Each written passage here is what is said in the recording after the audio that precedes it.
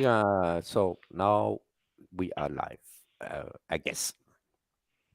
Uh, Welcome to Cub's Corner, uh, uh, where I'm here with my friends in the stream and in the chat, and also, of course, with Magic. Yeah. Uh, uh, so, uh, Hi, Greg. Hi, Kat. Nice to have you here. And it's now I give to Greg because I I hate to be a moderator. That's great. Broadcasting live to Germany, Texas, and all the ships at sea. This is the Cub Kolchak special. Yes, Hi. cat. She's this time she's a silent cat. Go ahead, Kat. We have a special was guest again, Cat Claw Entertainment. I was just saying hi to everybody. I hope everyone's well. Yeah, Kat, you are second time here, and as I told you last time, this is normally this is a Wiener Fest, and so we have no idea how to treat a woman. So sorry in advance, okay? Oh yeah, no problem. Oh my God! Hey, I think this was my best English sentence I ever made here without learning it beforehand. Just made it out of my head, and Well, you're getting better and better, Cub. yes, advance. I can tell you this word. I thought, oh my God, no! I started this sentence, and what does that mean in English? And then advance. Yeah, it was right or not? Yes, it worked. Yeah. Oh, cool. Yeah, maybe finally we can talk so good English that we can take finally over. Have to tell my people. Wait a second, Greg. I have to send them. I have to send them a message to my people. So, what reminds you that of which plot? The alien who has to send a message.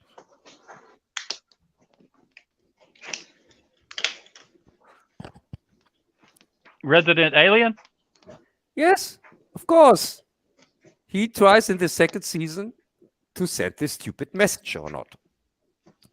That Yeah, he his does. people don't. He's going to be sending. Yeah, Have you that had a his, chance to see any of the Resident Aliens? uh, I think he speaks with you, Cat. What do you say? About I didn't hear. Resident Alien. Could you watch any of this? Yes, I did. No, I Were didn't you? get to. I don't think Cat did. Were you able to watch any, Cub? Yes, Greg, you don't have to ask me if I was able to watch anything. I watched everything. Okay. I'll stop asking you, and I'll just assume you watched everything we talked about. Yes, I'm German, and I know everything anyway, even if I don't watch it. You know that. Well, sometimes we have trouble accessing or, watching everything that you assign us. Yeah, normally I wouldn't stream with humans, but if there is nobody else here, I have to. You know that. Well, the thing about Resident Alien is it's a lot like Cub.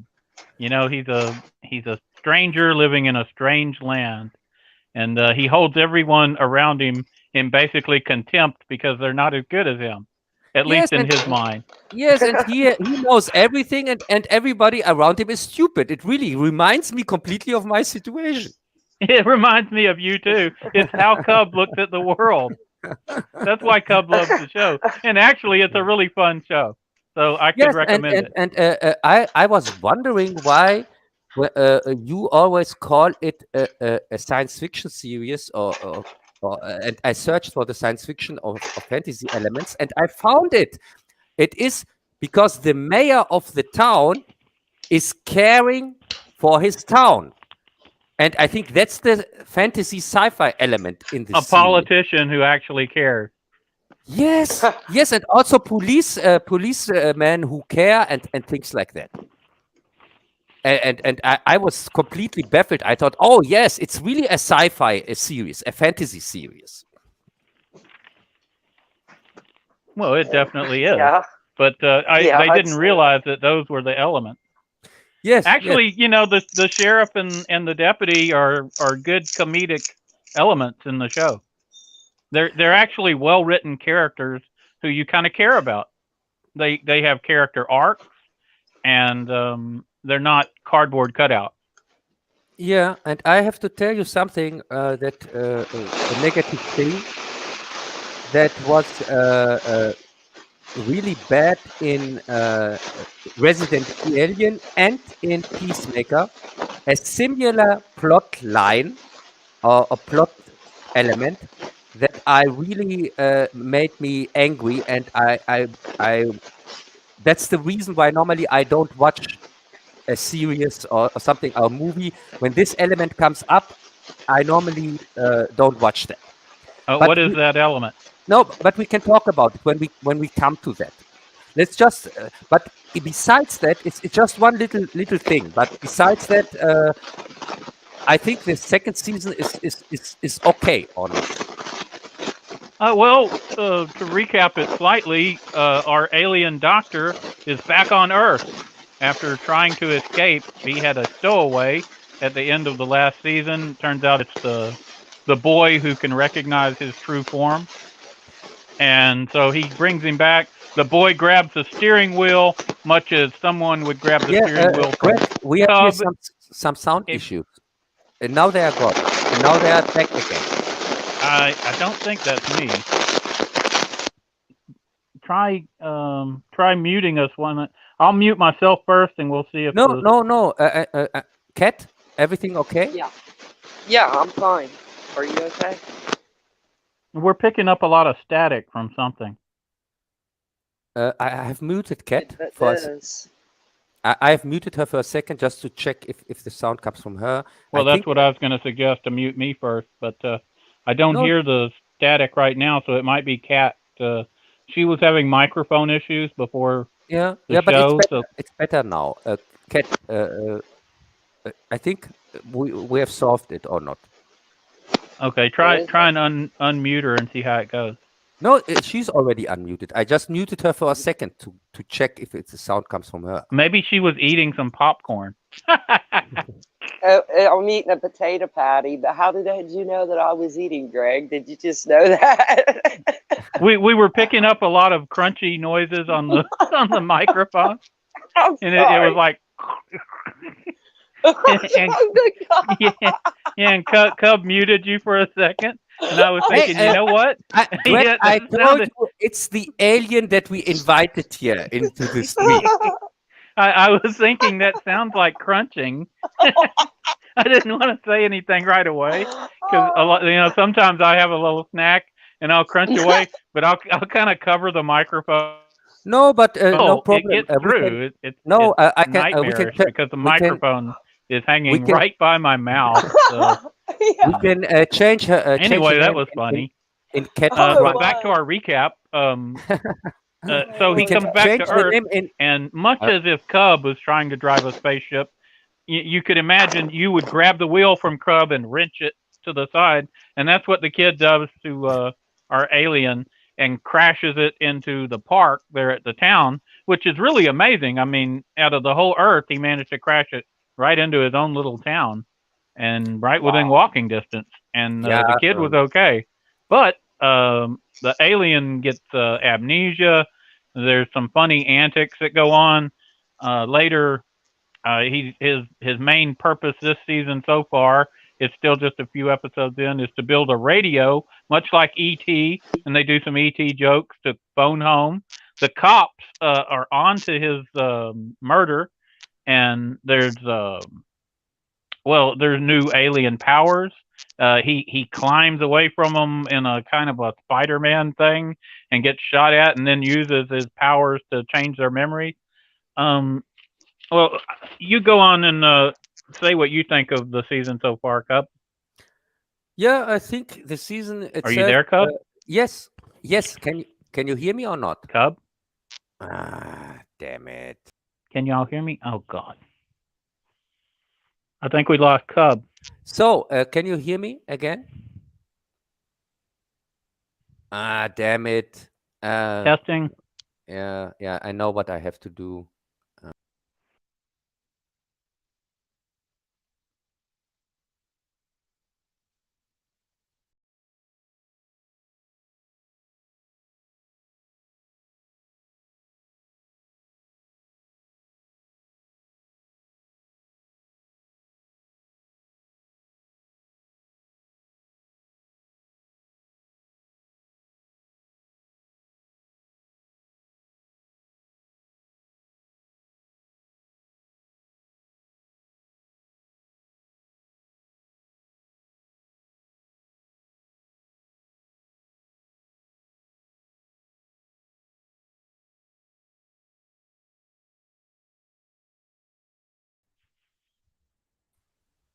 So, Testing. Can you test. hear me? Yeah, I can hear you. Can you hear me? I can hear you. I Yeah. lost audio. I couldn't hear or speak. My mic wasn't working. I don't know what happened to Kat. You dropped out of the show. Are Oh we my back God. on? Yes. No, we were never left. I left the stream going. So because I know these issues from the other streams, from the German ones. So that's no problem.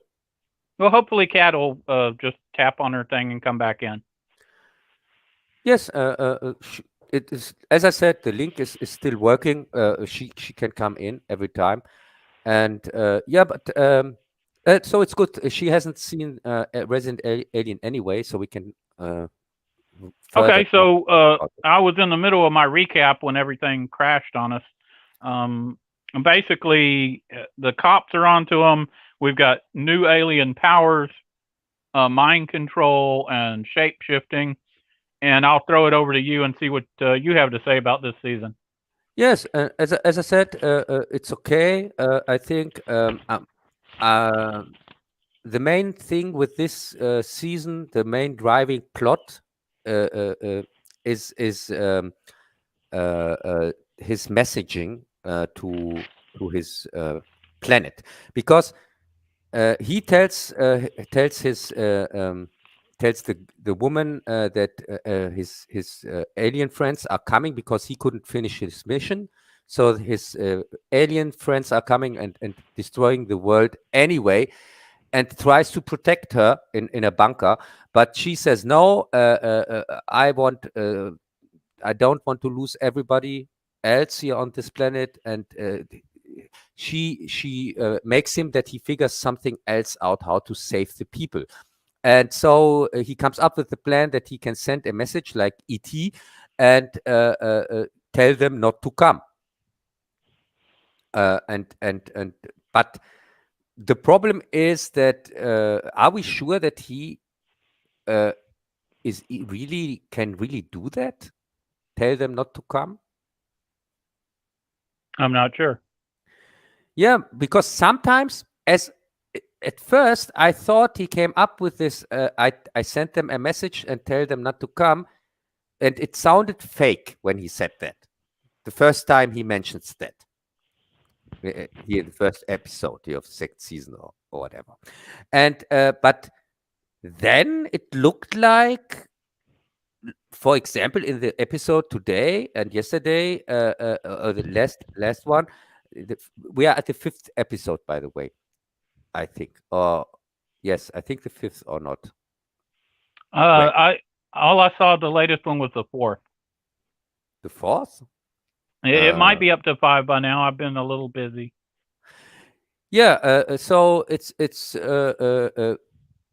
now, I think he's really sending a signal, because in one episode he says, when he actually sends the signal, he said, and that was the not the last episode, but the one before that.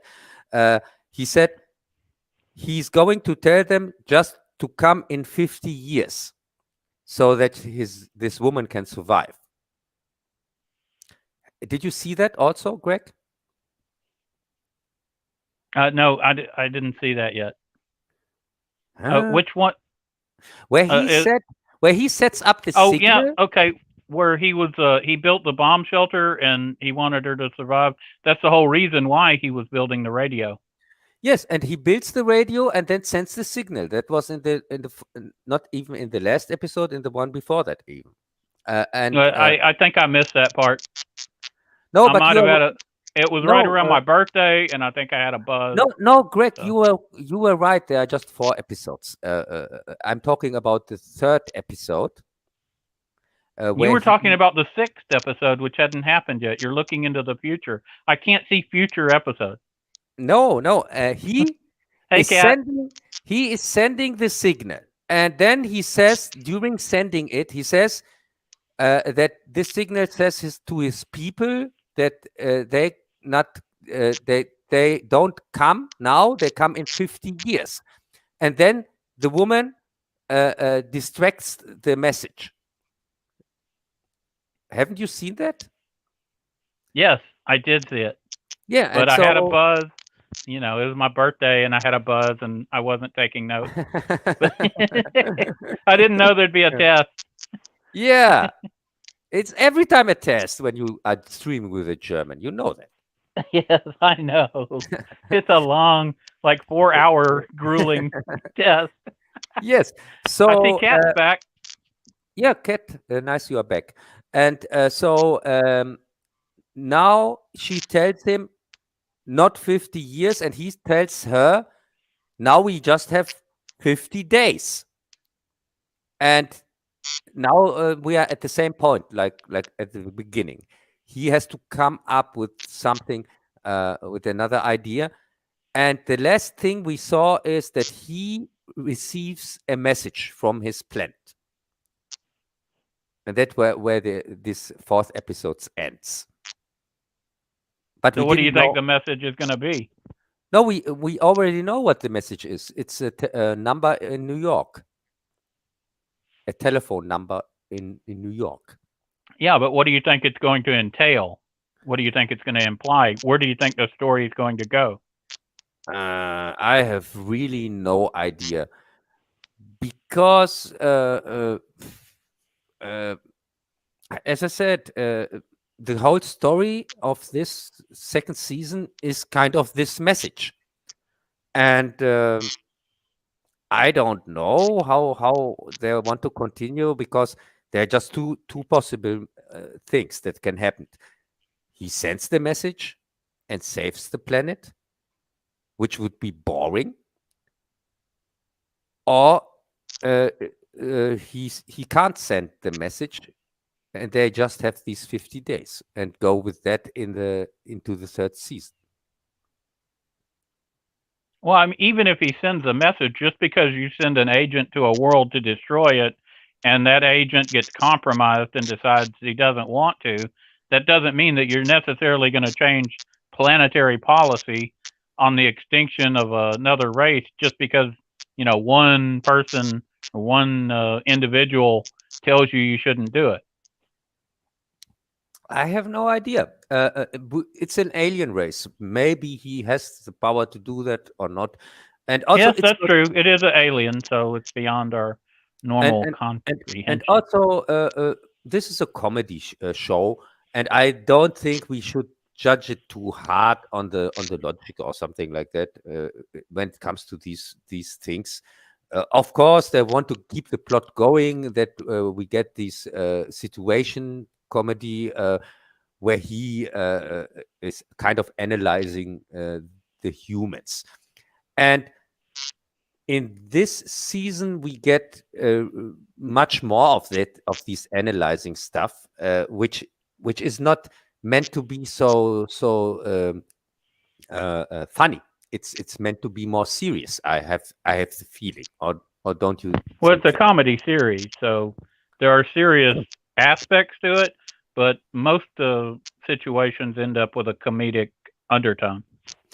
Yeah, but this time I had the feeling it's more serious what he discovers with these emotion things and socially living. Well, you're German. It's always serious for you. Yeah, for me this was the alien stuff. Okay. Yeah. So I think it's one of the better series on TV right now. yeah, and I would say let's directly continue with one of the worst, one of the not here the exact opposite when it comes to series on TV right now, this Peacemaker crap, and then I can go into that what I didn't like, also didn't like in Resident Alien, because there is a messaging, uh, a politics that they inserted in both series, which I was really baffled when I saw it, because I saw the episodes back to back just a few hours ago and thought, oh my God, is this a joke or what? Because they were talking about global warming. In the last episode of Peacemaker, and in the fourth episode of Resident Alien, and they didn't say global warming exactly. They said, for example, that in Resident Alien they said, yeah, but people, it doesn't care if we survive, because when people destroy the planet anyway, and it gets too hot or something like that, which of course is code for global warming. Well, they can't help but insert their politics. Yeah, and the stupidest thing also in Peacemaker, it was even more annoying. This speech at the end, where the alien, there were even much more politics at the end, where this alien said, yeah, we are here to save the people from their self and make these decisions, and even if people die, because the people are going to kill themselves and destroy the planet, blah blah blah. And these are the same politics we are dealing right now with. Because everybody, when you ask him here, the politics, they tell you, yeah, we do it all for the people. We want to save you. You have to get vaccinated. We want to reduce CO2 and things like that. And they always use this excuse. Oh, it's for our best. Well, the things they don't take into account when you talk about climate change, just a few hundred years ago, we were experiencing a mini ice age. That it didn't end because we suddenly started, human chemicals. It ended in the Middle Ages. It had nothing to do with anything man was doing. We had a shift, of a lot of degrees. And all kinds of species lived and died, and icebergs formed and melted, and different areas became more arid or grew crops better. But it didn't have anything to do with man. You're going to have a certain amount of climate change, of climate variation, just normally. The fact that they expect us to stay within a certain 1 or 2 degree range is ridiculous, and the fact that the science is backed up by people who are very political and aren't allowed to have other opinions makes me question the science. And the fact that the people who back this, like Greta Thunberg and whatnot, they put forward people who hadn't even graduated grade school as their supposed champions of intellectual thought. It to me, it shows that it's a massive conspiracy, and I'm not a conspiracy guy, but when you look around and all these scientists are linked together and their data looks to be flawed to me. Greg, sorry, I have to interrupt you. Cat, I can't hear that. It's really awful. Can't you do anything against these noises? They're coming constantly from your side. Cat? What's that? No, can't you hear that? These noises. I'm not hearing the noises. Are you hearing noises? Is it from me? Yes, I'm hearing them, and they drive me crazy. I can't concentrate, hear anything what you're saying. Is it, Cat? Is it because you're eating or something like that? No. Let me mute mine and see if it goes away. No, I already muted. Okay, I'm back. Greg, I already muted Cat for a second, and the noise went away. I Oh, know so that it it's comes from her microphone then. Yes, it's from her microphone. That's why Okay, so what we'll have to do is just you unmute her when she's ready to talk or something. No, she had to do that herself. Just she, Okay, does she know how to do that, Kat? Can you unmute yourself when you want to say something, and leave it muted? Otherwise, we're getting feedback or distortion or yeah, something yeah, from your microphone. yeah. That would be nice if you could do that. Can you hear me, Kat? Just mute your. Is she unmuted right now? Yes, of course. Okay, so just have yourself muted and just tap on your mic when you want to say something. Is that okay? I can't hear her. Yeah, me too. Maybe she has the same problems we had here. But she muted herself. It's okay. So maybe she has heard us, but she can't say. Oh, maybe she wanted to say something, and she has technical issues, and that's why these noises She's had came. technical issues since before the show. Yes, So yes, yeah. So sorry if I thought you were eating or something like that because it sounded like that. if you thought I was eating in the middle of my speech, No, not you. you thought she was eating. I know. I was cracking a joke, and that's Yeah. totally inappropriate. That hadn't been approved by the German Ministry of Humor. Yes, I told you here no jokes allowed. They go first have to go to this joke process. Anyway, I didn't mean to get on a soapbox about the global warming, people, but it does seem like they're all about control. Yes, and there are stupid fucks also. I can't stand any of them. If somebody starts with me with global warming, then he gets directly what you call it when you put your fist in his face.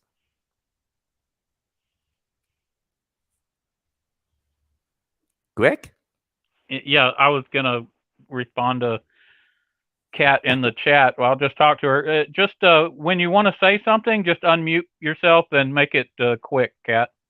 And you can still hang on the show and make occasional jokes and comments. What were you saying, Cub? I think I forgot what You were you already saying? forgot? You interrupted me for no reason and then forgot. That's terrible.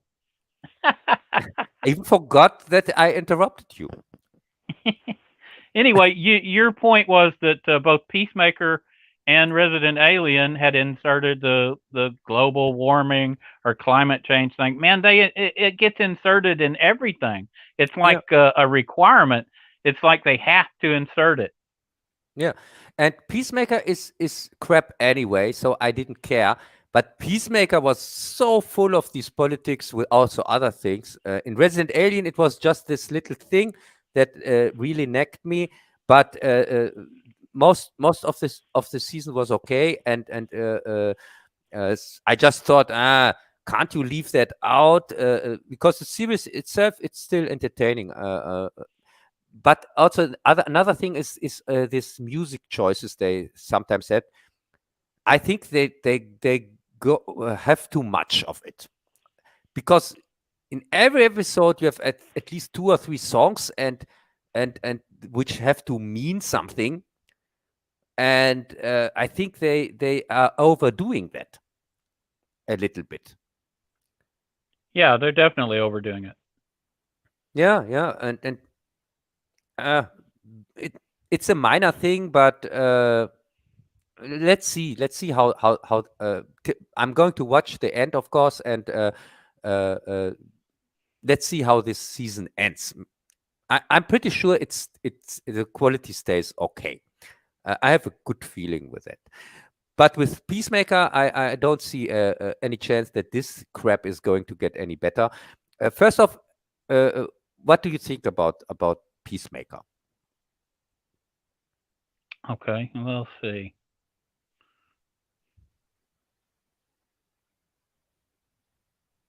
I was just putting a message in the chat. So, okay, let's see. I would say we remember Peacemaker from the series, and I mean from the movie. well, Suicide Squad, I believe it was. And I Yeah. thought he was one of my least favorite characters in the movie. He's better in the series than he was in the movie. It's actually at times enjoyable, but those times are few and far between. I Yes. would say he gets drafted. Let's do a recap of it to fight alien invasion. These Yes. aliens are bugs inhabiting human brains. The Yeah. head of the squad of anti-alien people is a really bad squad of idiots. Um, he's got one of the bugs in his head, which is kind of ridiculous. He's a rebel alien, but he still has the power to like influence police, detectives, and Yeah, and their bosses. we have two different kinds of aliens. We have alien bugs, but there's it looks like that a part of them is on the side, on the human side, and the part of them is against the human side. At least that's how it starts out. And also, it's kind of it reminded me of a little bit on Starbase here, not Stargate, the TV series, because it had also a plot line like that, where aliens Well, take the over. symbiotic nature of being inside the human. No, there were aliens that took over humans, but in Stargate, they just took over humans who had to die anyway, and the humans were Well, the good aliens would take over humans who had to die anyway. The bad aliens would take over the best bodies they could and just kill off the host. Yes, yes, that was in Stargate, and so this reminded me a little bit on that. But in this version here in Peacemaker, if you get taken over by aliens, it doesn't matter if you're good or bad, you die anyway. Well, it basically eats your brain out or something to have a place to stay. So you don't really die, but you're gone because they stay in the cranium. Yeah, something like that. And so this is from the get-go. These aliens are unsympathetic, but it fits the tone of the series because everything is unsympathetic because it's supposed to be. It's an anti-hero series or something like that. There's no heroes. They're all assholes. I can't stand any of them. Well, and they make him such a ridiculous caricature. The head of the team is the only rebel alien. You make it sound like there's a lot of them, but we've only seen one so far who's against the plan to take everything over. And his team is terrible that he put together. I mean, you got people who can't shoot, and this tech supposed the fat guy who they make fun of constantly. The jokes are just almost unbelievably bad. Yeah. Yes, and Uh, the whole concept of this, I haven't read the comic, of course, because the concept, I think it's the same concept like in the comic books. I haven't read them, but still, I can see where they go with that, or how I can see it in my head how these comic books are supposed to be. These are anti-heroes whatsoever, and they are bad. That's the joke, but also they are they try to be funny and they aren't funny. That's also the joke. But this joke gets old very, very quick because it we have. really does. You have to endure it. It's more like an endurance challenge than it is anything else because you know this is coming, and they purposely are writing bad stuff. And these are people who can't write anyway. So good God, it's really bad. But let's review how nonsensical this story goes. Uh, Peacemaker, stops to bang a chick or whatever because he's been in prison forever, and it turns out she's one of the aliens. Well, he kills her, but in so doing, he sets off a bomb which pulls the police to the area, and they find his car. Well, the head of this agency or whatever it is tells his specialized tech guy, who's this fat white guy who they're constantly, of course, making fun of. And of all the people in the world, he tells him to switch the registration. He switches it to Peacemaker's father, Yeah, who's this. who is by coincidence the White Dragon, a Yeah, he. Nazi leader. Yes, exactly. This and of course that's Peacemaker's father. He's the one who gives Peacemaker his weapons and armor and helmets, and without him, Peacemaker really is nothing. And so this idiot decides that's the best person in all the world to pin this crime on. Yes. And why would he do that? He doesn't explain it. It doesn't make any sense. It of course leads to the Nazi leader guy who every time he comes on screen is just so it's just so ridiculous. Yes, but he's still Laurence Olivier compared to this black chick or not? Oh yeah, and the acting ability he is, but the words he is given to say are so stupid, and it all it is really somebody for them to have their Asian detective he throws racist attacks at her, and of course she throws her own stuff back at him, and it just feeds into this stupid racism that they pound home their racism every freaking show. It gets old, and so of course they have to have some idiot and he's stupid. I mean, his lines, he's well acted, but the lines that are given indicate that he's not just this Nazi racist. Yes, He's one of the stupider. He's the head of them, and yet the things he said indicates his intelligence to be maybe first or second grade. 8 or 10 years old would be about the level that he can converse at. And that gets old because that's what he's like every time you see him. That is his entire character. That is his entire personality. You would imagine, even if you're a racist, that maybe you have other things that you don't spend 100% of your time consumed with the hatred of other races. The writing is just so poor. yes, And the fact that, yeah, go ahead. Don't forget the most important thing. This whole series doesn't make much sense because in a world where it is supposed to, it came out, I think the comic book maybe came out in a time where there were still heroes like Superman, Batman. It's a DC product. So, but these heroes were maybe depicted in the comic books still as heroes. So when you come out with something like Peacemaker, you kind of deconstruct these established characters, the superhero genre. But we don't have that nowadays.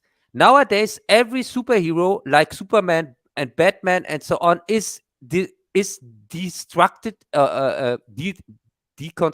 anyway. We don't have a normal Superman. We don't have who is the shiny, bright guy who always does good. We don't have a Batman who really fights crime. He's a brutal murderer and wants even to kill Superman. This actual look, without going into it, look at the Batwoman TV show. Just from what I've watching a couple of episodes, she constantly releases criminals.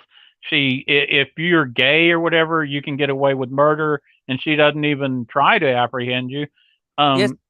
It's all political. It's all woke, and man, So it makes it difficult to watch. You could stand that every now and then, but every single part of every single show is just it's like you're in a some sort of a propaganda camp in the Soviet Union, and every single part of every single day is driving home their propaganda message at you. Yeah, and man, and it gets also old. after something like Watchmen or The Boys that did this much better without this slapstick, clunky humor, and did it much more intelligent, which where these are deconstructions already, even if we don't have any superheroes that you can deconstruct, because Superman doesn't care for people. He kills them left and right. But he has casualties over and over in the movies we know, and the movies we know and are the thing we can go after, because this TV series is this deconstructing something that is already deconstructed, and it makes it even in a way where this could be funny or interesting, as you said, maybe as a one shot or something like that in a movie, but not in a TV series, and not nowadays, because nowadays we only have deconstructions from everything. Not nobody is willing to build anything that then can be deconstructed. But without that, it is meaningless. Well, what I thought they might be going to do, what might have been interesting, was to start with this deconstructed character and build him into something interesting, and to have his humor actually start to grow to be funny. I think isn't it James Gunn who's behind this series, the same one Yes, who did Suicide Squad? he directed even most of the episodes. Yeah, so he's doing a terrible job at this TV series. I mean, you can watch it, and there are parts, very few parts, that are actually kind of fun or whatever. But I'm talking out of 40 minutes, you might get 3 or 4 minutes. You're getting 10%, 12% is watchable. The rest is garbage, and it didn't have to be that way. You can see where they could have taken a path to do something interesting, but they don't want to do anything interesting, or they're just not able to do that. Yes, and I asking myself constantly, who the hell should I root for? For which character should I root? Because they're all terrible human beings, every one of them, and Yeah, there really nothing is going for them. And our main character here, the peacemaker, he's the biggest piece of shit, and that's the gag. I know, I get that. I know that that is the gag. But as we already said, it's getting old after the first episode. It's gotten already old in the movie, in the second Suicide Squad movie. at first it looked like they were going to try and twist it and show us that he wasn't really a bad guy, but they can't do that. They have to go back to the ridiculous humor and his, like you say, these are pieces of shit. They're not people who you'd want to hang around. As a matter of fact, I would have to punch out most of these people because they're that offensive. And I don't do that, but I mean, they're really, really bad. Yes, And, yes, not just one part of them; they're all somehow one-dimensional, flat characters. With it's unbelievable the fact that this tech guy would pick his father to set up when that's already led. Now the latest episode has the father has been released from jail and wants to kill his son, which is yes, directly affecting them trying to save the Earth from aliens. You're trying to save the Earth from aliens. You're a tech specialist. You've got all this experience, and yet you're so stupid that you pick out your number one guy's father to set up for it. You don't think that's going to yes, backfire on you? yes. And How also we have I we had to can't. witness how he kills his father, which doesn't make him much more sympathetic. Also, Yeah, he kills his father. So my God, what? it's shades of the Last Jedi or whatever, where daddy issues and murdering your father. How does Han Solo end up being killed by his father in the first movie? And that's supposed to be, uh, Yeah, how does any of it make sense? How is it yeah, a good story? And it always, every single one of these people has these daddy issues. I mean, damn it, it's ridiculous. My dad wasn't perfect, but I didn't hate him. They were just regular human beings. They had flaws. They had good points and bad points. We got along good, you know. But I can't even relate to these people who.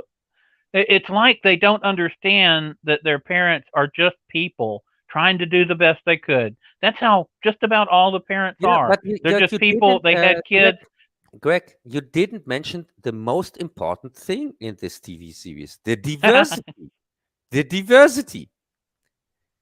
Finally, we get diverse characters like this black chick, who is, of course, gay.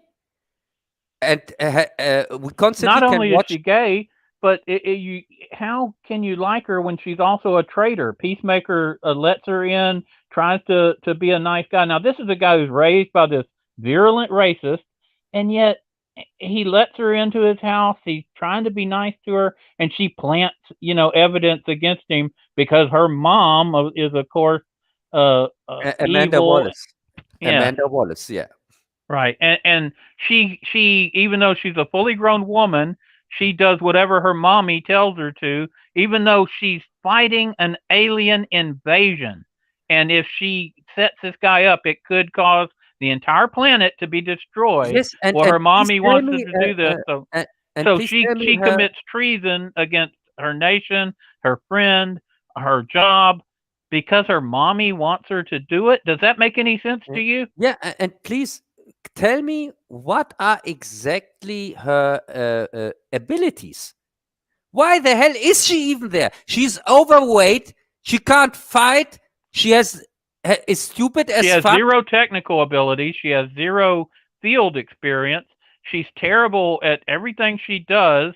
She questions everything, and we know she's a traitor. She Yeah, doesn't bring anything to the table, and she's planted there. She's there because her mom, I guess, planted her there. But you've got this very small group. Why does this alien rebel decide to bring her in when she's such a huge security risk? For one thing, she tells stuff to her partner, her gay, I don't know what you call them, wife or whatever, uh, that that whatever. that you shouldn't be telling to anybody. So she's a big security risk on top of everything else. I could go. It's not just her. It's every single character that's in this show. I could go down and just pick them apart Yes, as but ridiculously bad. she's by far the worst because they gave her so much plot. They gave her many lines.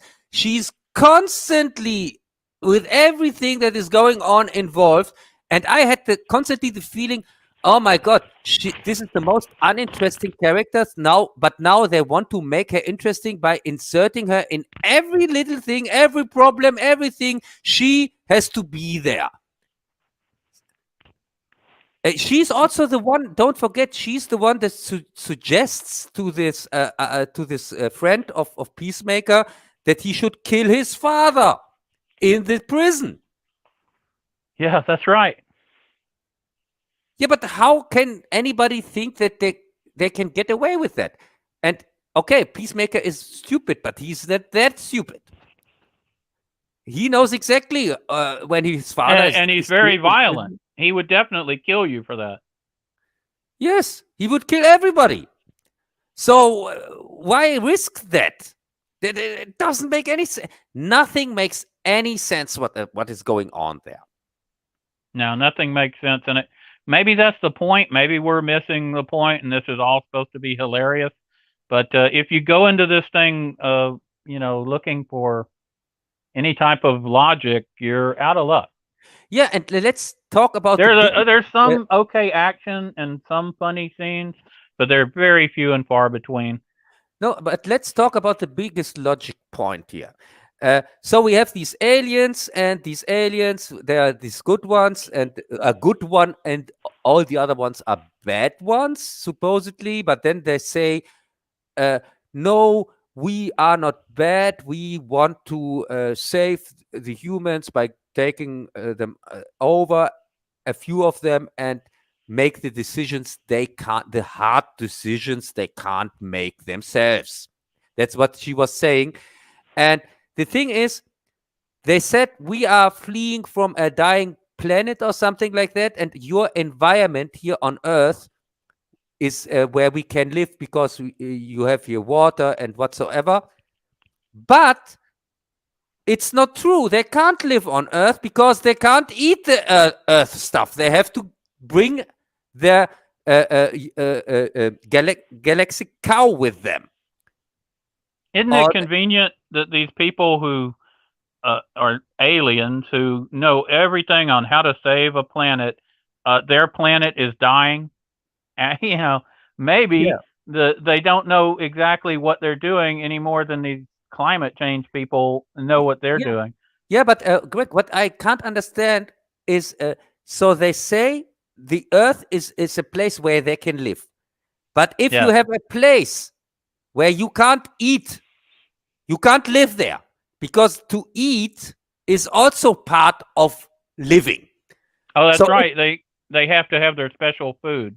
Yeah. So, but then the Earth is not right for them. Because they have just this one holy cow, and without it, they would starve to death, all of them. So, and that's their weakness. That's probably how they'll be defeated. That's what they're setting up. Yeah, but how the hell does that then make the Earth special in any way to them? So they can settle anywhere. Just they need that stupid cow. Well, remember, their main thing now is they want to get into people and control other people. Yeah, and also the thing is, they're insects. They can take over people, but why should they do that? To live, they don't want to live their whole life in a foreign body. I would say if I'm an the way they explained it is they get off on the power, the control of other humans, which doesn't seem to make a lot of sense. But they're aliens, so yeah. Because what does it bring it to them if they have these shells, these human shells, like body snatchers or whatever? They had all these human shells, and so what? They are still insects that are much more free without these stupid shells. Or not. Yes. Yeah, and they're also not targets. You saw what happened to the whole group of them when Peacemaker and the rest of them showed up at their factory. If they were in their bug bodies, don't you think they could have buzzed about and escaped a lot easier than all being in human bodies where they're trapped in the craniums of people and were very easy to be shot with headshots? Boom, boom, boom, boom. How much harder would it have been to kill them in their insect form? You couldn't have hit them. Yeah, it makes as much sense as if humans were able to take over huge insects, gigantic insects, and then we fly over to insect planets and take these insects over to do what? To stay in these stupid insect bodies? To control them. Just to for what? For what exactly? Remember, they were taking over the head humans, so apparently they get off on the control of others, which makes them very much like SJWs. You know. Yes, exactly. Or the climate change people. They seem to it's not enough for them to say, okay, I'm going to live my life in a certain way, and that's going to help the environment. And also, what they want is everyone under their control. Everyone has to do exactly as they do, and no one is allowed to have a different opinion. They could be right about some stuff, and they could be wrong. But what bothers me the most about them is this inflexible attitude. It's like a religious dogma. Oh my God, Greg, do you think these insects are Democrats? Yes, they're SJW bugs. Their main thing is controlling other people. So yes, Democrats or whatever you call them over there in Germany. Yeah, we call them here fascists. I think you call them Democrats, and we call them here Nazi fascists. Yeah, we're going to have to talk about what's going on in Germany right now, and Yeah, Yeah, yeah, we've got that under the uh, we got that under the political section, but yeah. it is We come to that. yeah, we'll come to it, but there's some crazy stuff going on over there. Yeah, yeah, and also in your country. Don't forget, because I have promised my German friends here in the German live stream that I'm going to ask you today what is going on in the U.S. and we can talk about it Okay. later. So, Well, we don't want yeah, to disappoint the Germans. You don't want yeah. a bunch of angry Germans on our So, hands. I would say, Peacemaker. Let's make a final conclusion. Peacemaker is really time waste of time. Uh, I just can, because there's really nothing why I would watch it besides the live stream here. After the first episode, I would have turned it off even after the first 10 minutes.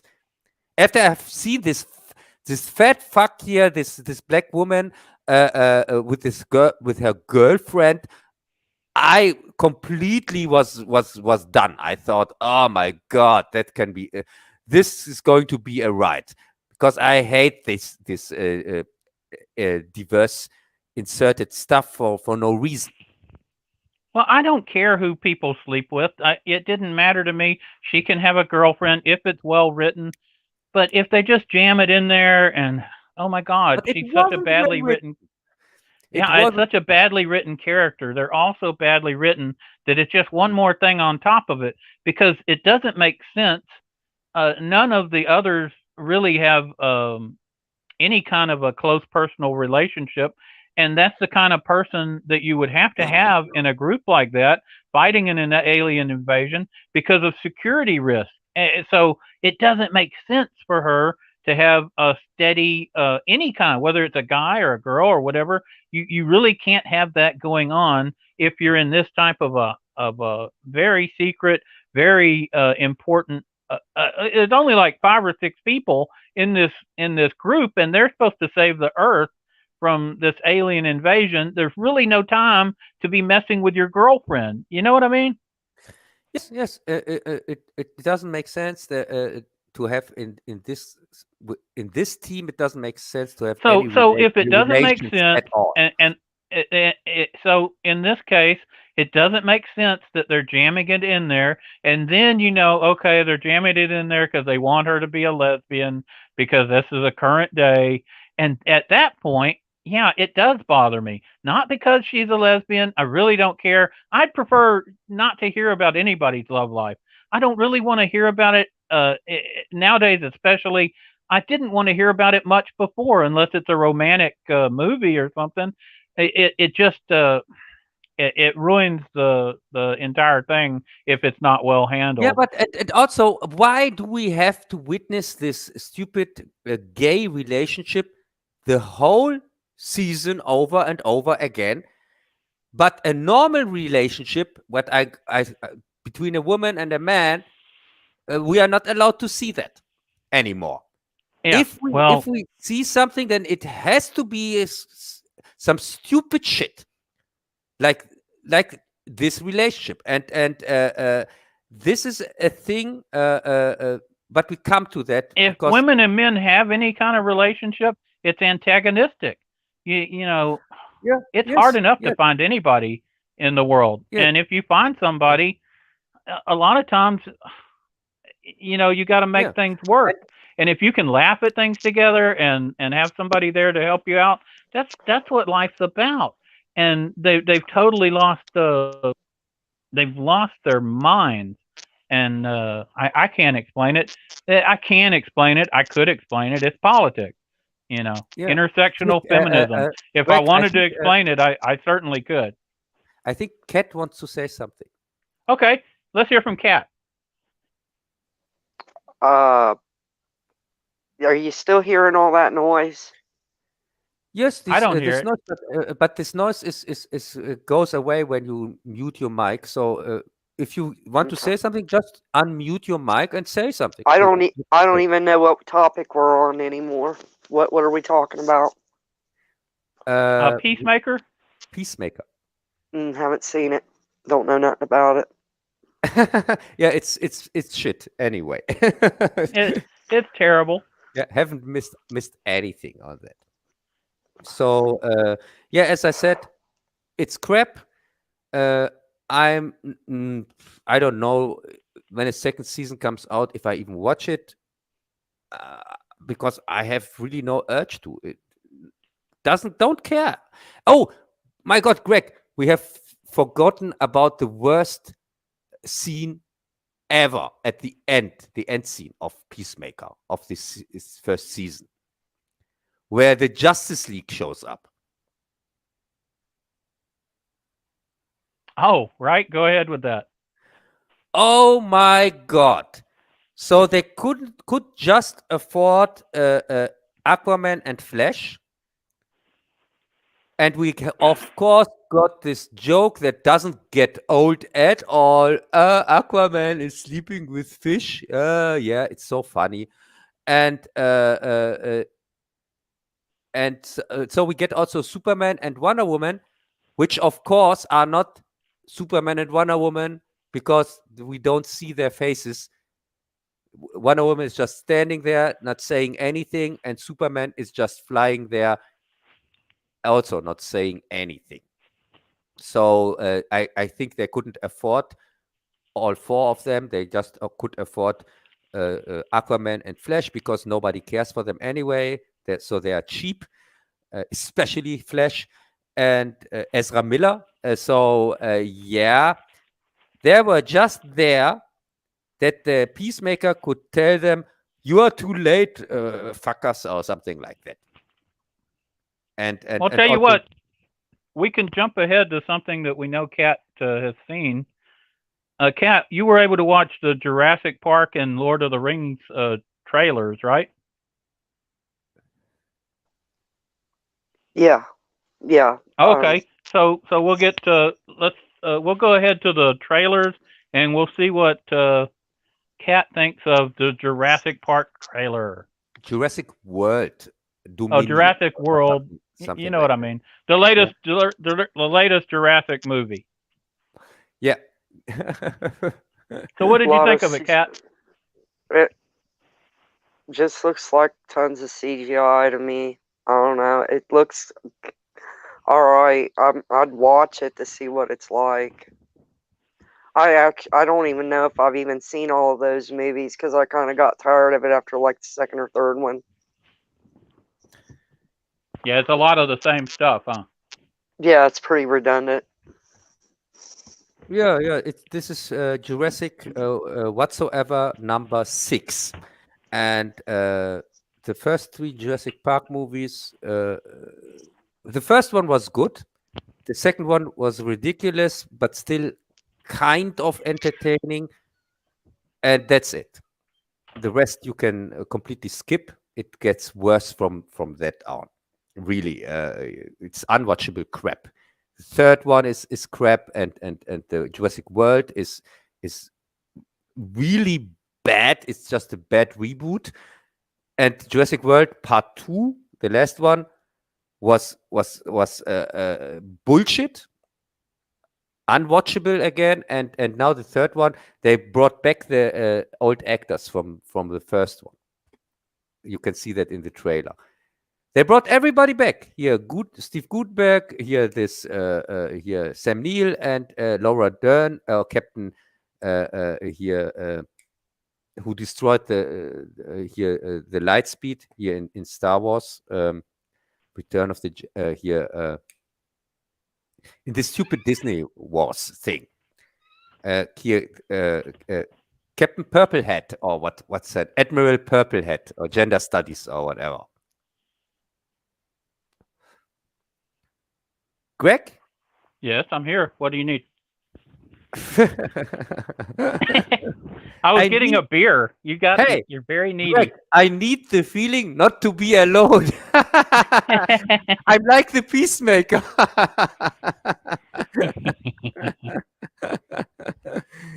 Yeah. So as I said, this trailer, they because nobody liked the last one, even if it made $1 billion. Like nowadays, every movie makes $1 billion. I don't know why. It was so boring, though. yeah, it was really boring and ridiculous to use here dinosaurs as weapons. No military would do that. They are stupid animals, best at Not even best. the Germans. No, not even the Germans. They're just stupid animals. Why should anybody use? If you send a tank against a dinosaur, who would win? What do you think? The Or, tank. yeah. So please, it didn't make any sense. So that was the second one, and at the end of the second one, they released the dinosaurs. If you can remember, Right. and And that's now, going to be the point of this one is they're everywhere and yes, they're taking over the earth. It might be more interesting because they're not caged and stuff. That got so lame and so boring. And yeah, but they are not in their environment. They were interesting in the first one yeah, when that's they true. were on this island. It was clearly their play field. So the humans there were really handicapped because uh, you they were on they were in the jungle and so on, and so they were a real threat. But now, and we saw in the second one how stupid it looks like when a dinosaur is in the big city and fights against cars and buses and things like that, which already didn't look terrible in the second one back then. And now we get that all over again, but more of it because it's not park, it's world. So I'm pretty sure the next one is going to they call it Jurassic Galaxy or Jurassic Universe or something like that. Well, as long as they keep making money, they're going to keep making them. Basically, none of us think it's going to be any good. Yeah, it's going to be crap because the first the Jurassic World 1 and 2 were already crap. I couldn't stand any of them. And the third one I have to watch because I'm making a review on it for my Michael Crichton retrospective. I make a separate Jurassic Park review, so I have to watch it anyway and have to talk about it anyway. And this trailer was so boring. I think it was 3 minutes or something like that. It was really long. This Well, I'm definitely Jurassic not doing a World trailer. review on that thing. Yeah, and the I guess trailer our was. next one is Lord of the Rings. Uh, The Lord of the Rings. Amazon has a new yeah, series coming out. Rings of Did you Power. get a chance Yeah. to see the trailer for that, Cat? Yeah, I did. I'd watch it just because it's Lord of the Rings. Just the only reason why. But yeah, Yeah, just but to it's see what not. it's like. Yeah, but it's not. It's not Lord of the Rings. It seems like No. it is something different, something else. When I Yeah. hear what people say who have read the books and know the source material, they are all pissed, saying Yeah, that it's based even on the Silmarillion. I've read yeah, the Silmarillion. This is nothing like the Silmarillion. yeah, Greg. Oh, thanks. At least one who has read the source material.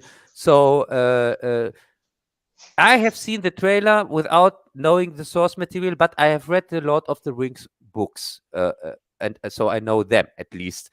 And I thought this is a generic trailer for something I really don't care about. There was nothing in this trailer what said to me, "Oh, you have to watch that." Because was there anything I missed? I Something? can't really judge it too much by the trailer, except it seemed really the CGI seemed kind of poor for the money they're pouring into it, and like you say, I don't. The story element seems to be warped away from the Tolkien vision, so I can't Yeah. judge it. So wait a second, Greg. Maybe they're better writers than Tolkien, but They, that seems highly unlikely. Unless uh, they're better writers, we're going to end up with a trash story of where they're taking a great writing and just twisting it. It's yeah, sad. and I wanted to ask you something because I didn't understand. I watched the trailer, and the first thing I thought I didn't understand directly when they said before the king. What do they mean? You have read the Silmarillion. Are there no kings in this time area? Oh, they're talking about before the Lord of the Rings, before the kings of Numenor and So, the so they're just talking about before the this time one of king. man. There was a time before man rose. So there weren't kings like of man. You had elves and you had dwarves and you had Yeah, but I don't understand. We see people there, different people, races, and so on. yeah. And so these are not kingdoms. They don't have a leader, a king, or something like that. They obviously would have kings by then, but the Silmarillion is such a wide spanning book. We're talking it goes through eons Yeah, but I have to go what I have seen in the trailer. And in the trailer, these look like, so they want to say these people, yeah, they're what they all mean by before the time of kings, I can't answer that because it doesn't make any sense. I all I got is this tiny sliver of a trailer, and then I've got the Silmarillion was probably the longest book I ever read, and each few pages could cover hundreds of years at times. So, oh my God, I couldn't even begin to explain that book without taking a day or two.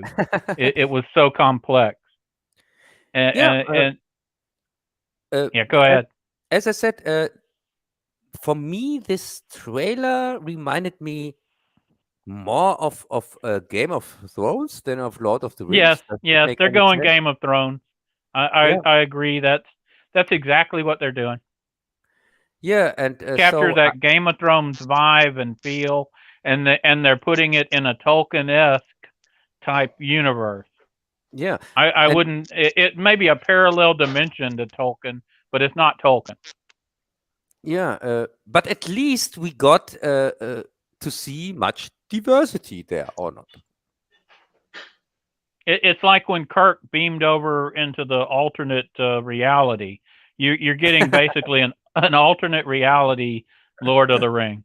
Oh my God! So we get again the mirror universe this time with Lord of the Rings. So Yeah. do you think that mighty Spock Oh turns God, I up? hope not. And Doctor Y? Mikey Spock. On a side note, I think they're talking about having another Star Trek movie at the end of the year, but it's probably just a lot of hot air. No. If a bad reboot announces something, we can build on that. That's like money in the bank, which also doesn't mean shit nowadays. Yeah, right. You can God, count on it. they're just printing that. They're just printing that stuff up. Yeah. So yeah, I'm not looking forward to this Lord of the Ring thing, and probably I'm going to watch it just because of the live stream. I'm not, because if I can choose, I wouldn't. I'm not interested in the story at all. I don't care. Well, I'm willing to give it a chance. I can't tell from a trailer what this is going to be like. It might be a decent show. It doesn't look good, and it seems to be against Tolkien's vision, which you got. For me, that's already two strikes against it, but it's not out yet. I haven't seen it, and I can't judge it fairly on the basis of this trailer. So I'm gonna withhold my opinion, but I'm gonna give it two strikes going in, and that's I don't normally do that. Yeah, yeah. As I said, probably I'm going to watch it anyway for the stream, but Yeah, it's you better if I'm gonna be forced yeah, to. Yeah, You know but you're going to end up. If you don't, you're going to add it at the last minute. it's just the thing is, it's another thing I'm not looking forward to, because a trailer or a teaser, this wasn't even a trailer, it was really more of a teaser, but it should make you what you call it, Excited to watch it. yes, that's what stupid teaser and trailer are for. Yes, People that's seem the to whole forget point of that. them. Yeah, people seem completely to forget that. A trailer or teaser shouldn't bore you to death like the Jurassic World one, which I didn't even could finish. I was so bored after a minute, and I turned it off the first time I had to watch it, and then I have read that somebody mentioned that the old actors are back. Sam Neill and Gutenberg and here Admiral Gender Studies, and then I watched the end just to see if that's true. But I wasn't interested in even watching it to the end at the first watch. A trailer who should make you excited. A trailer about dinosaurs. That's true. Yeah, and with this one, also it's just. Did you enjoy the original Lord of the Rings movies? Yes, I enjoyed the I book. did too. I enjoyed the movies. I watched them in the cinema back then, and especially the first one was so great experience. And the books I also liked. I know also the difference between the books and the movies. There are some differences, especially with the second part, the second book. It has a different structure and so on. So you and me are their target audiences, and No, they missed the mark.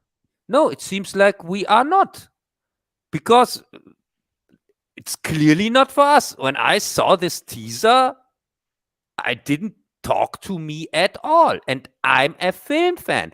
I know Lord of the Rings, the books. I know the movies. I like them. So yeah, but I'm clearly not their audience. Looks like. Yeah, that's how it would appear. Okay, so the next thing on the list, unless you have more to say about it, you got to see Hotel Transylvania 4. Is that right? Yes, and Kat, could Kat see that also? I didn't get a chance to. Did you get a chance to see it, Kat?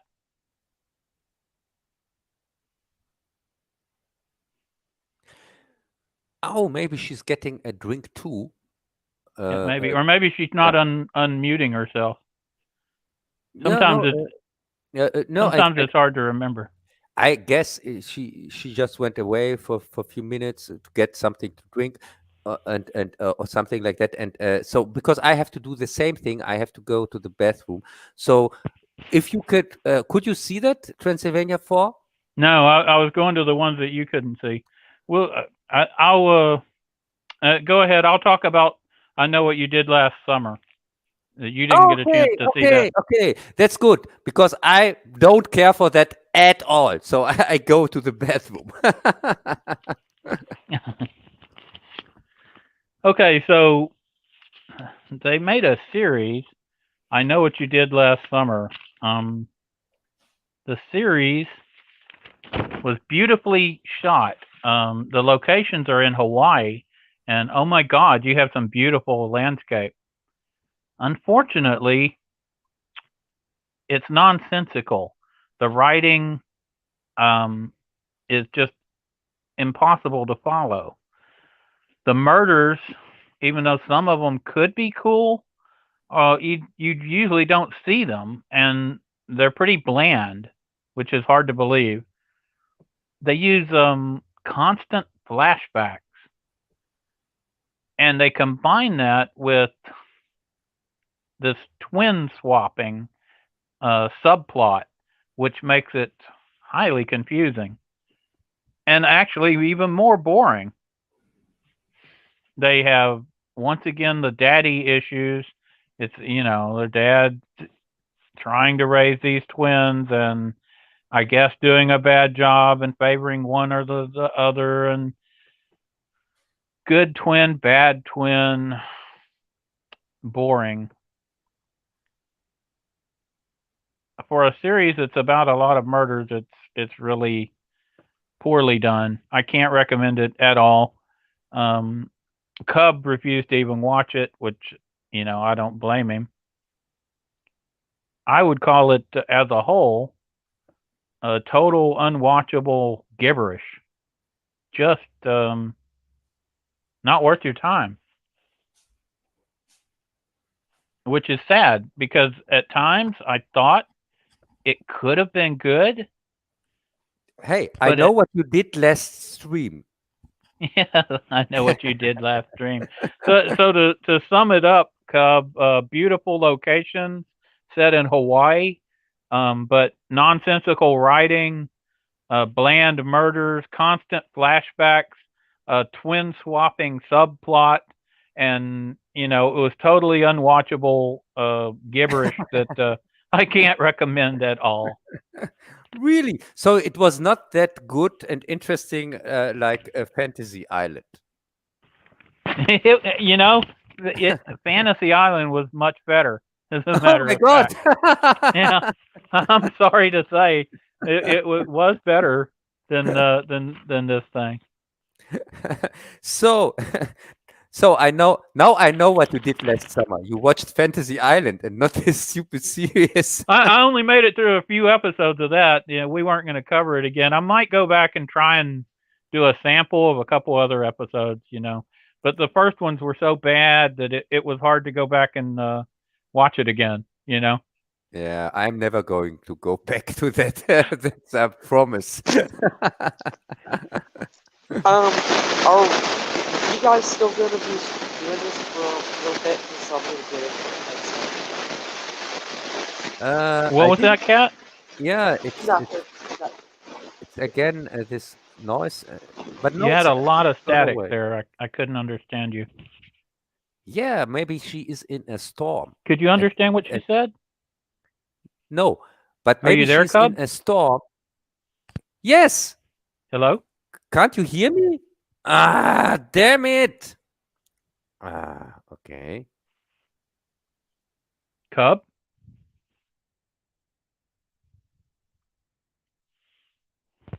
Did we lose Cub? Are you there, Cat? I can't hear Cub or Cat. It could be that Cub went to go get some more food. He traditionally gets hungry around this time of day. I think he might even be cooking a pizza.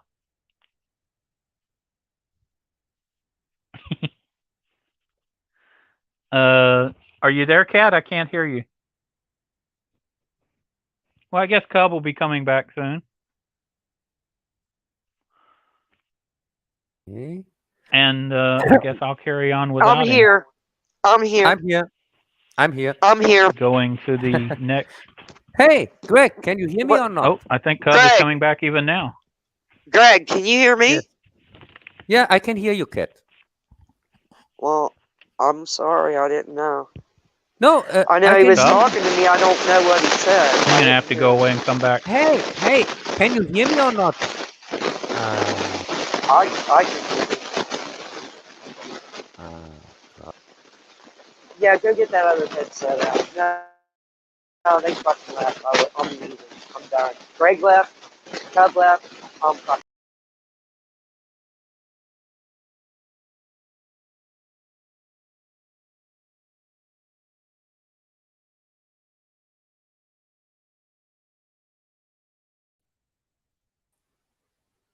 So, Greg, can you hear Yes, me? can you hear me?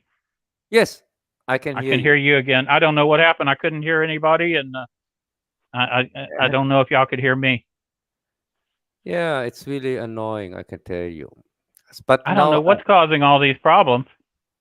they are not from the German side, I can tell you.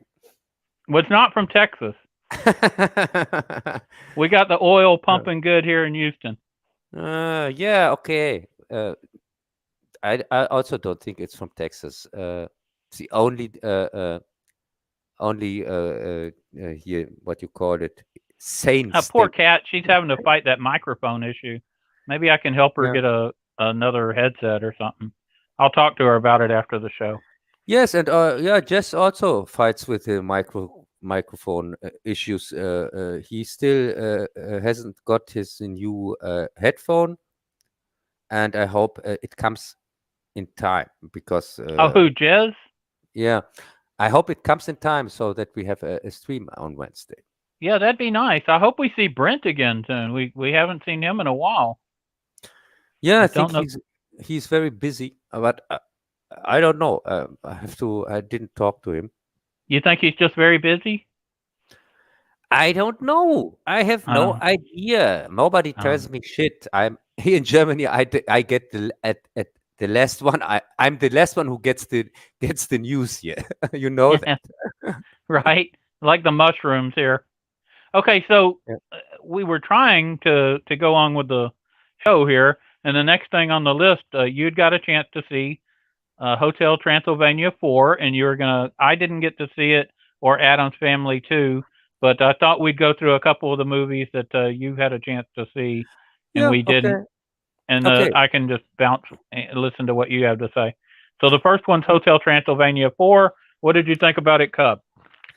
Yes. The thing is, first off, that people see where I come from. I've seen all Hotel Transylvania movies, and they are normally with Adam Sandler as the voice here of the vampire of Dracula, but this one is without him.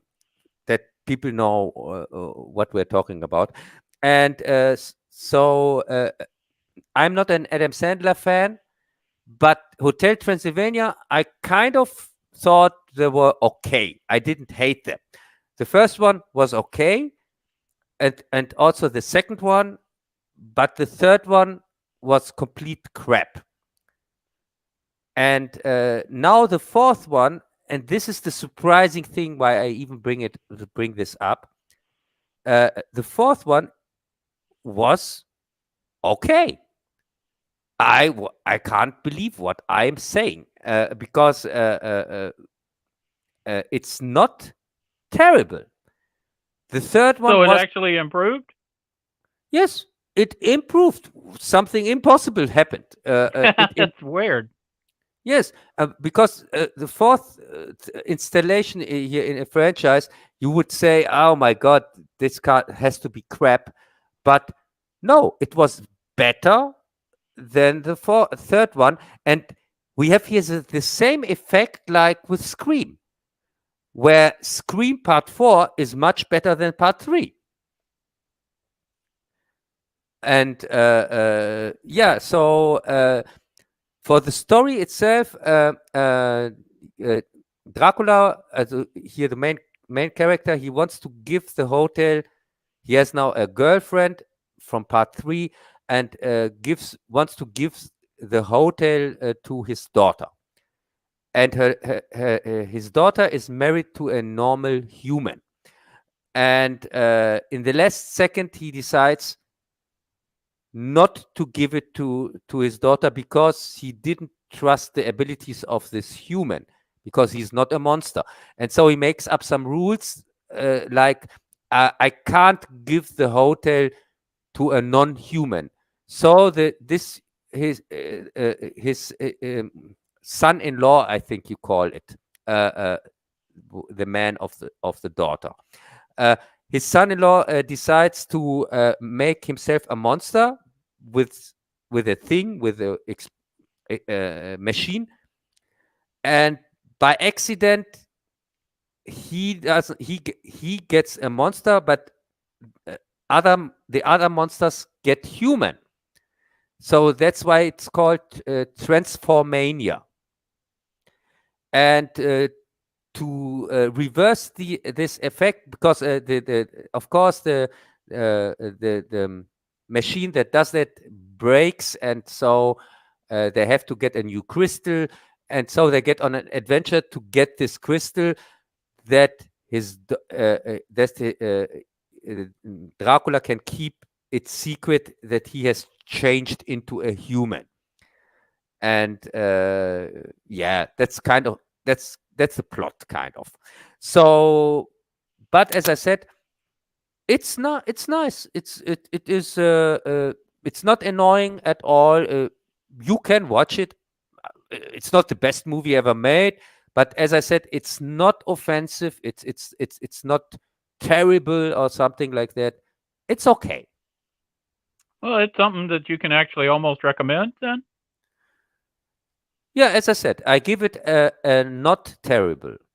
That's my rating. It's not horrible. You don't want to constantly here jump out of the window or end your life or something like that. You can sit through it. which which nowadays is really high praise with entertainment since nowadays, or not.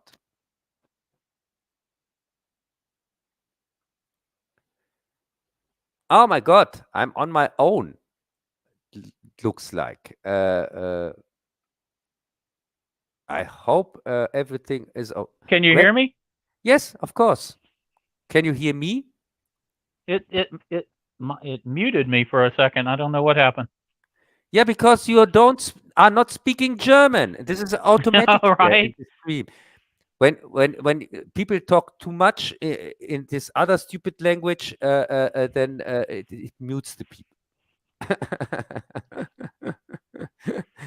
uh, But there are a couple of shows I can recommend when we get to that part. I'll yeah, but nowadays not everything's doom and gloom.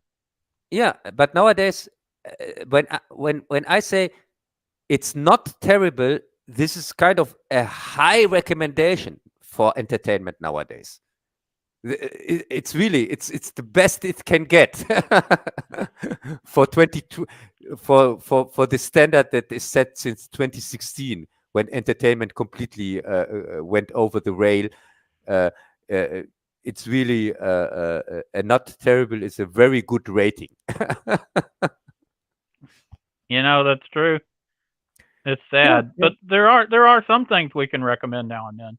I always try to come up with a movie or two that we can recommend.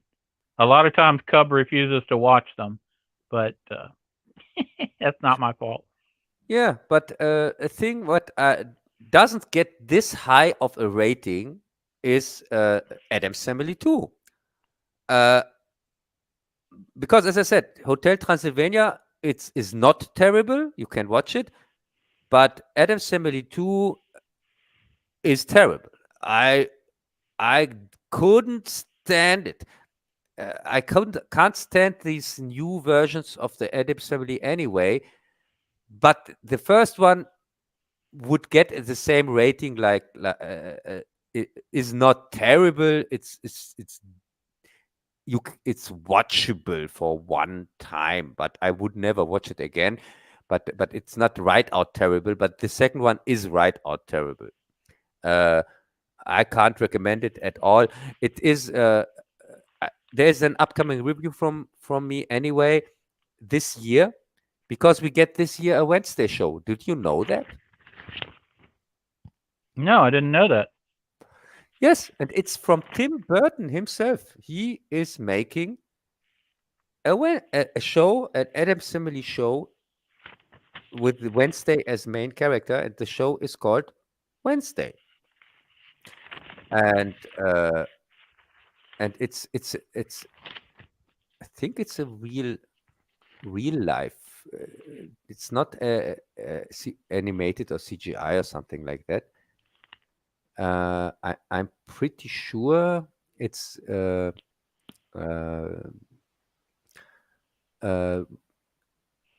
wait a second. Yeah, I have to see. I can't find it so quick here on IMDb, because that's the reason why I'm waiting. I'm remaking my Addams Family review because by when I made a little bit research, I saw that. Oh, wait a second. So yeah, TV series 2022 on Netflix. 8 episodes. That still don't know when it comes out this year, but it comes out this year, and it is not animated. It seems like a real life show. Um, Well, well, that's cool. I guess this is the part of the show where we recommend a couple of movies, and we go through movies that maybe the other one hasn't seen. So, with that in mind, one of the things I had to recommend was watching The Ricardos, which is available on Amazon Prime, and it's a historical drama set about the I Love Lucy show and Desi Arnaz and Lucille Ball. And I had talked to Cub, but he didn't want to see it. But it actually it's actually a pretty good show. It's set during a typical filming week of the show I Love Lucy, which I wasn't really a big fan of, but for what it was, I could appreciate. I've seen enough episodes to appreciate the physical comedy and the relationship they had, which was kind of groundbreaking for its time because he was Cuban and she was a white girl, but that's not really what it's about. It's not a woke show. It's not a show that offended me in any way.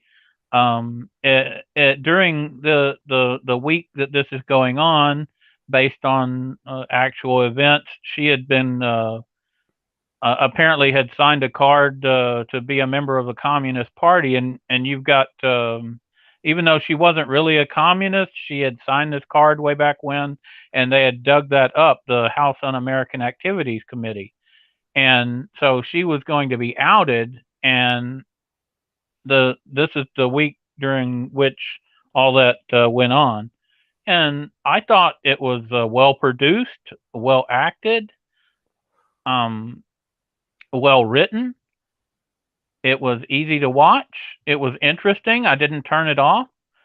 The some of the parts of it were like Fred, the guy who plays the I can't think of the actor's name, who's playing Fred Mertz, her neighbor. He was anti-communist. Now, always before in every other show, every movie, every TV series, anything, if they dealt with this subject and somebody was anti-communist, then they were virulently for the Un-American Activities Committee. Well, Fred, he's anti-communist, but he's also anti people who are against freedom. And he can see these people are violating people's constitutional so rights. anti-McCarthy, Anti-fascist, you could say. Yeah. Yes, anti-McCarthyism, or and I think you would appreciate the subtlety of some of the writing here because Ricky Ricardo had grown up. His father had been a mayor of one of the villages who was he was basically chased out of the country by communists. So you can bet Ricky Ricardo was anti-communist. But yeah, the thing is, Greg, I was not so much interested into this movie. It's a movie or it's a TV series? It's a movie.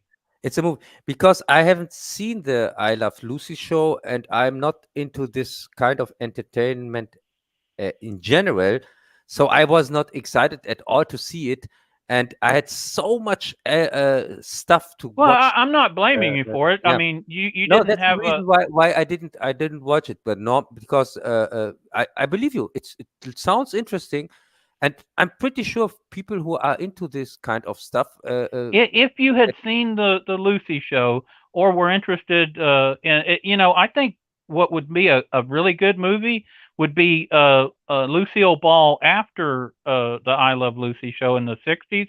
You're aware that she was the head of Desilu Studios, right? No. Well, she was. And do you know which TV shows that she pushed forward? Star Trek. Oh my God! Cool. And not only that, when the first pilot failed, she greenlit a second pilot, which was unheard of. She had such faith in this science fiction series, and that decision alone transformed the lives of a lot of people, and not just that, it transformed television and movies. Star Trek had such a big impact, but she also there were other ones like Hogan's Heroes and Mannix. Mannix was a very influential um, detective series, and this detective series caused a whole spawn of other detective series like Barnaby Jones and Ironsides, and I could cool. go on. Yeah, so and that was one. Okay, now if you listen to somebody like Jez, he'll tell you, well, after the first season sucked, but the second season on were great. Well, guess what happened after the first season? Lucille Ball, the head of the studio, stepped in and said, no, they had Mannix as part of this big conglomerate of detectives, and instead she said, no, he needs to be on his own. He doesn't need to be part of this corporation. And that's when the show took off. That's when everybody loved it. That was a decision by Lucille Ball as the head of Desilu Studios. The Hogan's Heroes was another example of a very popular show, and these are shows that you can watch now and enjoy. A lot of these shows from that time, if you try to watch them now, so badly done that they could get some ratings at the time, but they don't stand the test of time. They had no Okay. impact on society.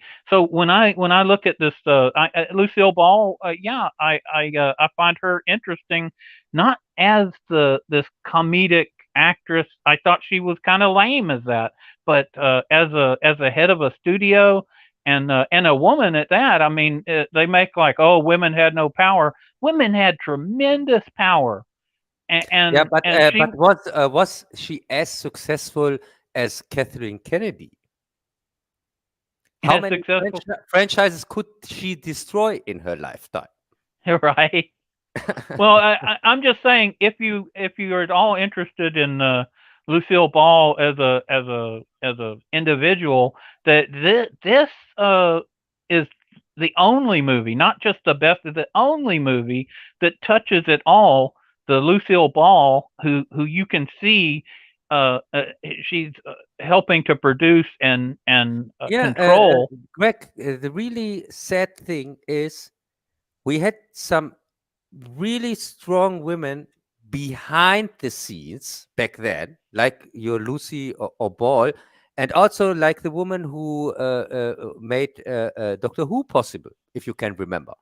It was Yes, also a woman. It was also a woman who did that. well, that's never portrayed.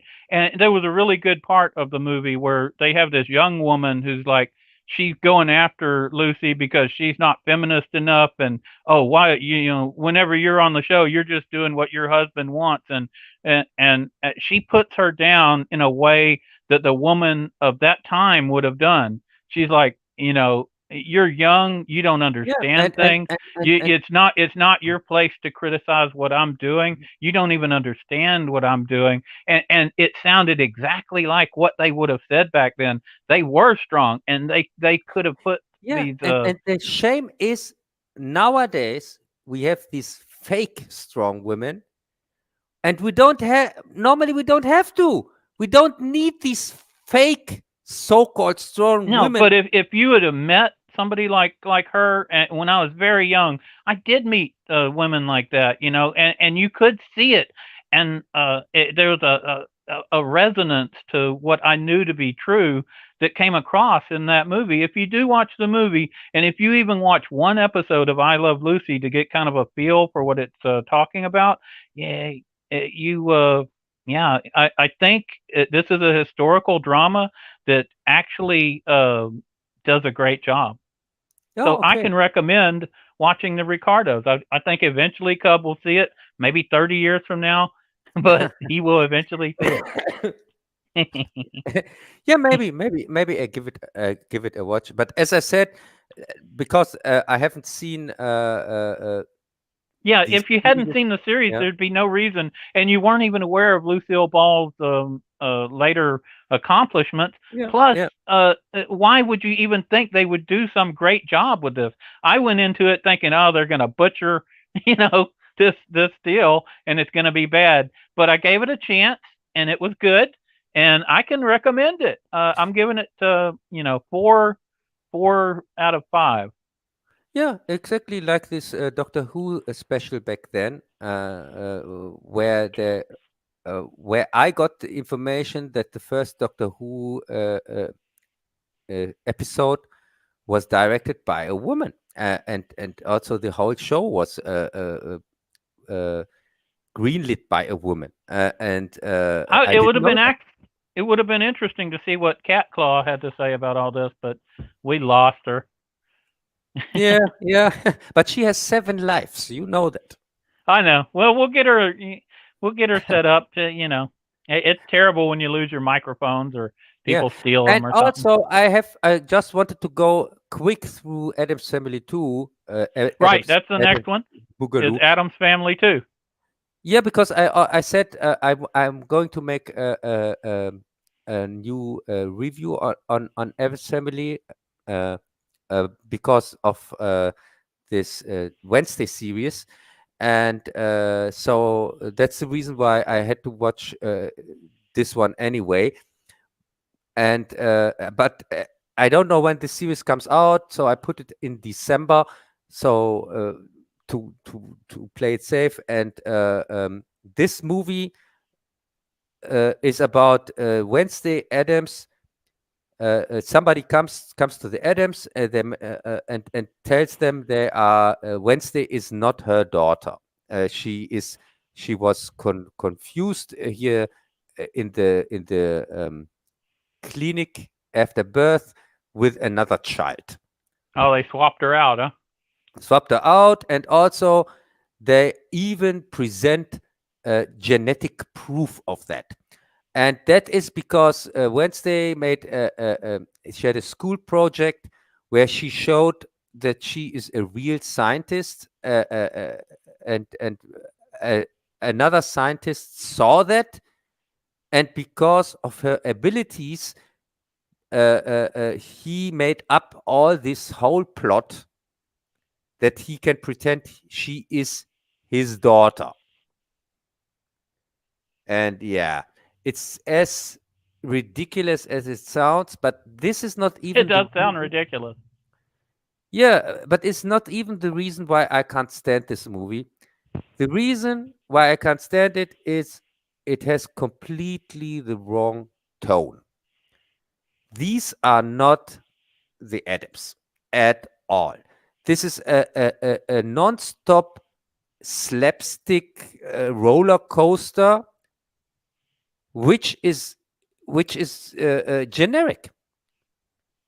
You have constantly these fast scenes where something is exploding and somebody does stupid shit, especially here Fester, and it gets old. It's boring.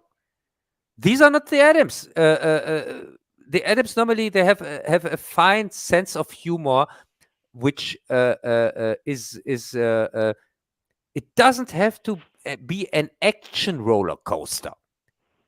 Uh, they don't need that. But you have constantly explosions and whatsoever, and over the top scenes. And but then you see these scenes also, it takes away from the suspense, or from or you don't care for your characters when you see them constantly in situations where normally they would die, or normal people would die, but they don't die anyway. So you don't care for it, for any of these scenes. That's the reason why I don't like this movie. It's not even the stupid plot, and this plot is really so far fetched, so stupid, and yeah. And and by the way, hi Jess, and I know why Jess gave it a pass, because it has Motorhead soundtrack. It has one Motorhead track in it, and so that's enough for so-called film critic Jazz to give it a pass.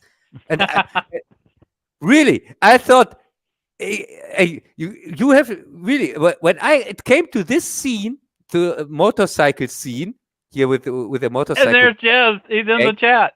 Yeah, I know. That's why I'm talking about him. When it came to this motorcycle gang, then they had this Motorhead soundtrack, Ace of Space or Spades or whatever. Here, this famous song from Motorhead, and I thought, oh my God, that's the reason why he gave it a pass. Yeah, Adam's Family too, Jess, because you said it's okay, it's not that terrible or not that bad, and I was wondering why, and then I figured it out when I heard this stupid song here from Motorhead. Yeah, but we can go more into that on Wednesday maybe, or when Hopefully, if he's got his yeah. microphone working. Yeah. So it was a big disappointment, as I said, and yeah, and so enough about that. What's next on the plan? Okay. There's another one I don't think you've seen that I'm going to recommend. It's from 2021. It's another historical drama. It's called The Courier. It's about a British businessman played by Benedict Cumberbatch. Garbage Patch? Yeah, Sherlock. Well, it's a Cold War spy type show. I know you hadn't seen it. I'm not going to give it away, but I just wanted to recommend it. It's a good historical drama, and it's based on true events, like Watching the Ricardos was. And I think overall, I'm going to give it 4 stars out of 5. So I got another one I can recommend. Wasn't there a toy series? Well, he's acting in this. He's acting as a courier between the Soviet spy and the British government. So it's based on what really happened. And of course, the information was used to help avert nuclear war, which is kind of a big deal. Wasn't back then in the 80s there was a toy series, the Cumberbatch Kids, or not? I don't think so. He's not that old. The Garbage Patch Kids. Garbage Pail Kids. I don't know. Completely destroyed my gag. Normally I would say stupid Brit, but this time this goes to Texas. Yeah. So okay. So this time without gags, this stream. Okay. So could you manage to watch this Spider Boy garbage? I think the next one's Death on the Nile. Yeah, okay, but could you manage to watch the new Spider Boy? Spider Boy this time Uncharted? I hadn't seen it yet. No. Yeah, we'll have to save it for next time, or you can review it without my input. Kathy saw it and said it was terrible. Yes. I can make it really short. It is really bad, annoying. It is. You can't compare it to Indiana Jones or anything like that. There is nothing you can root for. It is sterile as fuck. There is.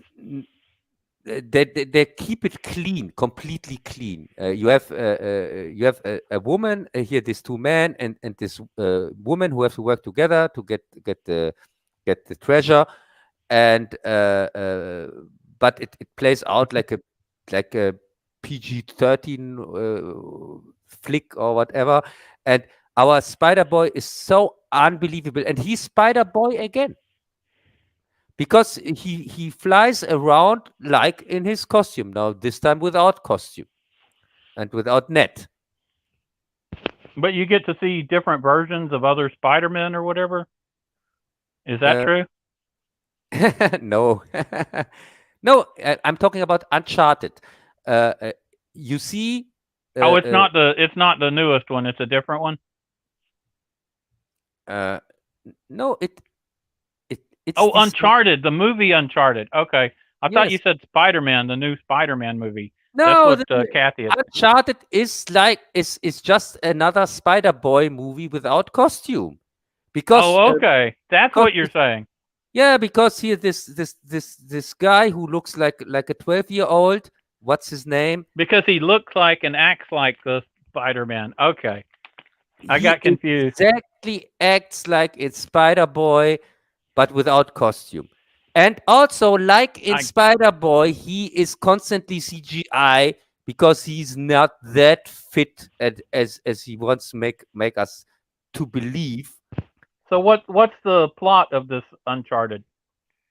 Yeah, the plot is Spider Boy and his brother, big brother, they want, they dream as a children from a treasure hunt from the gold of Magellan, and but the ways get separated, and S- Spider Boy becomes a barkeeper who robs women, who confuse him with a nice guy. So he gets unsympathetic right away because you don't believe anything he does. He's so unbelievable. They because they want to make him like a bad guy in the first minutes. They want to make him out like he is a tough bad guy, a thief who is ruthless and robs women in the environment where he's working in, which doesn't make any sense. So how often can you do that? When you work as a bartender somewhere, and the customers get constant, and the pretty women that talk to you get constantly robbed. How often can you do that? Normally, you wouldn't do something like that. You would rob in another environment where you don't work. But they start the movie with this scene, so I couldn't stand him from the get-go. I thought, oh, what a piece of shit, because the woman was really nice and clever, and he was just a stupid fuck. He tried to pretend that he's interested in her, but she wasn't interested in him. So he kind of but she was still nice to him, and he rubs her necklace, or what you call it here. But how should that make a character sympathetic for the audience? Can you explain that to me? I don't know. I hadn't seen it, so it's hard for me to comment on it. Yeah. So you have the scenes. They were really bizarre, because you had this bartender that looks like a 12-year-old boy, and then Well, that's going to take you out of the movie to start yeah, with. yeah, but a 12-year-old boy that didn't even shave or something like that, because he looks really like shaving is in the far future, maybe when he grows up or something like that. So you have this kid, and who pretends to be a man, and then you have this grown-up woman which really looked good, and was also interesting. She was clever and nice and whatsoever. And you have this stupid fuck who uh, uh, uh, pretends that he wants something from her, which doesn't make any sense. Because, as I said, this is his working place. I think he isn't supposed to what you call it when you get on the nerves of your female customers, want constantly grab what do you call that in English? Um, Sexual harassment. yes, you don't want your employees to harass your customers or not. Alexa, lamp on. So this thing doesn't make any sense. And then we get that he, Especially in today's days, right? yeah, this scene That wouldn't as I be said, allowed. this is I the guess first, if you look like a boy, you could get away with it.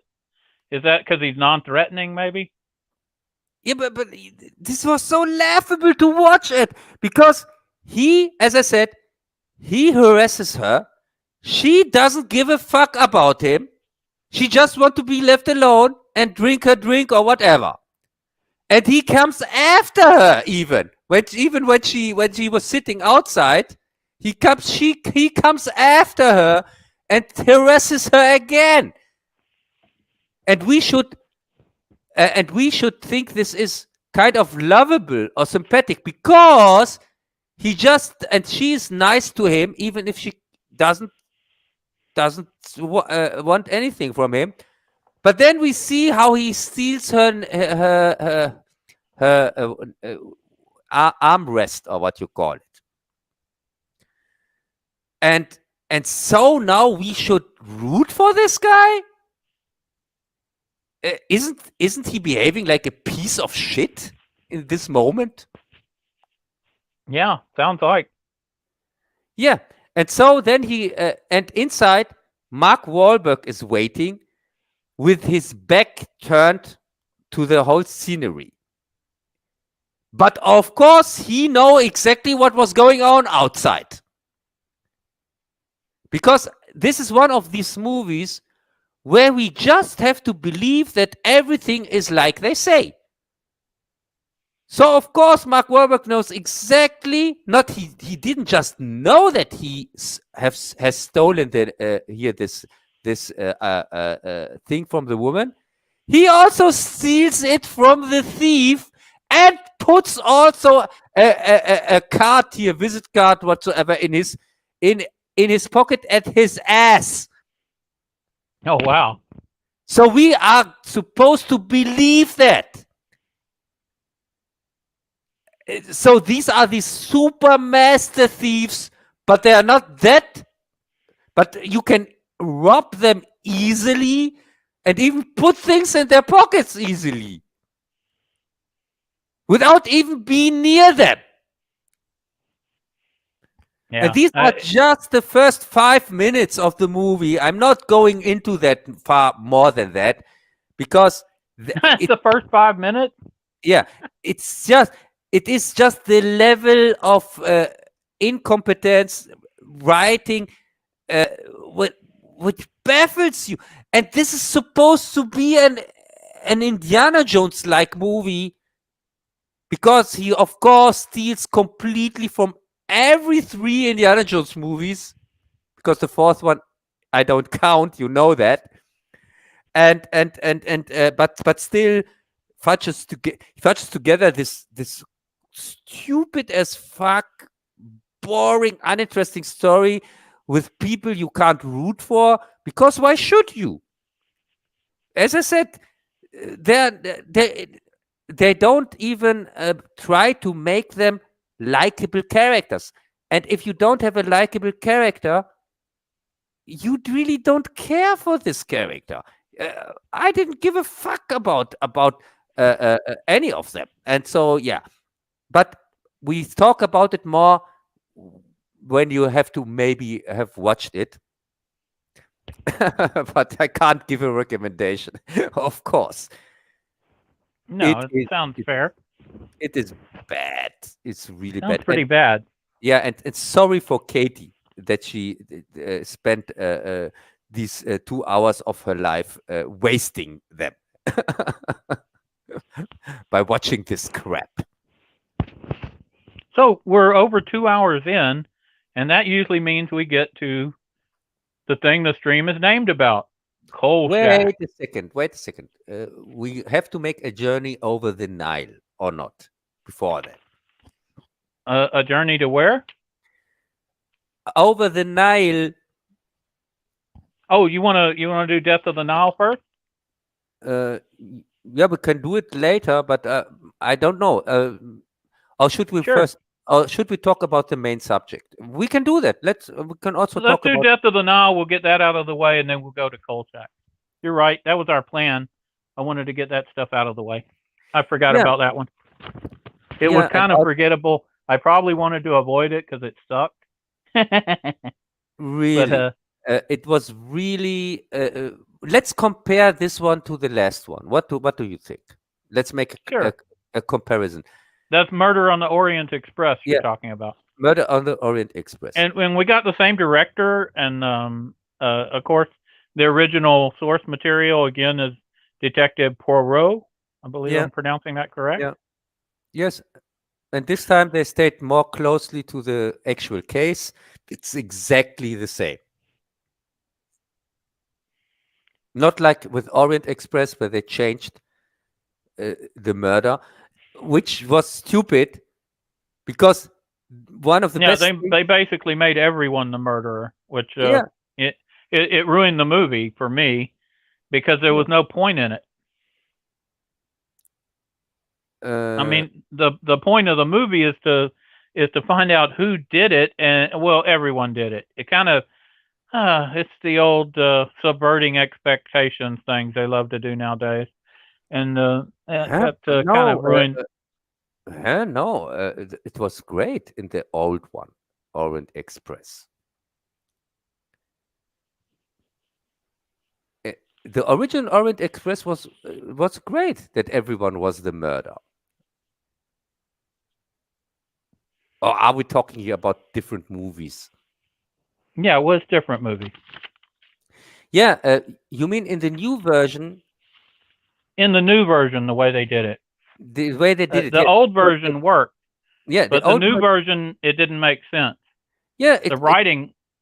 it didn't make sense, but also it was boring that they changed this specific thing, which made the old ones, the story itself so unique. Because in the old version, that everybody was the murderer because nobody could stand this guy because he put harm to everybody on this train was kind of a great thing. And that was also the main reason why Perot didn't go after them when he figured that out, that this was kind of poetic justice in the old version. Right. But in the new version, they changed that. This time, not everybody was the murderer. There were just two, a woman and her daughter or her friend, sister or whatever. They changed this. Well, that's what And I meant. I yeah, misspoke. yes, I thought so. And so this really sucked. So I thought, great. The only really interesting thing that you should have kept in, and if you try to make a new version of the movie, then the thing is how to keep this really interesting thing in it, but still make an entertaining movie. And that was also the reason why it was stupid from the get-go to even make a remake of Murder in the Orient Express. But still, it was a fairly popular movie, and I don't think this Death on the Nile one's going to be. Yeah, and so, but with Death on the Nile, there would be the chance to change the plot a little bit. Because it's not so important as in Murder on the Orient Express. And also, Death on the Nile, the story itself is not that great. It is okay. Also in the original. The only thing that made the original an entertaining movie was the good performances, like from Peter Ustinov. And you were interested because you liked the character, and also the cast was okay in the old one. So it was still a movie that you could enjoy, but the murder itself was not this super interesting case or something like that. You could figure it out during watching it, and but it was really more that the main character here, Poirot, the role that carried the old one. So I thought, okay, maybe they change a little bit the murder story this time, because this time it would make sense, and it maybe could even improve the movie if they would do that. But no, this time they stuck 100% to the stupid murder story. It didn't change anything, and That's true. so but of course they added stupid stuff in it that nobody needs.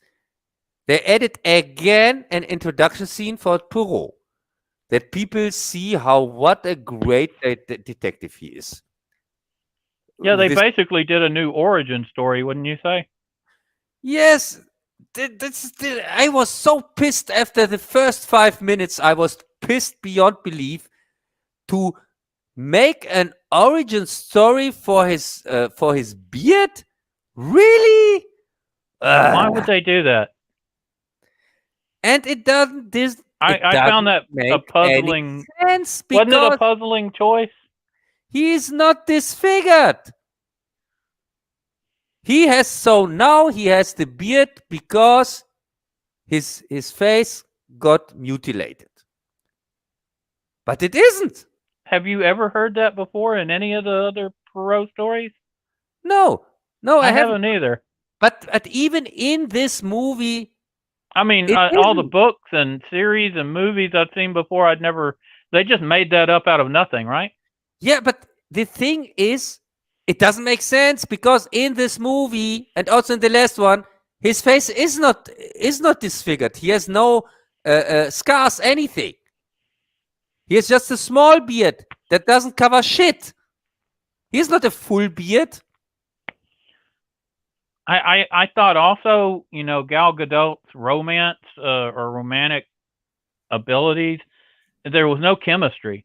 And that, She's such a bad actress. Really.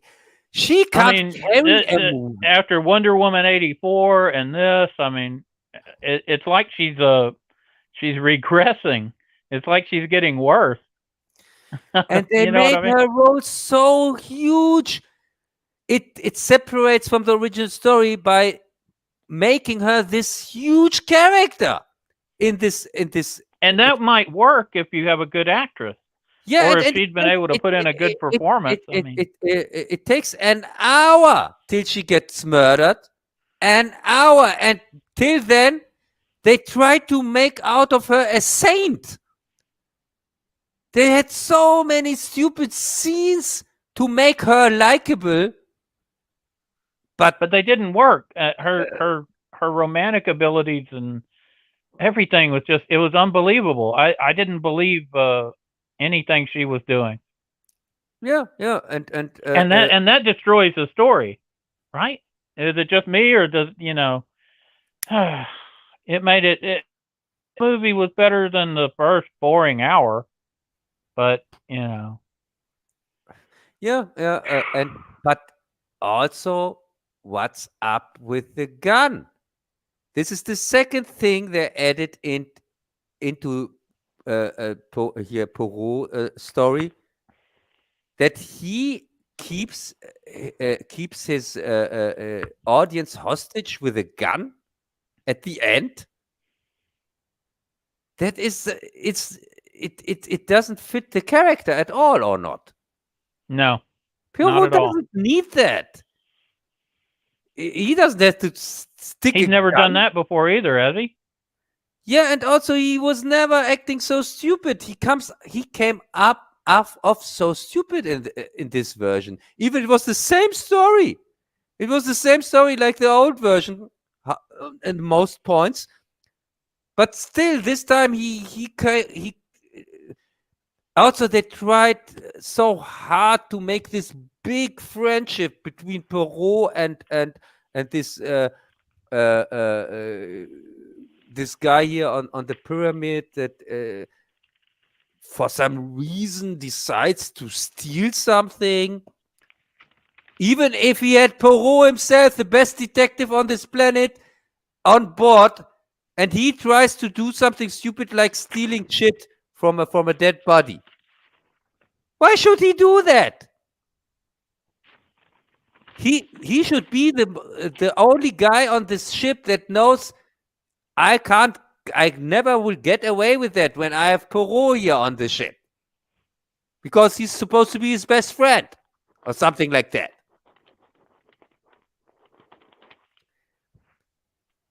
And Yeah, it doesn't make sense. This story they made out here with this black female, what's the motivation? Because he wants to run away with her, something like that, and that's the reason why he stole the thingy from the dead body. And oh my god, yeah, that sucked completely. But yeah, Death on the Nile, that was death out of boredom for me, at least. I was glad when huh? Oh yeah, it's traced from the yeah, it's that's for sure. Because these are just some points. People who sits to this movie, I think this is going to be a flop, deservedly, and I hope the Perot Brenner thing ends with that, because I really don't want to see him make more Agatha Christie stories not work, like he did already 2 times. Well, if it does flop, it could definitely affect Gal Gadot's career, because she's just turning in flop after flop. Yes, because she can't act, she can't carry a movie, and besides of Wonder Woman and the gigs that Zack Snyder gives her, she has nothing. Because nobody with a sane mind would cast her. She can't act. Normally, you put a good actor next to her, or a decent actor, that it doesn't and you don't give her so much talking role, like with Schwarzenegger. You don't have, because she's obviously put in the movies because she's pretty for some people. I think she is ugly as fuck, but that's just me. But I can see that she is put in the movies as kind of decoration whatsoever, like in the Fast and Furious ones, and also normally she don't has so much to talk, which is really smart to do. If you have an actor who is not really good at acting, that's kind of her role, a supporting actress that just have her around as eye candy and have her lines. But the problem is you had this whole wave of giving women the everything, and so what would have been a good series of roles got expanded into stuff she couldn't handle. I just think she can't handle the role she's getting right now. Yes, she is. Maybe if she goes back to acting class or something, I don't know. Yes, she barely can be the lead in her own movies here in Wonder Woman. I know. Because we saw the first one just worked. For me, it didn't work, but for the normal guy, the first one works because she has. I thought she did a decent job in the first Wonder Woman. Yeah, I say it works because she has another actor next to her here. Kirk, not my Kirk guy. What's his name? Christopher Pine, and I think he was what made it work. Yes, yes. So this they played really well together. For whatever it's worth, that seemed to be her golden moment. Yeah, but without him and without everything being perfect for her, and I think that was more of a reflection of Wonder Woman finally getting a decent movie. But Greg, than it was about Gal Gadot. Yeah, don't forget the first. We were seeing Wonder Woman in the first Wonder Woman movie. She didn't have to act because she played a fish out of water. Right. So everything that was clumsy, you could just do like, oh, that's in her character. Right. It made it amusing. It worked. she comes off unnatural, not unnatural, and things like that. Yeah, because she's an And it made it look Amazonian. like she was actually doing that on purpose, when really, I guess Yeah, not. yeah. And we saw in the second one that she can't carry a movie on her own. No. Because when she had to carry the movie on her own, and they made the part of her of the man character made the part smaller. We directly saw, oh my God, she's not able to carry even her own franchise. And that's why I thought from the get go that she's a terrible Wonder Woman. For me, she doesn't even look like Wonder Woman. And for most people, they say, "Oh, she's pretty, she's pretty." I don't think so. Wonder Woman has curves. She doesn't have Yeah, that. that's true. So please, she's not a good Wonder Woman. She can't. Now, Doesn't Linda hold a Carter, she candle. made a good Yes, Wonder Woman. yes, she doesn't hold a candle to Linda Carter, not for a second. So, and in this movie was the final proof to give her such a huge role is a bad mistake. I don't think they are going to do that mistake again. And also these talks about a new Cleopatra movie where she's supposed to be Cleopatra. Yeah, sure, as she could carry that. Well, I don't know. Are they still going to do that? If they are Jill says the crazy, main problem with the second Wonder Woman movie was the script. yes, the script was complete garbage. It strays from the source material, from what he's heard.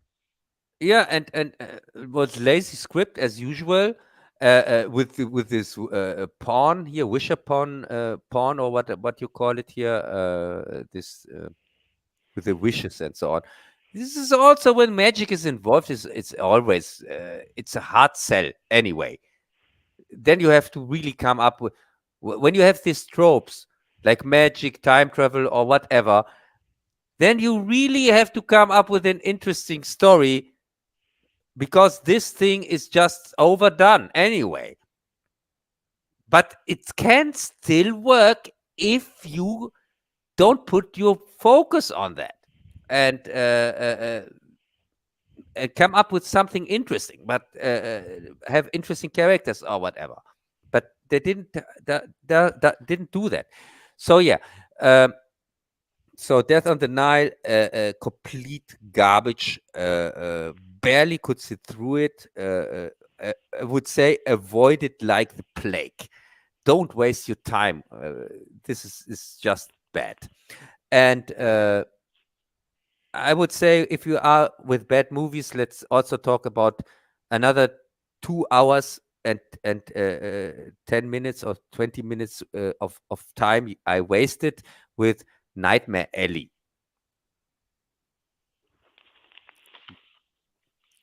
Greg? Oh, Nightmare Alley, the latest one, or the 1947 version? 1947? Was that a remake? Oh yeah, you didn't know Nightmare Alley was the remake? No. I believe it was Tyrone Power. Oh my God, I didn't know that. You haven't So seen the original? I think that was probably his best movie, the 47 one. And okay. But is it like the new version? Because you are the only one who has seen both, I guess.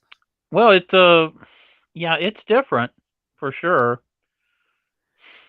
Because the new one, I was really confused. Why the hell? Because when you make a movie, you want to tell something. You want to tell a story. Right?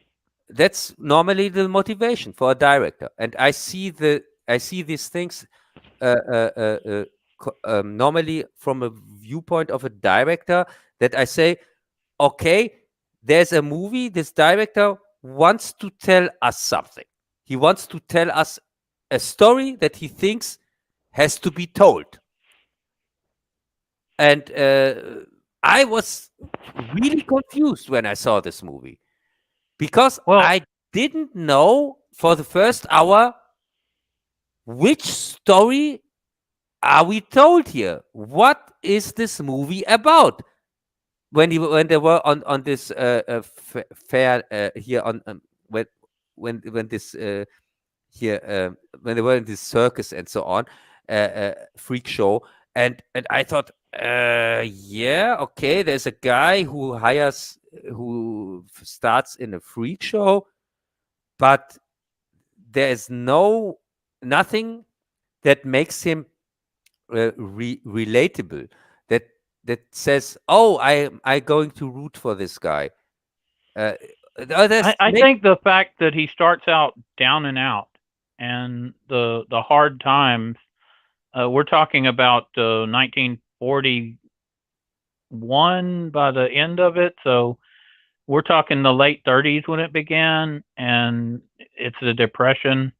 You've got it's clearly he's barely surviving. He's down to nothing. We don't know how he got to that point beforehand, but yes, when we first see him, and, I and think the relatability issue that you talked about is, have you ever been like almost completely down and out, and or known people like that? I think and somebody who's in that position and slowly grinds his way up because he just barely makes less than $1, and then he sells his radio for another 5, and yeah, but and didn't you think that he was a little bit too good looking for the character he's yeah, supposed well, to that's true play? of the original with Tyrone Power too.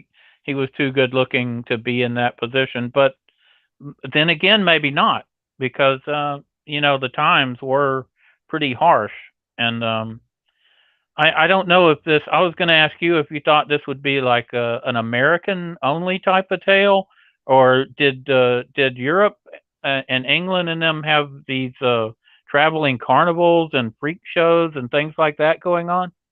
Um, let's think about. I guess so. Maybe not. Not. I think we Or were had. they just like circuses and stuff? I think we had that over here, but don't forget, Well, Jez especially says, yep. in this So, in this time period, especially in this time period, we had already the war going on here.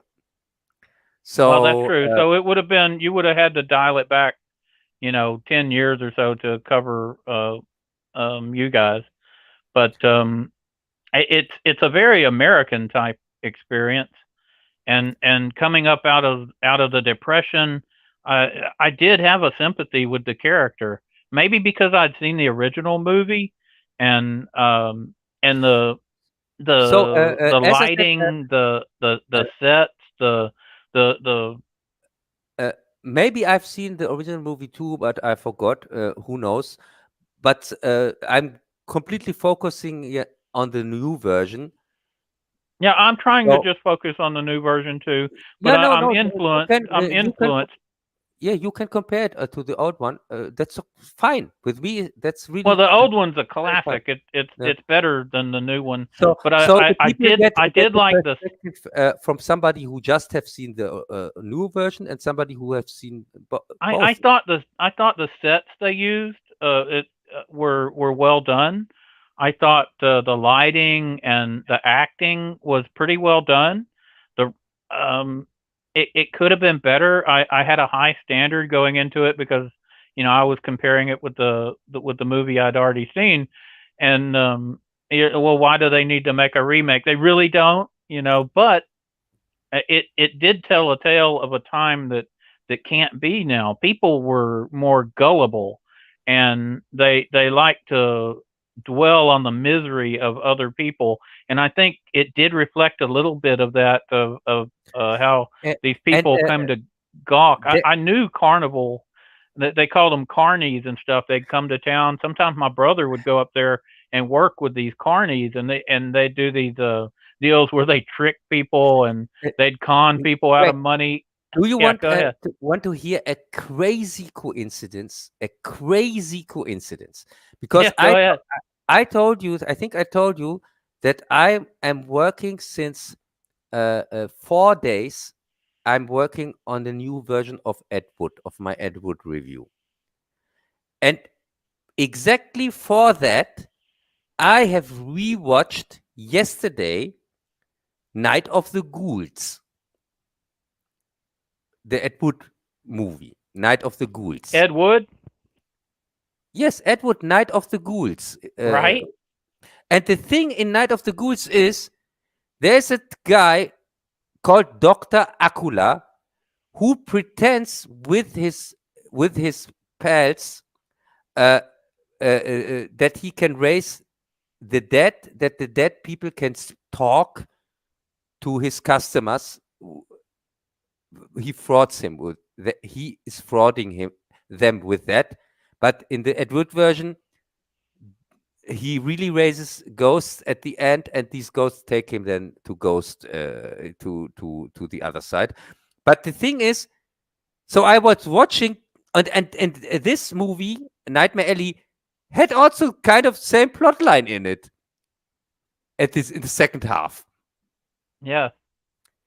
a guy who pretends to be a mentalist and pretends to talk to dead people and frauds, and they had even the same thing with the fraud going on, that the woman should pretend to be the dead woman that comes back and then talks to her husband. Well, you remember he was warned by the mentalist who he was taking and basically stole the act from, that it was dangerous if you believed that you could actually do it. And Yes. it was dangerous not just to him, but to the people he was doing it to. Remember, the judge and his wife committed murder-suicide after he supposedly brought them peace. There was a lot of these spiritual charlatans back then, and you don't see that now. I don't think you could see that now. But talk about a movie that's got a zeitgeist of the time. I think it was trying to capture something that's why I asked if this was in Britain and Europe, or if this was just Americans who were like this. They wanted to see these freaks. They wanted to see things that weren't true, but they wanted to believe they were true, whether it was a magic act or a spiritualist or but a mentalist. they did a terrible job with the character, for the main character himself, because I think they couldn't decide if they want to make him ruthless or sympathetic. Because Yeah, right. That's at fair. because at the one hand, he acts very human many times, especially at the beginning, when he because he's not an asshole or something like that, and he shows he shows mercy with this guy that they put in the cage and so on, and also he he's not a straight up But he also asshole. beat him down and almost killed him, when he had to. Yeah, but So he he was had a dual personality. yeah, but he was attacked by him in this moment when he beats him down. He got hurt by him. He tells him, I don't want to hurt you, and also I don't even want to rat you out. But for some reason, he gets attacked, and then he kind of fights back. But the That's whole true. thing didn't make any sense, because I was confused. I didn't know, is this now a human or is it an animal? Why The does geek, it? the one he fought at the beginning, and then you Yeah, saw in the cage, that was a human who had been turned into that a geek, and you heard at one point the Carney explained to him how they did it, how they yeah. dehumanized him and But brought him to that why level, should, and then at the very end he becomes that thing. which doesn't make any sense? For me, this was so, like they wanted to show these stages, these points, but they didn't really trans went good in each other. all these stations. For example, the whole first half where he spends the time in the circus, I thought this is going to be a huge part of the story. But then he just runs away with this one woman, the only good looking woman, by the way, in the whole thing, that seems like completely out of place in this circus thing. Also, she was single for some reason, and just kind of like just waiting for him or something like that to run away with him. And I was the whole time I was thinking, why the hell is she even there? She looks good. She doesn't have a deformation or like the others or something like that. Why the hell is she even there? And then she runs away with him because I was the whole time waiting about her dark secret or something like that. But she didn't seem to have one. I guess she was just shy or something. But she wasn't. She wasn't shy at all. Yeah, well, She was just there. I don't know. They didn't fully explain that, so I can't explain it to you. Yeah, and she was even good friends with the guy who owns the circus, and also she didn't have any enemies there. But as I said, she was completely out of place for me without a dark secret or something like that. Because why the hell should she stay there in the first place? But yeah, and then he runs away with her, and then he makes a career as a mentalist. But so we have from poor as with 0 cent in his pocket to a successful mentalist. And then this is the story, the rest of the movie. That he is too greedy, or did I get that right? Because he seems like that he earns money with his shows or not, and enough money or not. Oh yeah, But he had plenty of money. yes, and so he gets greedy. And what was with this woman that the doctor? Oh, the doctor, the psychologist. Yeah, this was a confusing plot line. Yes. I didn't get really. I didn't get really her motivation, and also I didn't get why he decides. Well, she was, I think, setting him up to destroy him because he had humiliated her at the beginning of the show when he showed up her during the nightclub act. Yeah, and also many of these scenes I didn't really know, is it set? Is this made up, or is he just guessing? I don't know. It really came off very handy that he guessed in her pocket here, or here, that she had this gun and so on.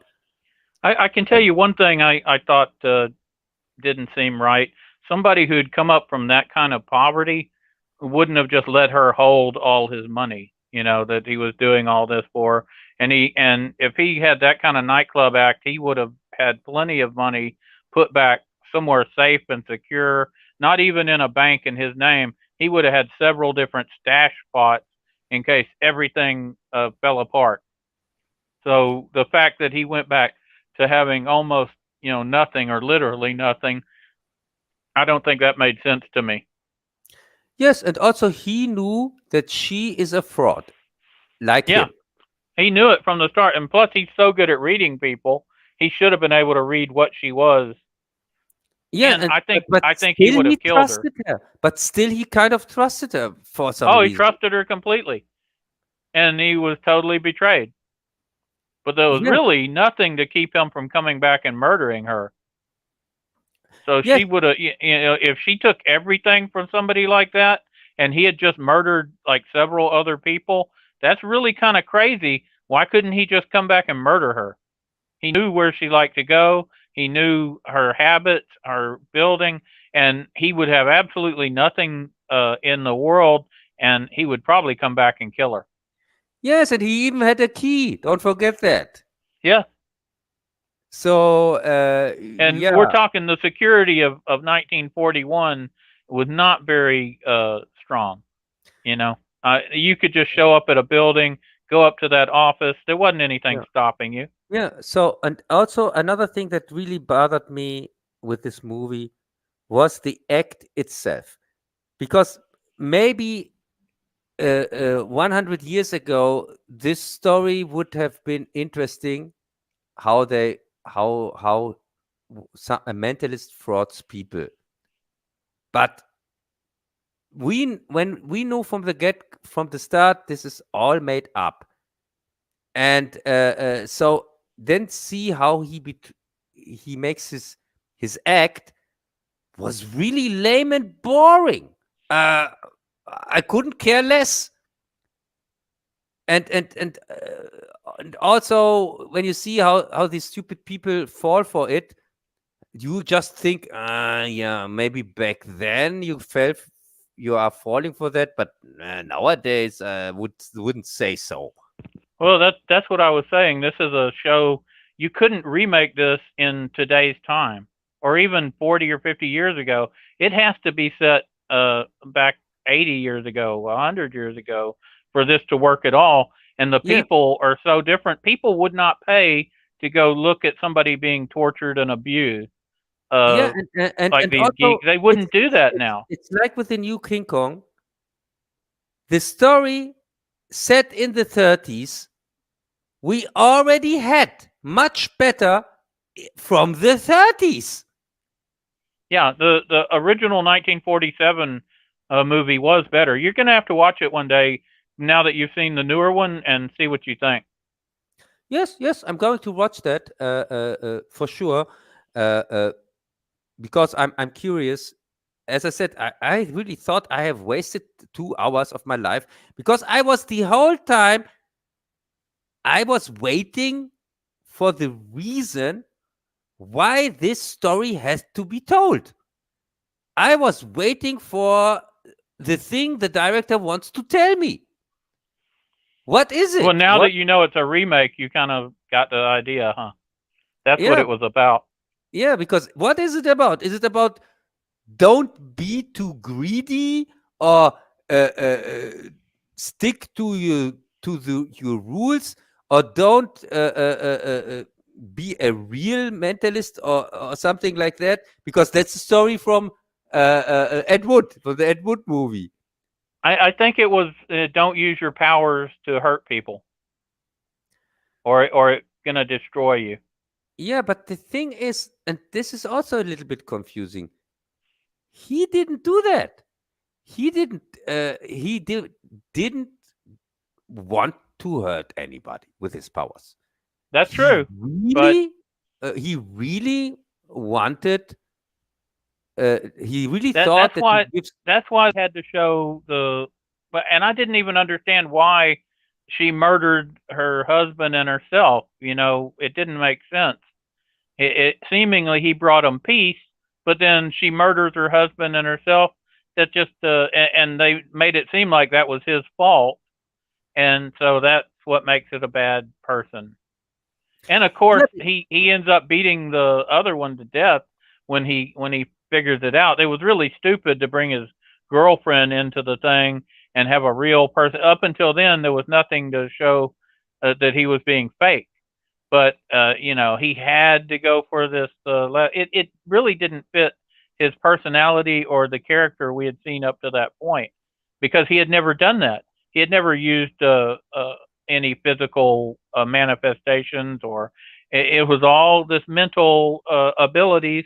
And as long as he stuck to that, he'd be okay. And if they were about to find him out, well, hell, just leave town, pack up, pull up your money. You had a girl that you loved. You should have just pulled out while the getting was good. But instead, he tried to I don't know. It didn't make sense, like you say. Yeah, yeah. So, so much for that. Thanks God. I guess We we should move on to Kolchak, since the stream is named Cub and Greg Yes, versus Kolchak, yes. and we're almost I'm sick of these fake supernatural things. Let's go to the real supernatural things. right. We got the clickbait title, and that's what we used to do. Is we would put that on, and then we would never get to our thing we had named the stream after. So I try Yeah. not to do that, but we don't jump right into it because that's not the way Cub likes to do things. So we will now move on to Kolchak, the Night Stalker, Yes. the original movies and the TV series. Well, hopefully everyone saw Cub's really good video about this subject, available to watch at any time. And if you did, then you got an idea. You can also watch my videos on the movie, Yeah, so they're yeah. pretty good. They are both linked in the description of this stream, by Oh, the there way. you go. And my brother on the High Ground Cantina has the movies up to watch if you want to watch the actual movies. So they're Yeah. available on YouTube. That's kind of cool. He's also linked in this So see, description of this video. everything's covered. Uh, So uh, Basil is linked, and also Cat Claw is also linked. So people who yeah, are there you go. interested, they can check these four out. I'll work Uh, on getting Cat Claw another microphone of some kind. Because I yeah. know she So was looking forward to this. If she's still around, she can come jumping back in. I don't know if you're out there, Cat Claw, but I know you did watch Kolchak.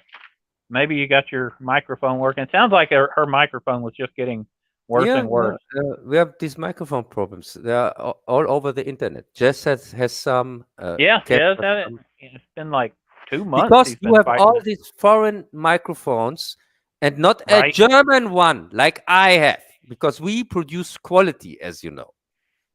Y'all do produce quality. Anytime I've had stuff made in Germany, it's been good quality stuff. So that's true. Yeah. Yeah, but it's not true anymore, because in Germany we just produce crap nowadays. But we come to that when we come to the politics section. Okay, well there you go. That's interesting. Yeah. Okay, so what do you have to say about Kolchak, the Night Stalker? Did you want to start with the original TV movie? Yes, of course. The Night Stalker, Kolchak, he's a lovable guy, because he's so human. He's natural, I would say. He drives everyone crazy who knows him, because he is really obsessive with his work. And for me, this is a positive thing, because it reminds me a little bit of myself, where I put my work here, my videos and so on. I put them above everything, and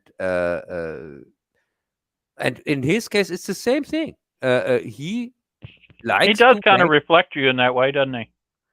yeah, he likes to make good work. He isn't half-hearted, but this goes on, for this reason. Of course, he comes off sometimes like as rude or something like that, or that he seems like that he doesn't care for people ar- around him, but he does. That's also a thing. He drives everybody crazy with his manners, but on the other side, he's willing. He doesn't put a story over the life of people, which is really makes him really very sympathetic, because he does everything to get his story. But when he gets his story, or when he sees what is going on, something like in the first one, the Night Stalker, he discovers that murders are committed by a vampire, and nobody wants to believe him. And so he knows that he has to stop this vampire. Well, that's the thing. He actually doesn't just cover the story. he inserts himself into the story, and he tries to get the authorities to react and do something to stop. He feels like it has to be stopped. He feels a personal obligation because he's the only one who recognizes what's going on or will admit to recognizing it, that he has to intervene himself, even though he's not some sort of superhero. He doesn't have any allies, really. He doesn't have anything behind him. The authorities, if anything, are working against him. He doesn't carry a gun or a knife. He'll get a stake if it's a vampire or a cross, or he'll try to figure out what he needs to defeat these things. But the fact that he's willing to put himself up against these things that are clearly much more powerful and are killing people left and right around him, it doesn't stop him. He feels like he has to act, and he does. So he's not just a reporter; he's a activist against evil, Yes, which and was a new thing. by the way, he is a reporter who often can't has to pay from himself for his actions when he saves people, that he can't get the story or things like that. And this reminds me of another reporter that also has to put the lives from the people over his work to save them, and I mean Peter Parker. Yeah, Peter Parker also needs normally. He's you also really can't name too many reporters like that. Yeah, Peter Parker is also But a Peter reporter. Parker, he has superpowers. Yeah, at least Kolchak he has. doesn't have much. Yes, but they both are sacrificing a good life and money and things like that they easily could have if they wouldn't care so much for the victims. And you notice they don't. That's true. If he was to go along with them, they obviously would let him make money and be famous. But he doesn't go along with things. Yeah, he should. He won't go in with the big lie. He could just make the photos, and even when victims die, then he has his photos, the proof. He could make the story, make big bucks with it, and so kind of, I told you so. And but sadly somebody else had to die, but he doesn't do that. And so that makes him very sympathetic character, kind of a superhero without superpowers. An everyman superhero with no superpowers. And like you say, he's so dedicated all through the series. I don't think we ever see his apartment or where he lives. We don't see him out on a date. He's constantly dealing with these stories and fighting the monsters. But it's like he doesn't have a personal life. He only has it's the stories are about him at work. Yeah, and so in the first movie, the Night Stalker, he discovers this vampire and stops him, and then he gets completely run over by the police and even by his here by his work here by the paper he works for, and he saves the last victim. He saves the woman, but the police not just doesn't let him have his story. They try to cover up everything, and they use their police power to put pressure on the witnesses that they leave the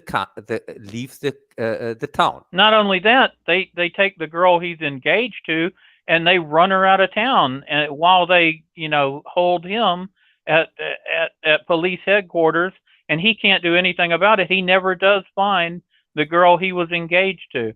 It's a tragic love story. Yes, and it is about power abuse like we It's see very it much now, about power abuse. like we see it nowadays. Normally, you have seen my review, and normally there were 2 Corona sections in it, not just 1. But I scrapped the first Corona section, where I compared that he gets run over by the police, had to leave town and things like that. I want to compare it to the people nowadays who are talking about what is wrong, the real journalists like Kolchak, and who are shut down by the government, and who get thrown out of the banks, the bank accounts of them get frozen and deleted and things like that, and they have to leave the countries even, and oh my God, uh, what happened? I think we lost. I think we lost Greg. Oh, what a pity. So, I'm just going to continue. So that's not, as I said. Normally, I had a second a second section in this video, but he's back. So, Greg, Yeah, can you hear me? Houston, do we have still a problem? I lost audio. I'm back. Yeah. You were talking about how it relates to what we're dealing with today, with the almost fascistic, and honestly, that what they did to take your girlfriend away and run her out of town, you'd almost want to shoot somebody for doing that. That was cold-blooded. I mean, to take away his job and his story and run him out of town is one thing, but to make sure he loses the love of his life on top of it, how cold-blooded was that? Yeah, and this is the kind of power abuse that we have exactly today. And I left this section. It is, because Kolchak was a warning. I Every episode of Kolchak was a warning against this kind of abuse. I deleted this section from my video because I didn't want to put 2 Corona sections in it, and I just didn't want it to be too much about Corona and more about Kolchak, but it would have fit. It would have fit perfectly, this section. So, but relates completely to the things that are happening today.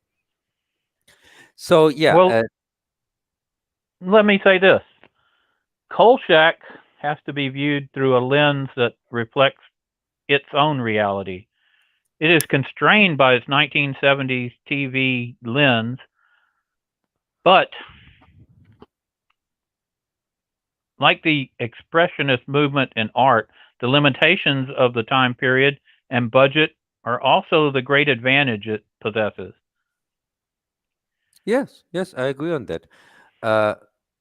So in the first one, he gets driven out of town, and so he, in the second one, the Night Strangler, he is in another town, has a new job. Well, he starts out in Vegas and he ends up in Seattle in the second one. Yes, he's in Seattle, and in Seattle he discovers another time his new job. I think they say to him even, don't behave. He thanks to a friend, he gets this new job. Thanks to his former boss or something like that. Then he discovers this guy who murders women to get a substance from their head.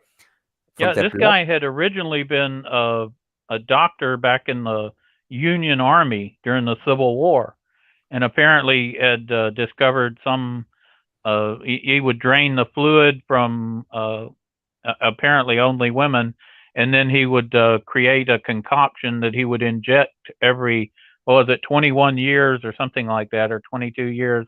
And using that method, he had kept himself alive for over the 100 years between the Civil War and that time. Yeah, and the thing is, I like the second movie even more than the first one, because the story, they really improved with the story itself, because it's much more grounded, and that's because with this vampire, I thought, okay, yeah, it's cool, it's a vampire, it's supernatural whatsoever. But with the second one, they went into science, and it was not so far-fetched, I thought. That for me, it was more believable than the first one. Yeah, it really wasn't supernatural at all. It became scientific, and the fact that it was a Yankee, who was doing it, I could predict that. What? It that's a joke. Never mind. You didn't get it. Okay. So, huh?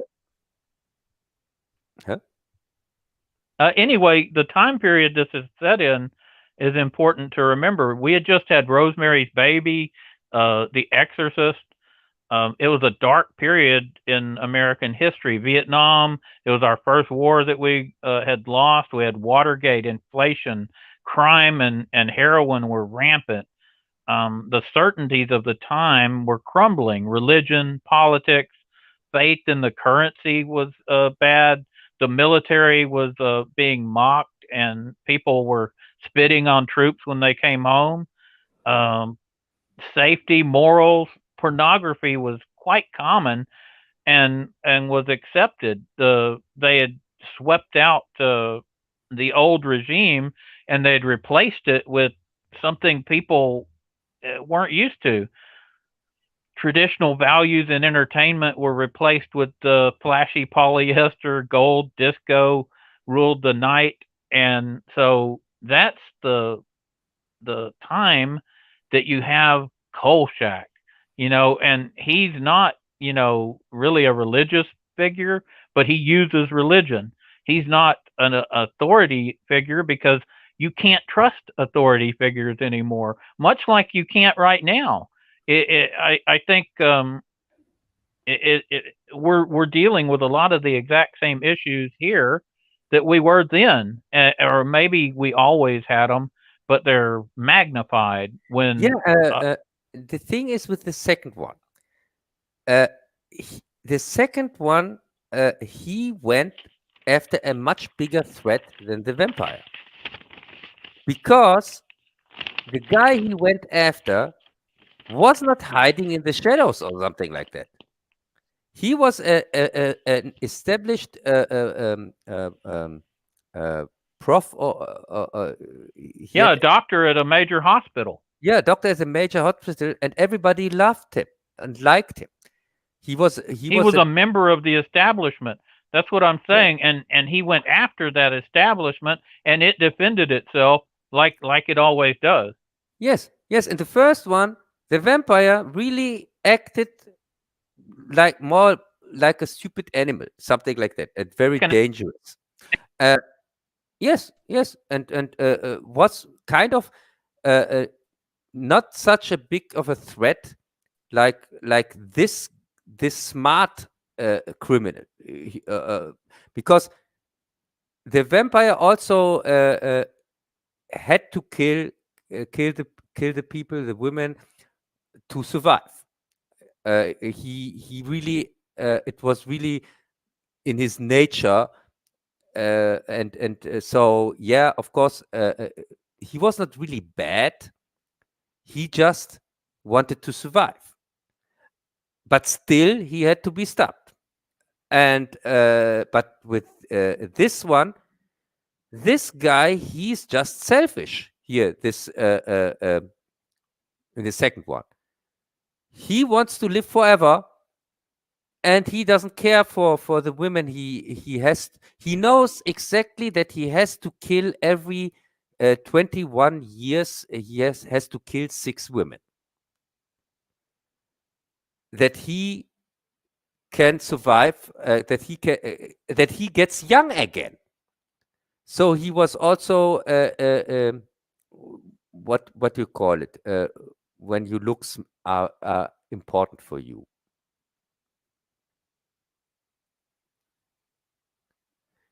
Greg? Ah, damn it. I think he went again to the. Can you hear me? Yeah. It, He went it cut again me to off the pitch. again. Yeah. Uh, I looked down and my mic had been shut down. I thought you had done it, but no. no, I would never shut you down. Why everybody thinks that? Just You were because giving a I'm speech. German? Or what? Speech. You were doing your speech. Clearly it's the tablet doing that to me. I'm just messing with you. Hey, maybe it's a German tablet. I don't notice it till I try to speak and it doesn't light up. Try to speak German, and then I'm pretty sure your Yeah, German and it tablet, might work. your Jawohl. German tablet doesn't do anything against you. But when you talk like the enemy, of course, you have to. Then sometimes this comes up. Yeah, but Hey, as we're I said, your allies. We're everybody's allies. no, the Americans are not our allies. The Texans are. That's a Oh, well, there huge you go. difference. I wouldn't never downgrade you to just American, not with Biden as your leader. Yeah, that's true. That would be a downgrade. Still, you're very high up as a Texan. Kolchak, this wasn't talked about, I don't think, was way ahead of its time. These people now think that the lesbians or gays or whatever were never portrayed in any way in previous deals. This was the early 70s, like 1973. And remember, one of the girls who ends up getting killed had a lesbian lover, obviously watching over her. Do you remember that part? Yes, of course.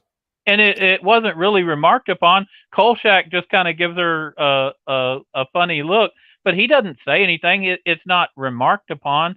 It was common and unremarkable at the time, but nowadays they think, oh, that didn't happen and it was never portrayed, but it was portrayed.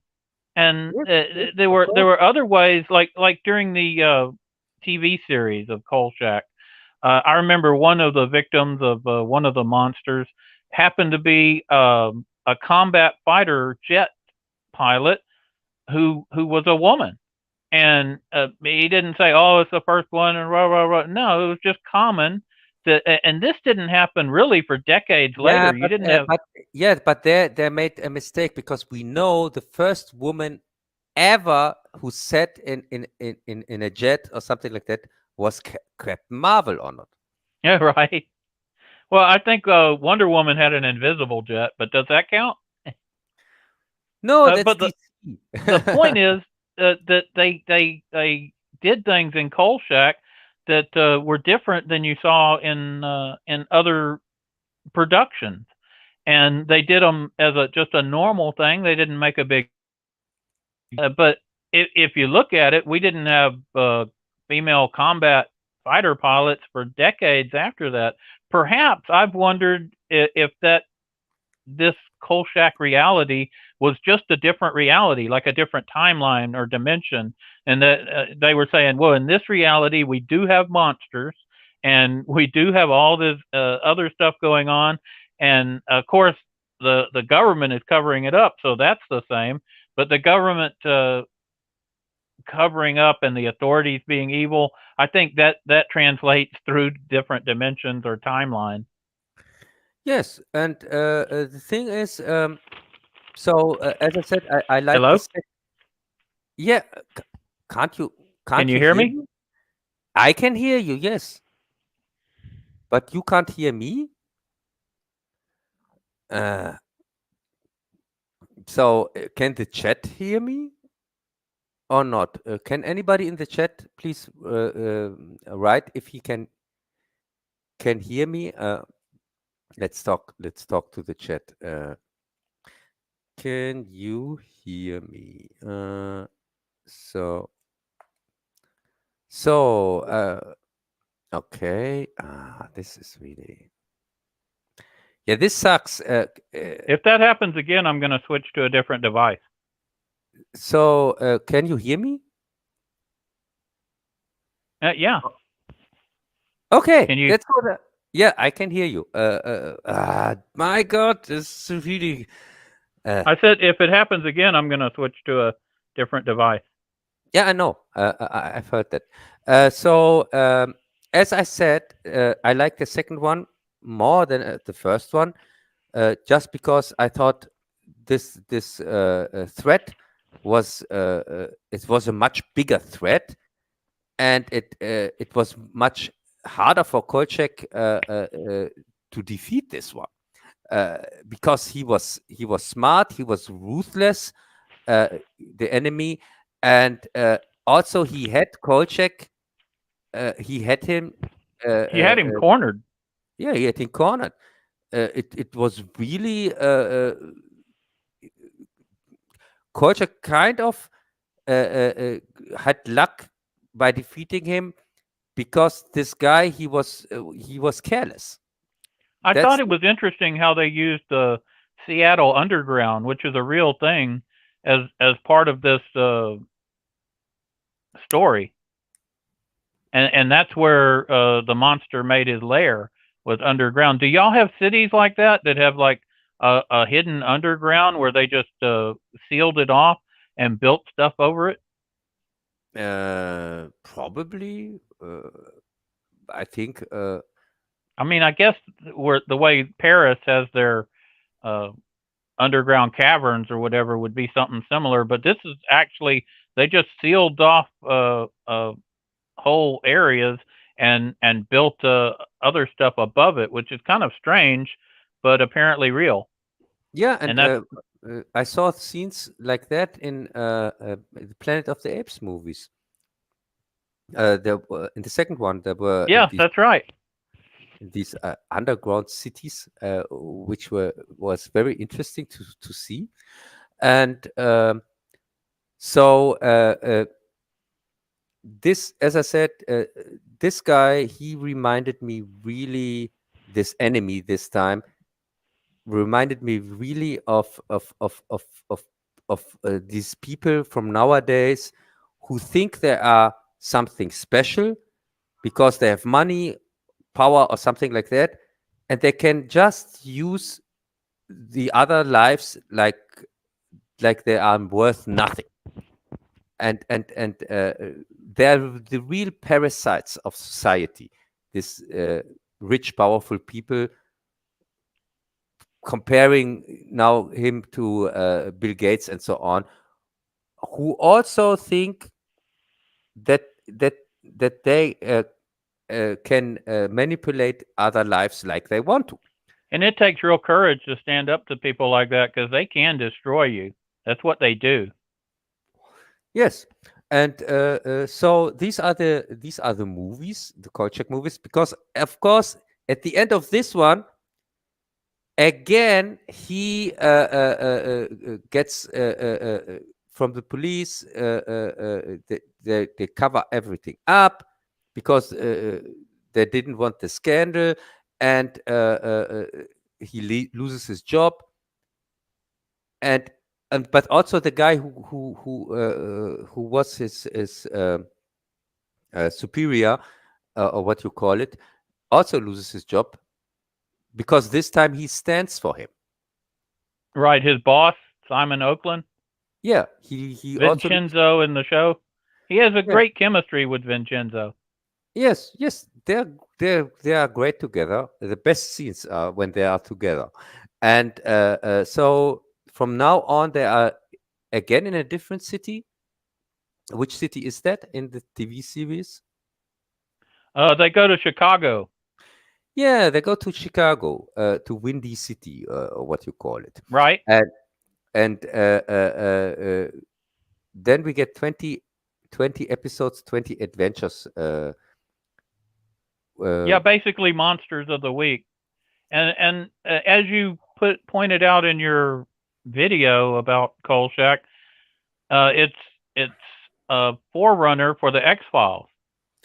The creators of the X Files paid homage in several ways, like you mentioned, setting a character named Matheson, who was the writer on the show, and Yeah. also having actually Darren McGavin show up in several episodes. Yes.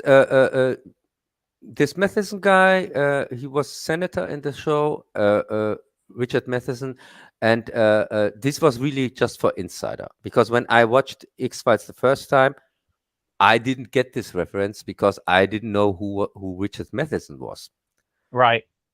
But I got the kind of the reference with Kolchak himself, even if he wasn't named that. He was called in X-Files. He had a different name, but when I watched the X-Files back then first time, I got the feeling that this guy is Was kind important. of important for some reason.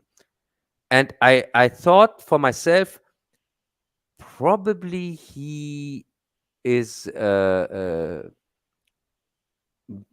from another show, a forerunner show or something like that, that really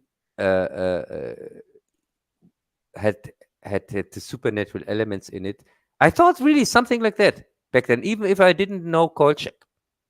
I still thought this guy has to be somebody important for some reason. That he appears sometimes and call him father of the X-Files and so on. And he was great. Even back then, when I didn't know who he was, I really liked his character there. So Chris Carter. So it was definitely an influential show, just from the fact that it influenced X Files and clearly it influenced other television programming of a similar type as well. Yeah, what I discovered by watching the Kolchak episodes, I thought many of them I could connect to new movies. For example, one of the first episodes of the series had again to do with vampires, but this time it's a female vampire. And I had to directly think about Fright Night 2, which had also a female vampire as the main threat. And but there were many episodes where I thought about newer movies, movies that came later, where this episodes reminded me a little bit of. I even wanted to go a little bit more into that, but this was an idea that I scrapped. I also took out of the review. But one thing was really, I'm pretty sure that Kolchak took this idea from a movie back then that were new, Westworld, if you can remember the Android episode.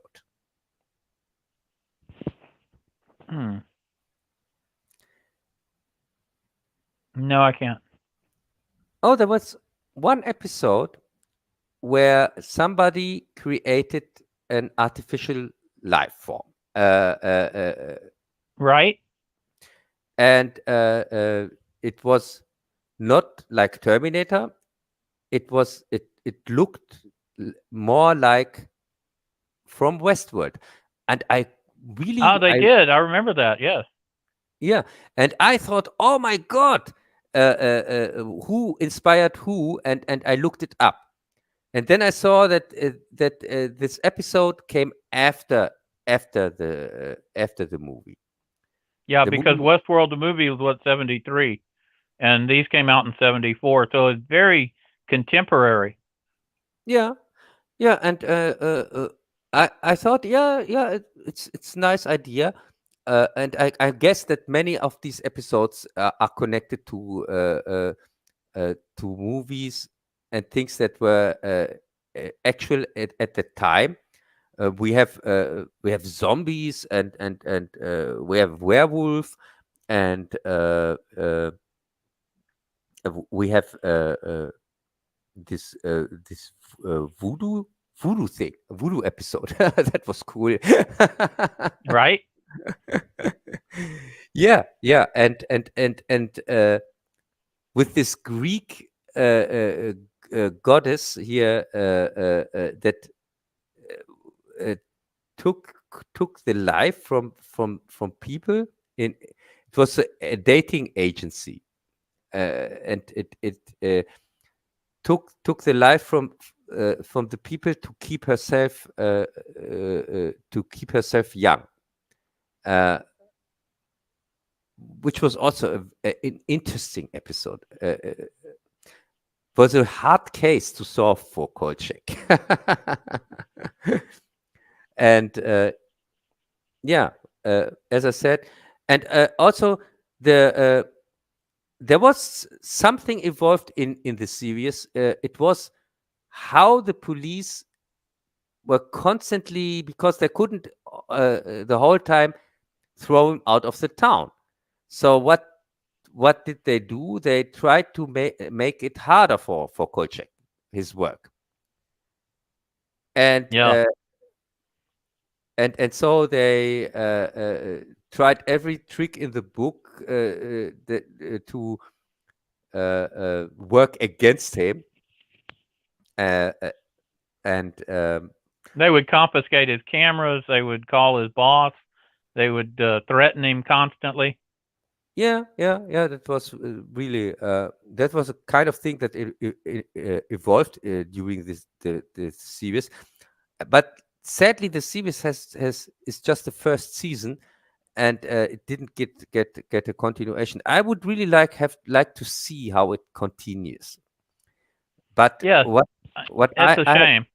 yeah, but what I have read is that the McGavin himself wanted to finish.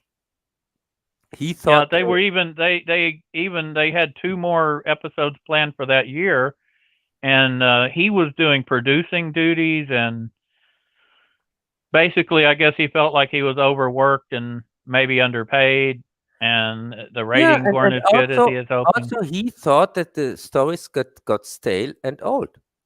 I think as you said, he was not happy that he had that his workflow became more and more, and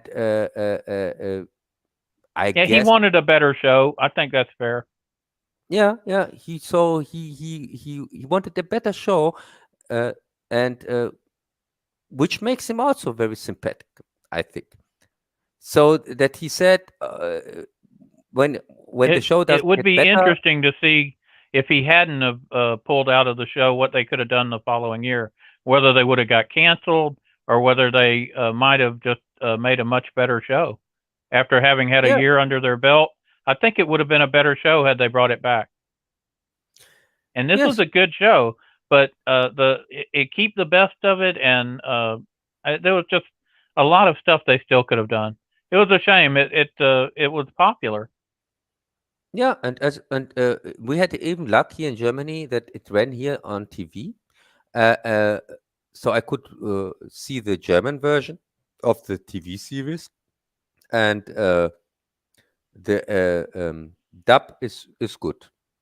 I can say it's a good dub, and also the quality was also good. It came out here in Germany. It was released on DVD, I think, and so I had luck to find a good copy and enjoy that. Oh, that's cool. So I definitely have the DVDs myself. yeah, And of and course, they had the other series, which they brought out 2007 or something, which wasn't good at all. Yeah, it was complete crap. They really made every mistake they could make. I know they thought it is smart or clever to put Kolchak into the first episode digitally to put him in. Oh, digitally? That was nice where you showed that on the. I didn't even remember that, but you showed it on the deal. It was nice just seeing him in there. That was really the only thing they did to reflect the name Kolchak. So yeah, but it showed the contrast. The contrast was what was in no scene. It was more clear than in this scene, where I really thought, oh my god, it would be so nice if I could see a real Kolchak here, because it looked Kolchak looked really good in HD. right? Yeah, and I thought, oh my god, it would be so cool if now Kolchak takes over and this wannabe Kolchak just disappears or something like that. Man, it would have been awesome if they could have brought him back digitally or something for the entire show, like they're doing in Star Wars or something now. The people don't get confused.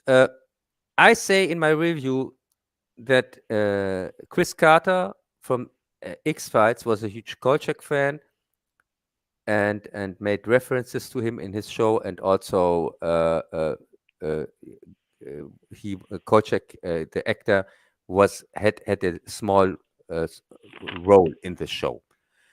But then I say somebody from X-Files revived Kolchak here, this TV series from 2006. But it was a different guy. That's the problem. Right. It was not Chris Carter. It was just somebody who also was producing X-Files. It would have been interesting to see what Chris Carter would have done with an actual remake. This stupid, because he would have done it right. Yeah, because this asshole, this X-File producer, he had no clue about Kolchak. It looked like that's even what the actor who played Kolchak in the remake said. He said this has nothing to do with the original Kolchak, and he pointed it out to them, and they wouldn't listen. Yeah, and so he just thought, I take this famous name, and what he did was he made an X-Files clone. Yeah. You had Mulder and Scully again, but this time it was Kolchak and this female reporter. And also, like in X-Files, they gave Kolchak a dead wife, or somebody he has to avenge. With X-Files, it's the sister, the little sister here of Mulder. Of Mulder, yeah. It's abducted. Who got kidnapped by the aliens. Yeah, and this time it is the wife that got killed in an incident with a supernatural whatsoever. And so really, who did they think they can fool with this crap? It was just a poor man's X-Files. But of course, it was not as interesting as X-Files. It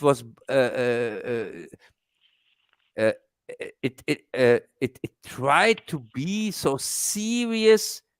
It was that serious, which made it less enjoyable. And also, Kolchak was the guy who was covering the things up. The female one wanted to tell the story every time. And he was always the one who covered it up. So they reversed his role even from head to toe. It was poorly done. Yeah, really. And I had to sit through this boring episodes that constantly tried to make to to make something like X-Files, but never achieved that ever. They made every mistake in the book from the get-go, making personal episodes when you don't know anybody of these fucks. They directly started out with the guy who went into the mind of the people, and these people then attack people they love, but they just met. These Kolchak and his new team, they just met. They are not. We have no clue how they feel for each other, because they're for us they are all strangers that just met, and then you get that directly started out with an enemy that is an enemy for people who know each other and like each other. But that was the first episode directly, and I really thought, oh my god, why are you making this stupid mistake? And it goes on with this kind of mistakes here with the scripts and so on. And I was so glad when I had the last episode done, and I thought, oh my god. I would have told more about it in my review, but the episodes are so boring and meaningless. Yeah, I agree. That's why I'm not saying much. I watched them, but Yeah, they're not memorable. no, not at all. It's really time. You waste your time. Don't waste any. Don't waste a Yeah, second with it. It's not real Kolchak. Don't watch it. And Yeah. watch the X-Files. If you're gonna watch a continuation of Kolchak, I recommend the X-Files series. Yes, the X-Files. It would be perfect if you watch first Kolchak and then the X-Files. And then the X-Files. Yeah. And the X-Files also, as I said in my review, till season 8, you can watch them, and season 9 and 10 are new seasons. They came up 2016 and 2019. I watched them when they came out, and there was like just a few episodes that felt like X-Files. Most of them didn't. No, they just couldn't recapture the magic. It was so unnecessary. And even one of the new episodes has this Kolchak-like character in it, who is dressed like Kolchak. But it was really more of a satire. It was not. You couldn't take this guy serious. So I thought they are making fun of Kolchak, not really. I don't know if this was something positive. I wouldn't recommend it. So yeah, so much. Okay, so I guess we're going to move on to the next subject. Yeah. Let's We've do that. got another movie. I think it's the last movie on the list that you gave me. It's the Kingsman's latest movie. Did you get a chance to see it? Yeah, of course. Well, you said to watch it, so I watched it. Yeah. So tell me, Greg, tell me everything about the Kingsman, the prequel. Okay, well, this is set as a prequel to the other Kingsman's movies, so we won't get into those. But basically, this is right at the World War I time period, and it was an interesting twist, I guess, on the British spies being involved in the death of Rasputin. You know, Rasputin was the mad monk who inserted himself into the royal family, the czars of Russia. Yeah. The Romanovs, I think they were. You know, I would say that should be interesting, but somehow it was boring.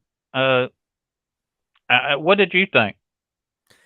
Yes, and also it again we have here a thing that couldn't decide what it wants to be. Did it want to be serious, or did it want it to be comedic? Because and also with the supernatural things that appear there, I thought they were kind of out of place because Rasputin is real. He did seem to have some sort of supernatural powers, didn't he? Yes, he has real supernatural powers. He heals the leg of one of a main character.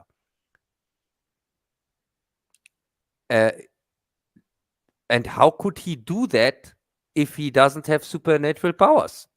Yeah, he couldn't.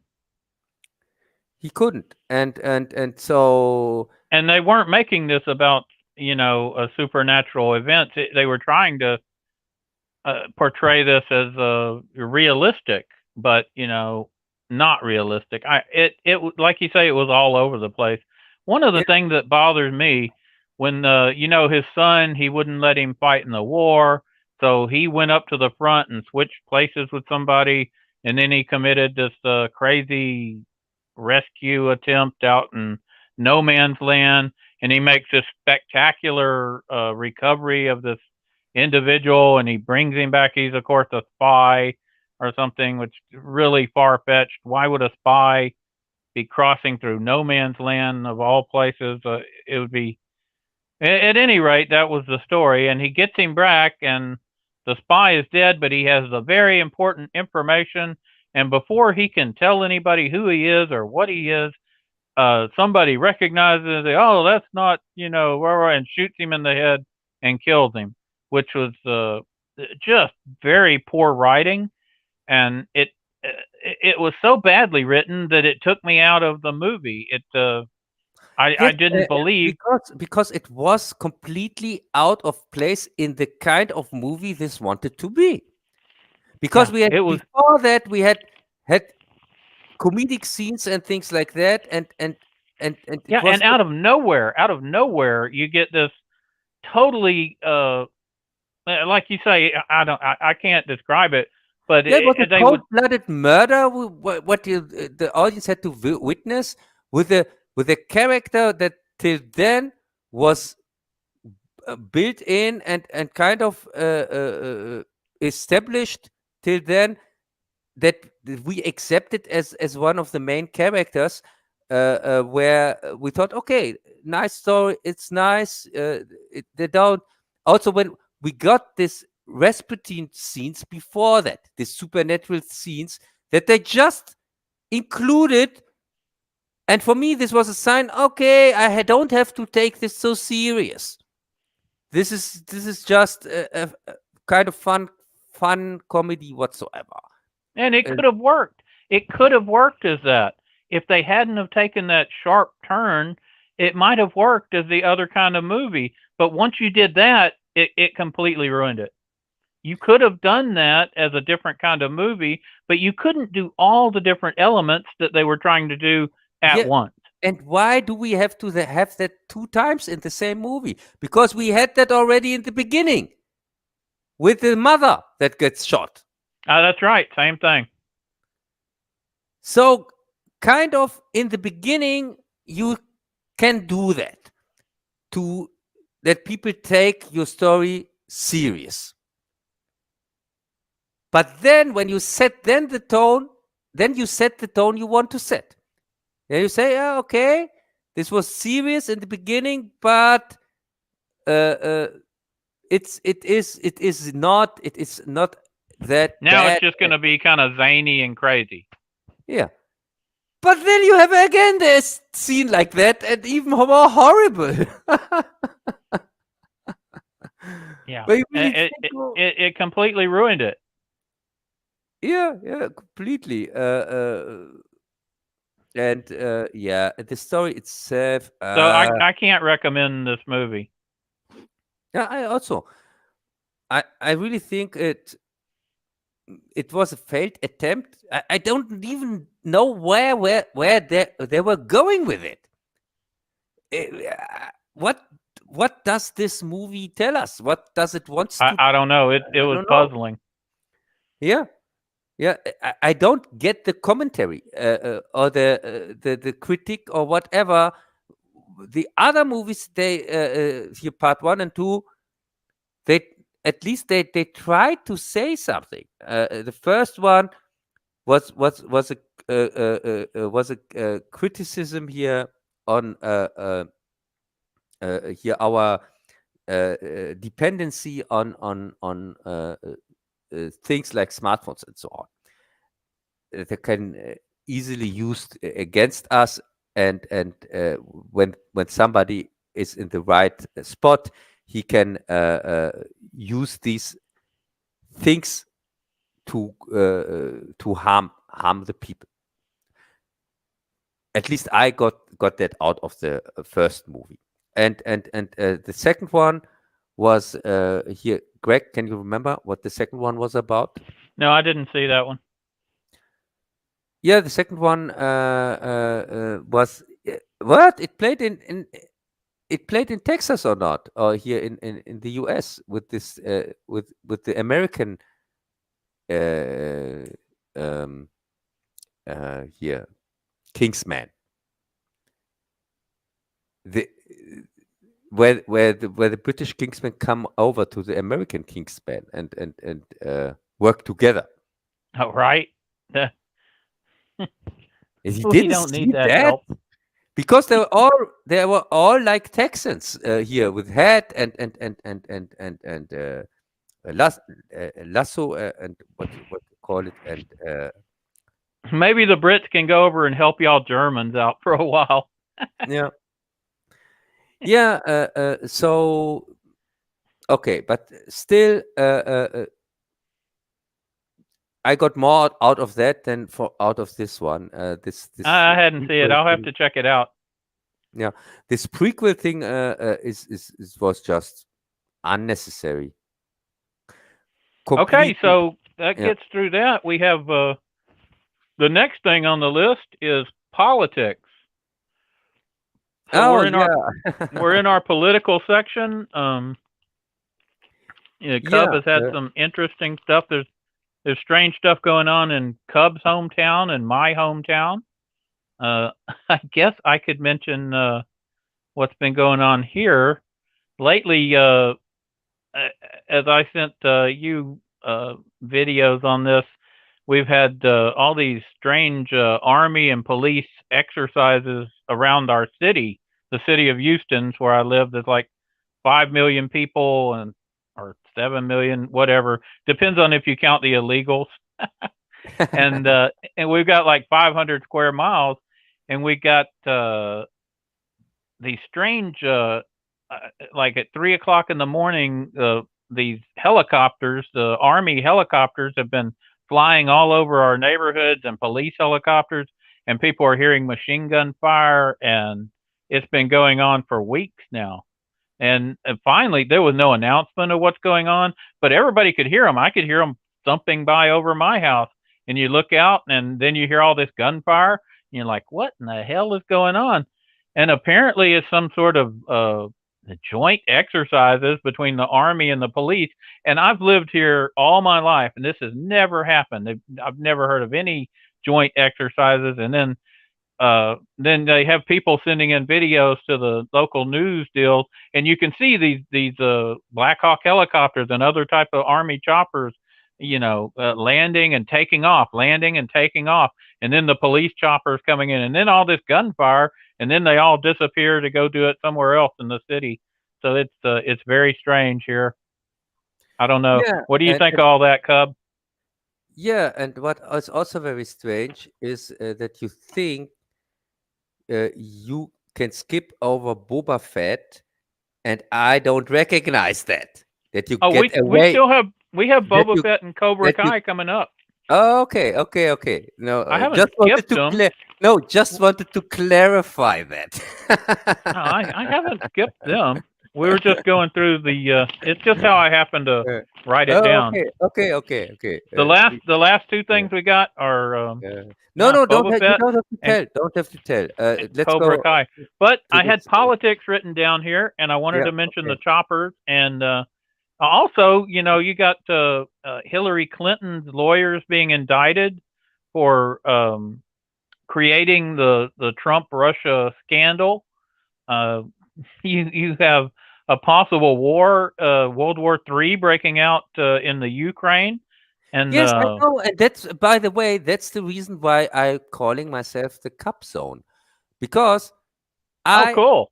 I saw a similarity between what was going on in that zone and in the Ukraine. And I thought, oh my God, this is a really crazy coincidence. So I wanted to finish it for last Wednesday, but I couldn't. It was too much editing. And I thought, oh, I hope the war didn't start on Wednesday, as they said. They take a week. It starts a week later or something like that. That my Dead Zone review is still relevant before we all die in the atomic fallout or something like that. That I people don't get think it. it'll go to atomic exchange, but man, y'all guys don't even have any nuclear weapons, do you? In Germany? I don't think so. Yes, we have many from you. Oh, okay, that's right. We loan you stuff. Yeah, Probably some short range. it's You're kind of right. a loan, We but we probably. don't have the keys. It's just Oh parked God. here. Do we base nuclear missiles there? I thought we stopped that. Yes. It's We kind park of them there and we it, take the keys. That's yeah. It's funny. kind yeah. It's kind of these nuclear missiles. They go against Russia when the war starts, and then Russia, of course, we get also nuclear bombs back on our heads, and and the Well, they U.S. might not want to nuke Germany because they want to like send their tanks in and take it over and stuff. Yeah, but when Germany nukes them, because I don't of even know how course, good y'all's military is. I mean, no, I no, no, the U.S. Army is going to nuke other countries from Germany because they have their well, equipment here, and so when the other would we countries, do that? yes, We and might. and and and so the other countries first destroy the enemy, direct enemy, Germany, because from here the stuff is going in their direction, and then the US has time enough to prepare before they come over to the ones who pushed the button, because that's the reason why we are against this Rammstein shit, the base, because this base is very important for any kind of war. That is, when it comes to war, this base is very important, that the US don't have to leave their country and can attack other countries, and they need this space for that. So we are going to be the first to get nuked for that, even if we are the victims here, the German people. I'm not for that. I don't think we should be doing that. If we wanted to do that, we could just park a submarine off of the coast instead of Yeah, having nuclears on the Allies' territory. yeah, I think that's a bad idea. And like yeah, you but say, it invites a nuclear attack on our it allies. it is really, that is the problem, to be an occupied country here, Germany, and we Oh have God, no. the Yankees have been occupying Texas since the Civil War. You ought to, come over here and help us with that, and it will help y'all guys. Yeah, but people like Yankees and Democrats and all It's these the same thing. creatures of the night. Normally, in the 70s, we had Kolchak fighting against these unholy creatures. But Yeah, we definitely need them. yeah, but nowadays we don't have anybody who You who know goes what's against them. terrible? In those days, the reporters were actually trying to fight against authority. Now, authorities have subverted all of the reporters and made them part of the authority. They don't report the news anymore. They work with the if Kolchak was made now, he would be working with the authorities to cover up the vampire killings and probably help provide victims. Yeah, because exactly that's Kolchak's role in the 2006 version. He Yeah. is covering up the stuff. Right, and that's showing the progression of the loss. The media is called the fourth estate, and it's been corrupted and lost. It's supposed to be the watchdog that protects us from the excesses. Yes, the fourth And power. it's not doing that. The abuses of power, exactly. Yeah, and we can't forget to talk about this horrible virus that is going on, the Democrat virus. I've heard if you get bitten over there from a Democrat, then you also become a Democrat or something like Yeah, that. that's the only way they convert anybody nowadays. And then start a follow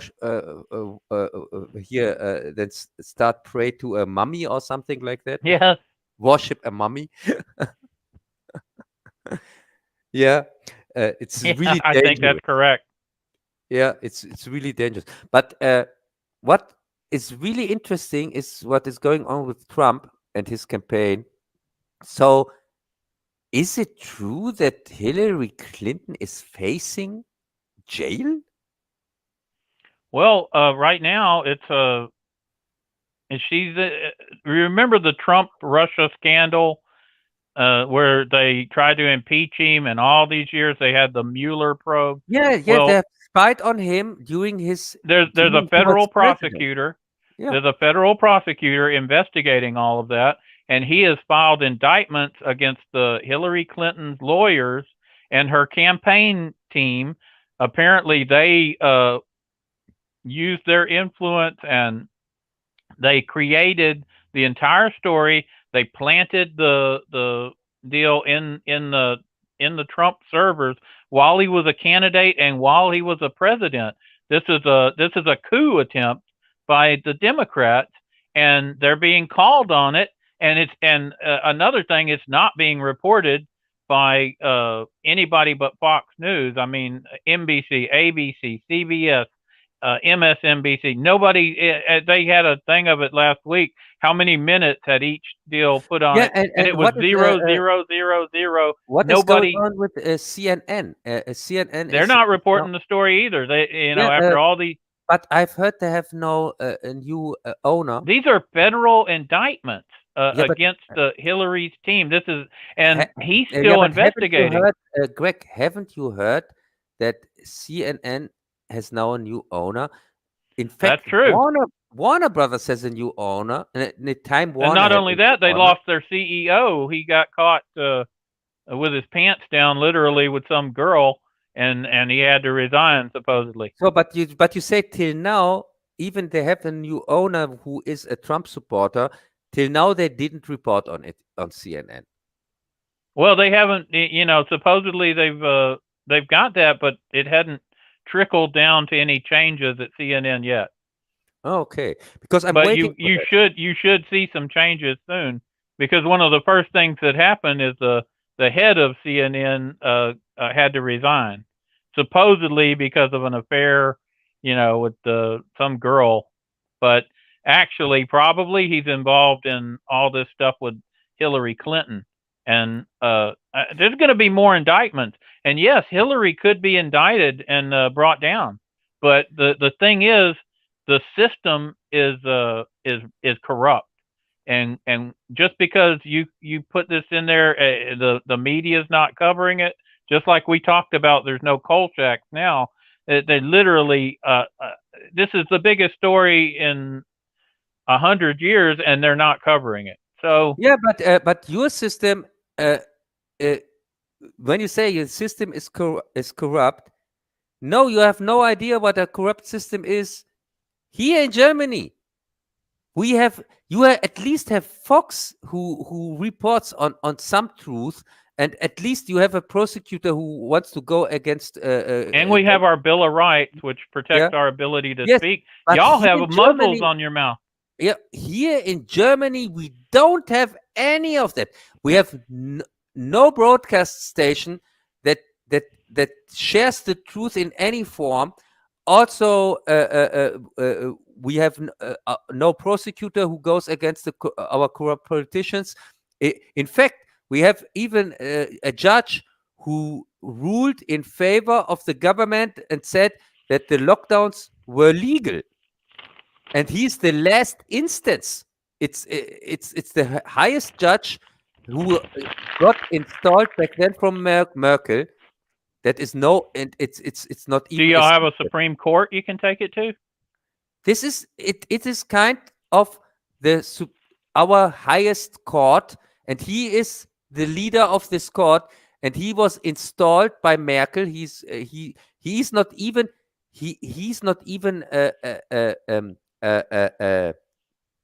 a lawyer or something like that. He's an outsider a political appointee, huh? Yeah, who was put from Merkel. And he doesn't need to know the law because he's just going to rule however he's told to rule. Yes. We have something like that here in Germany, and so when you talk about corrupt system, I think, oh my God, I wish we had something like that here in Germany, because it's here, it's really it's getting so much of a dictatorship that when I made my comparisons back then, 2 years ago, it said we are facing 1984. Yes, this is a regime. This is a dictatorship here in Germany. Yeah, it's amazing. I can't believe the way they don't let y'all demonstrate. And Cub was telling me how just a group of people walking down the street is illegal. If y'all stop at a stop sign to cross the street, the police arrest people for being in a group that is supposedly, I guess, stopped. They say it's madness. It's not allowed to be in a group, and so when this group, we are walking. So walking's okay, but when you stop at a stop sign, it's illegal. But even walking is not okay anymore. They say, "Oh, no, you say it's walking, but we say it's you are here coming together as a group, demonstrate." They just say it. It's their interpretation, they say. And we say, okay, but we don't care for your interpretation. We have the right to walk. But they still try to put pressure on the people. And as I said, it gets so ridiculous that even at a stop sign, when part of the group has to stop because of the red sign, they come over and say, "Oh, now you have stopped. Now you are not walking anymore," because they want to put fear into the people, because these are just normal people. They are not Che Guevaras or something like that. They are just regular normal people. Sometimes even with their children, and these policemen, they go so far over the rights of they against the law. It is crazy. They even started to send the people letters to say, you were on this demonstration where you didn't wear a mask, and it was a walk against masks, by the way. So yeah, sure. When I walk down the street, I put on a mask. That really makes sense. So then they send you these letters, and normally they send these letters to the people that they grabbed beforehand and got the information from them, who they are and where they live. But they even sent me a letter, even when they didn't get me. I ran away before they could catch me. But they how did they send you a letter then? Yeah, because one of them probably said he knew me, and they confused me with my little brother. Oh my God. So they sent him a letter. But my little brother, he's vaccinated and everything, and walks with a mask and things like that. So he's part of the system, witness of Corona, and they got this letter.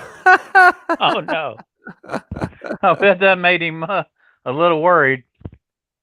Yeah, but it I'm laughing about that. But this shows how they break the law, because there's no way they can do that normally. They just if they don't know, if they I don't have thought with all that the German people had went through under, 100 years ago, that they would be extra sensitive to their rights being violated like this. I'm really shocked that they're able to pull this stuff off. Yeah, and so now today, the only thing that keeps them from the storm is the storm. That we have now this bad weather is the only thing that gives them a few more days till people group on the streets every day and stay there till this regime is gone, and they know that. It's really like this storm, hurricane, whatsoever here that is over Germany is it is like this scene in Terminator, the last scene in the first one, where they say, "Oh, a storm is coming," and it is. After the normal storm, then they get the real one from the people, not by force. I mean that the people group on the streets. We have these Monday demonstrations, or what you call them. Maybe you have heard of them. And we had over last Monday, even with this bad weather, we had over 2,000. We had 2,200 walks, registered one, not just the one that we could count. But there are also some that are not in these lists. Right. I don't know what to tell you about all that. It's terrible. I'm Yeah. hoping. I don't know. I don't understand how they're getting away with it. Yeah, and we are really, y'all are part of the European Union, and the European Union is like a federal body, which basically, if you think about it, Germany is like Texas. It's basically only a state. I'm sorry to tell y'all, but you're no longer really. We used to be used to be an independent country too, and then we signed up with the stupid United States, and now we're stuck. But y'all are stuck as part of the EU. Who isn't there an EU body that y'all can appeal to? Yeah, the problem is they break both laws. When a EU law is in their favor, they use that against us. But when an EU law is in our favor, they just ignore it. That's not supposed to be possible. It is. But it is really, it is exactly like that. After EU law, we would have even more rights. That's how I understand it. Y'all should be able to appeal to the European Union as a German citizen. You're also a citizen of the EU, and they should protect you from abuses by its member states. They go against every law. They go against German law, they go against EU law, and they go against human rights in general. Human rights. They ignore that here in Germany. Well, that makes me sad. It is crazy. As I said, and people, many of Germans are coward assholes that just go with it and put on the mask instead of coming to their senses. They are talking about the fourth jab here, the fourth one. Yeah, another booster. Yeah, yeah, the fourth one. So they have, just for Germany, they have got 560 million jabs they have bought, but we are just 80 million people, and jabbed can only be half of it or something like that. So they have bought for everybody 10 jabs or something like that. Wow. Well, y'all ought to be covered then. Yeah. So, as I said, but what is going on here with Canada, and also this truck thing? Is it Well, also okay. In Canada, they're doing like almost martial law to get to. There were some truck drivers who blocked major thoroughfares between Detroit or something and Canada, and this is one of the main points for trade between the countries. And apparently, Biden got on the call, called Trudeau, and told him to, bust these people up, and so they seized their bank account. They said they're going to seize and murder their animals if they had them, and take all their property and their trucks, and take and away their children or not? Even. suspend their insurance. And I don't know. I'm sure children are involved too. They'll probably take their children Yes, because yes, they're declared. Trudeau's already declared them terrorists and yes. Nazis and anything else he could think of. He's went crazy. Yeah, this Trudeau They've guy, lost their. he's like a dictator or not? It's like Shape is saying in the chat. The evil Nazi truckers got their bank accounts freezed until they get the jab.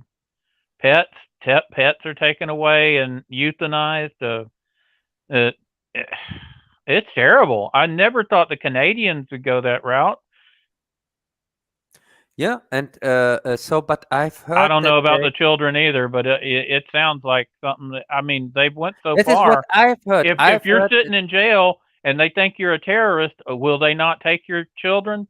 Probably, but they're not going to advertise that because it'll make them look bad. Yeah, this is what I've heard, that they say if somebody helps the truckers, then they prove that they are going to look into if he is able to raise children. Right. So he gets trouble with that. They'll either say it's child abuse, or they'll say that you're not competent to raise your children. You know how they'll do it. Something like that. They make something up. I know exactly how they do stuff like that. Yeah.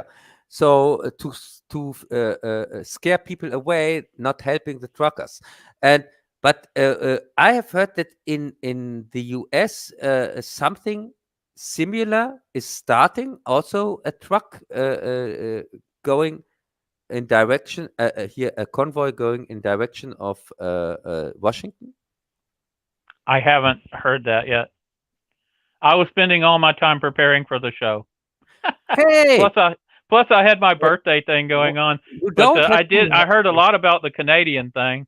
Hey, you don't have to hear about that. Just look out of the window and look if there is a convoy passing you. There aren't convoys. There are suspicious army helicopters and machine gun fire. And by the way, I guess that distracted me. Did anybody bring up the movie Convoy when it came to this to the trucker thing? Convoy, we got a little convoy. Yeah, I remember that thing. Yeah, the classic with the rubber duck. Yeah, you're right, rubber duck. Yeah, that's funny. Yeah, because That's a nice reference, Cub.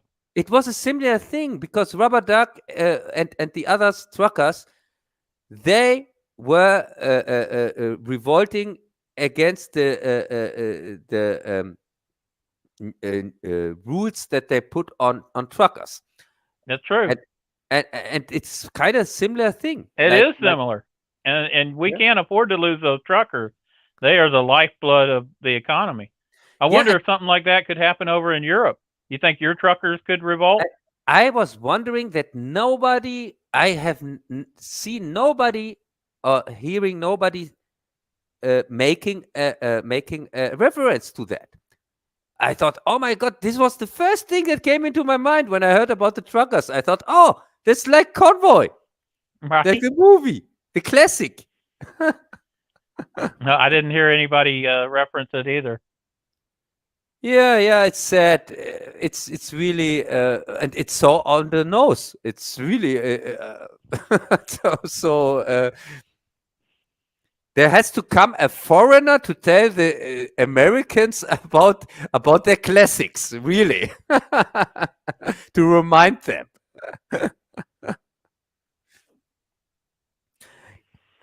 You said there were your people wanted to ask me some question. Yeah. Was that the question? The question was for sure if something similar is happening in the US, like in Canada, because that are things we heard over here, that trucks have started in the US and also in France. And I would be willing to bet that the sympathetic truckers are going to start doing that if they haven't already. Yeah. Shape Coter wonders if he can join the conversation, or is it scripted? No, he can. Shapey. Ich kann dir da eben den Link schicken, kein Problem. So, zack, kann ich eben kurz zwischen. Zack. So. Wait a second. My mouse is making trouble. So what was your answer? So, Shape, hier ist der Link, den kannst du einfach benutzen, dann bist du bei uns mit drin. Ja, I sent him the link. Shape isn't here, it's only Coter. I think that's a joke. Huh? Yeah, sure. Yeah. Well, we don't normally let people in, but we can let you in this time. Woohoo! Yeah, it's no problem. So also another thing. Oh, you distracted me. What did I wanted to ask? Yeah, of course, what is going on here with the Clinton case and with the Trump campaign, and also how is the protest? No, as a bit. Yeah, okay. How is the protest in general going in the U.S.? Is there a protest against the Biden regime? Well, that's a good question. There doesn't seem to be a lot of coverage of protests. Yes, because the thing is, we both know that it is an illegit. It has no legitimation. Your government. Biden didn't win. You saw what they did on that election. Capitol protest on January 6th. So they infiltrated it and they turned it against people, and then they called everybody terrorists and arrested them. That kind of tamped down people's ability to protest. You can do it. It ain't like Germany, but you know, they have ways of acting against you. Yeah, I know. And they don't cover it. And what's going on with this documentary that is released next month? Game the Over. 2000 Mules one? Yes, 2000 Mules.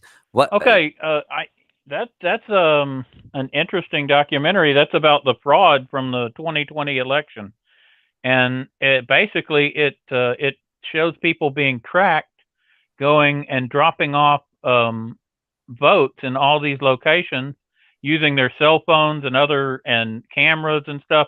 You can actually see in these critical states that swung the election towards Biden, you can see voter fraud being perpetrated.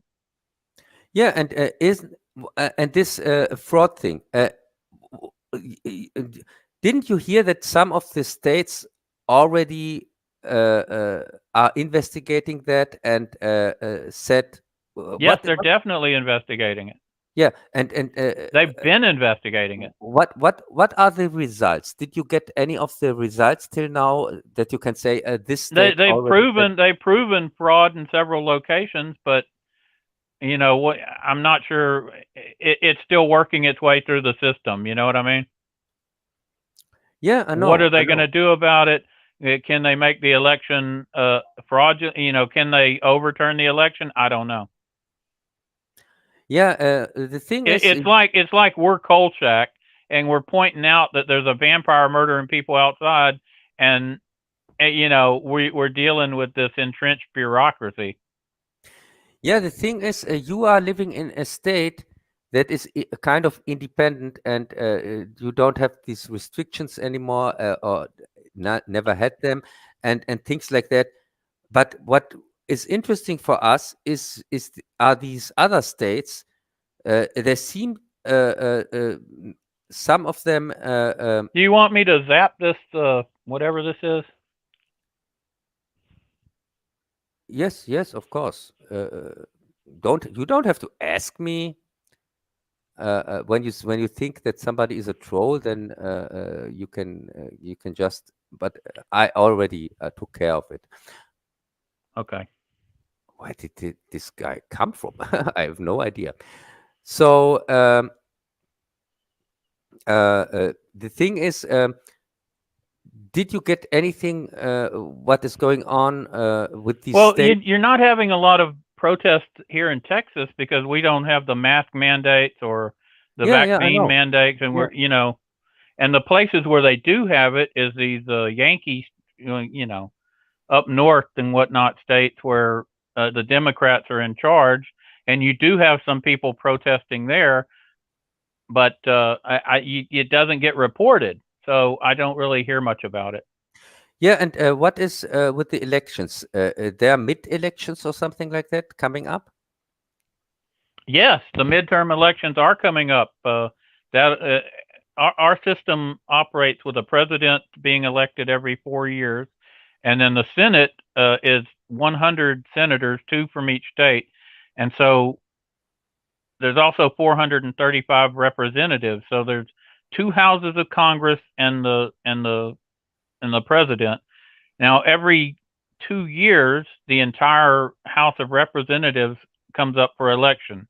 So that's 435 races right there, and it looks like the Republicans are going to take back that House from them, and probably take back the Senate too. The whole Senate doesn't come up at once. 1/3 of it comes up every 2 years. So you have 33 senators and 435 House members that have to stand for election in just a few months, and they are going to get toasted by the Republicans. Yes, I guess so. Because I'm really wondering if the Democratic Party gets the only reason they're winning at all is because they're using voter fraud. Yeah, no, but if they can prove that the Democrats have spied on Trump during he was president, and also that they have committed this fraud, this election fraud, how can the Democratic Party survive that? Hi, Köter. Yeah, hello there. My name is Köter. Like the Köterrasse, like you can call the Germans Köterrasse. It means like a race of dogs. Yeah. Hey, Koter. Yeah, it's kind of filthy dog. That's can say that, like something like that. So yeah, nice you are here. Well, it's going to definitely damage the Democratic Party. There are people who are Democrats no matter what. They don't care what they do, and that's 1/3 of the country. But my question is really, can a party survive that? Ich meine, what is when the Democratic Party gets so damaged? Is there going to be We're a new talking about party? people who have been indoctrinated. Because I'm you talking have about. Greg, you have a two-party system. Yeah, Can may one I party? say something to Greg because he said before that the storm on Capitol Hill. What was it? What you told that this damaged the Republicans or what? No, it damaged the possibility to demonstrate. That's what he meant. Yeah.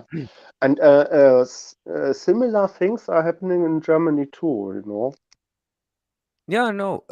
Yeah, Greg, I think you got that. We have here some paid people, and it was the, wie heißen ja nochmal unser Geheimdienst hier, BND?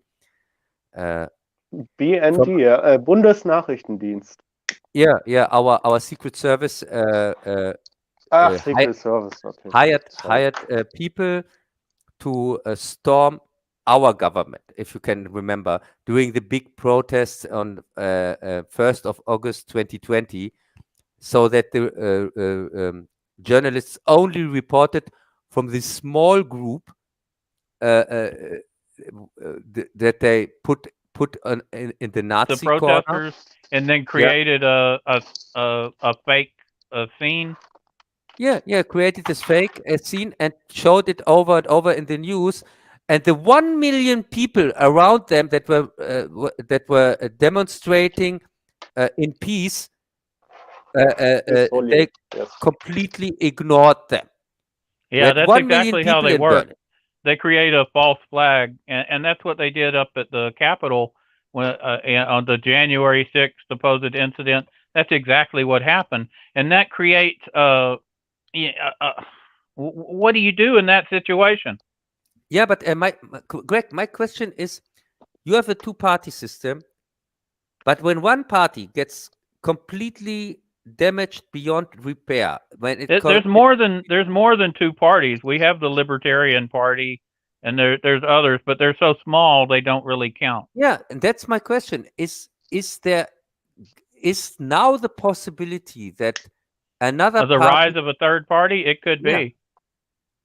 What'll probably happen? What is happening? Bitte? Only two parties in the USA. It'll almost. Parteien heißt Party. Yeah. I know that Parteien means parties, but I find it so funny that in the USA there are only two parties. Really, there are more parties, of course. Of course there are more parties, but just two. There's two major parties. Yeah, two major ones. The others we have like the Libertarian Party, for instance, but they don't draw but a tiny fraction of the vote. People feel like with the two parties split almost evenly, that if you go down and you all start voting Libertarian, basically, okay, 5% of you voted Libertarian, and you made the side that you would agree with lose. But you're never gonna. You don't. At least you have a two-party system. We have just a one-party system. Yeah, well, what y'all have is about an 8-party system, and what they do is they keep 7 of the parties are so small that they can't do anything, and the one party is big enough that they keep winning, and that's why we don't all vote for all these little parties. No. Here in Germany, we have one party that gives themselves different names. We have CDU. No, there's only one party. There are two parties in the Bundestag. One party is them. They say there is one party. Those are Democrats, and all the other parties. Ja, du sprichst jetzt an Democrats. Du sprichst an auf die AfD. Ja, ich weiß. Aber what I want to say is, we have a party, for example, called CDU, and a party called SPD, but these are both the same. They just have it's the same party with different names. They have the same politics, and we have a Green Party which has the same politics like like CDU or SPD. And we have a libertarian party that has also exactly the same politics like the other ones. We have just one party that has a little bit different politics. It's called AfD. It's the new party, but they are called the Nazi party. Constantly, these are the new Nazis and things like that. And these Well, are the you ones. see, that's how they keep you divided. They basically have splintered your vote into so many of these small parties. It's brilliant in its own way. It's to keep you from being able to choose between one thing and another. Yeah, There is but a definite difference between Republicans and Democrats. But if we allow ourselves to be splittered into all these little parties, we'll end up in the exact same boat as y'all guys are. yeah, but these parties, all these four main parties I mentioned, for some reason they have now exactly the same politics. You can Yeah, take the well, Green Party, or not you can. exactly, but slightly. Yes, the same. Well, Yeah, if anybody tries to come up with a different party that actually has freedom or different ideas, they're going to be painted with a brush of oh, they're Nazis, or oh, yes. Our they're Freedom Party is this Nazi party, the AfD, called AfD, and Alternative for Germany. And I talked about them here in my wave review, if you can remember. They are I do painted, remember. they are painted from the media as neo Nazis or something like that, new Nazis, and The very fact that the media is painting them in that way makes me think that they're probably good guys, because yeah, we but, know the media is lying all the time. yes, and I voted for them because there was no alternative left, because I had to vote for them or for one of these four parties that are That in are the the same. no, Basically, a that, four-headed that, hydra. that are anyway in the that are built the government anyway. So three of them are building now the government anyway, and they Well, make what you're describing is basically a four-headed hydra that's acting like, oh, vote for this head or vote for that head, but it's all the same freaking monster. Yeah, it is. It is. It is. Just wanted to make a joke. We have just one party. You have at least two parties, but Well, we've got parties that actually have a difference. Yeah, well, in the US, there's you're in the US, right? Yes. yeah, Greg kommt aus Texas, der wohnt da. Texas, yes. I heard like many tech companies and so moved to Texas from California because they got too high taxes in California, and so they moved to Texas. I found this a bit funny. Yes. Yeah, California's a nightmare. Yeah, I heard about the poop in the street stuff, and like you can in some cities, where was it? You can loot for just some $100 or something, and then they can't shoot you for this or what? What was it? You know it. Yeah, they say that when you steal something less than $1,000 or something like that, that the police doesn't even Intervene. follow you. So, okay. Greg? Yeah, the Democrats are in control in California, and that's how they do things. Yeah, they're controlling the prosecutions, and they get prosecutors elected who won't prosecute even if the law says that it should. So they're attacking the system from several different angles. They're trying to destroy the system, and they're doing a good job of it. It's going to cause a collapse eventually. Yeah, they're also trying to collapse the money. It's going to be worthless at some point because they're in charge of the printing presses, and they're like little children. They're insane. Hey, But Greg, what do you say to your new neighbor, Gary, here from Nerdrotic? oh yeah, Yeah, Yeah. he came to Texas, didn't he? Yeah, finally, not just Texas, I think Houston or not. Is he in Houston? I didn't know that. Yeah. He came to Houston. I thought, oh my God, that's so cool. You get to be the neighbor of Gary. You know, back in the 1800s, they used to find GTT branded in trees and carved in trees. That meant gone to Texas. Yeah. Do you drink whiskey or not? Greg? What? Do you drink whiskey? Some.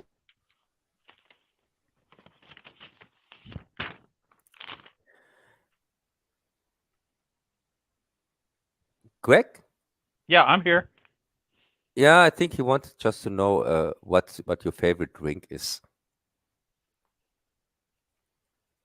What was the question? He asked you if you drink whiskey. Oh yes, I drink whiskey. Drink rum. I drink beer. I drink Because, tequila. Greg, because of the Western, of course. Texas, Western cowboy. A cowboy drinks whiskey. Yeah, I got a cowboy hat. I've got rifles and pistols. I do definitely drink whiskey. Yeah. The whiskey I drink is Texas Crown, and it's got an oil rig on the front of the bottle. I was an oil field guy. I worked offshore and in refineries. Yeah, no. Did we lose our guy? Yeah, so it looks like he said something with the connection. He has bad connection. He lost connection. I see cat claws back in the. Yeah, and we have here storm in over Europe. I told you since days. A storm? Yeah, we have a storm that goes since days and goes a week. Or I think 1 or 2 weeks the storm goes. So it's the only reason what keeps people from the streets protesting. So we are sure that the government arranged that or something like that.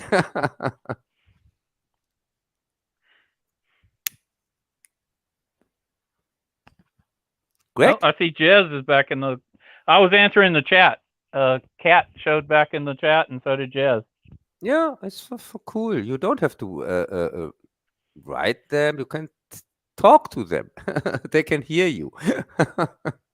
Oh, sometimes I send a little message on the chat while you're talking.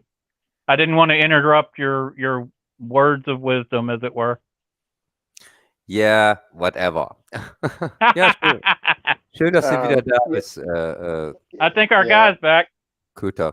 Hey, Coter. Hey, Greg, when I wanted to ask you about whiskey, the connection broke. I don't know. Something's wrong, but I will check out tomorrow. Check this out tomorrow because now I'm drinking a Kilbeggan traditional Irish whiskey. Oh, sweet. Irish whiskey's good stuff. Oh, well, but there are also like standard stuff. This is like 15 euros. Yeah, I don't like whiskey. I like bourbon. And I go and get another beer. I'm back in a minute. Oh, yeah. Then I'm getting a beer too. So I missed the whiskey part. Do you drink whiskey from time to time or not? I couldn't understand that. What was the question? Yeah, if you like whiskey or not, and when which? Yeah, I like whiskey. Usually I don't drink it straight, but sometimes I do. Scotch is a type of whiskey. I like that. Oh. Also, I like bourbon. Yeah. That's whiskey.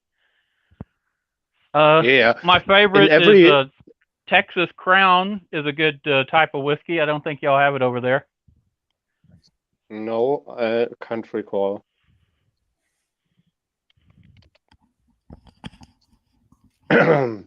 So I'm Texas back. Crown. I'm back. Hello. Hello. Hey. I was answering questions about whiskey. Ah, okay. So you are in your Okay. element as a cowboy. Yeah. Okay, then let's end the whiskey stuff. My favorite whiskey is Lafroig from Scotland. Yes. So how do Yeah. you drink your whiskey? Over ice or straight, or do you mix it with If it's good, Coca-Cola? straight without anything. Yeah. Well, Hello? that's a good way to do it. That's Yeah, the Texas but way. once a bad whiskey, then with tea or coffee or whatever, or a Jizz says standard good whiskey, Yeah, very or cool. standard So, whiskey like Jameson for Irish coffee. so Greg, so much. I think so much for the political stuff. Should we continue with? Yeah, next I think Boba Fett. Boba Fett, yeah. Oh my God, this We horrible. got Boba Fett left and Cobra Kai. Which one do you want to hit? Let's start with Boba Fett. Yes, Oh I've my seen them God. all. I've seen Oh. all episodes. Oh, very cool. So, Greg, first off, what do you think from the series in general? What do I think of Of Boba Fett? the Boba Fett series? Yeah. Okay. So there were some good parts and there were some bad parts. It was uneven. The writing, I see this as a tale of two shows. The first, 4 episodes were poorly written, badly directed, badly edited, but there were some good parts. I like to see the Jawas. You remember my brother had a Star Wars wedding.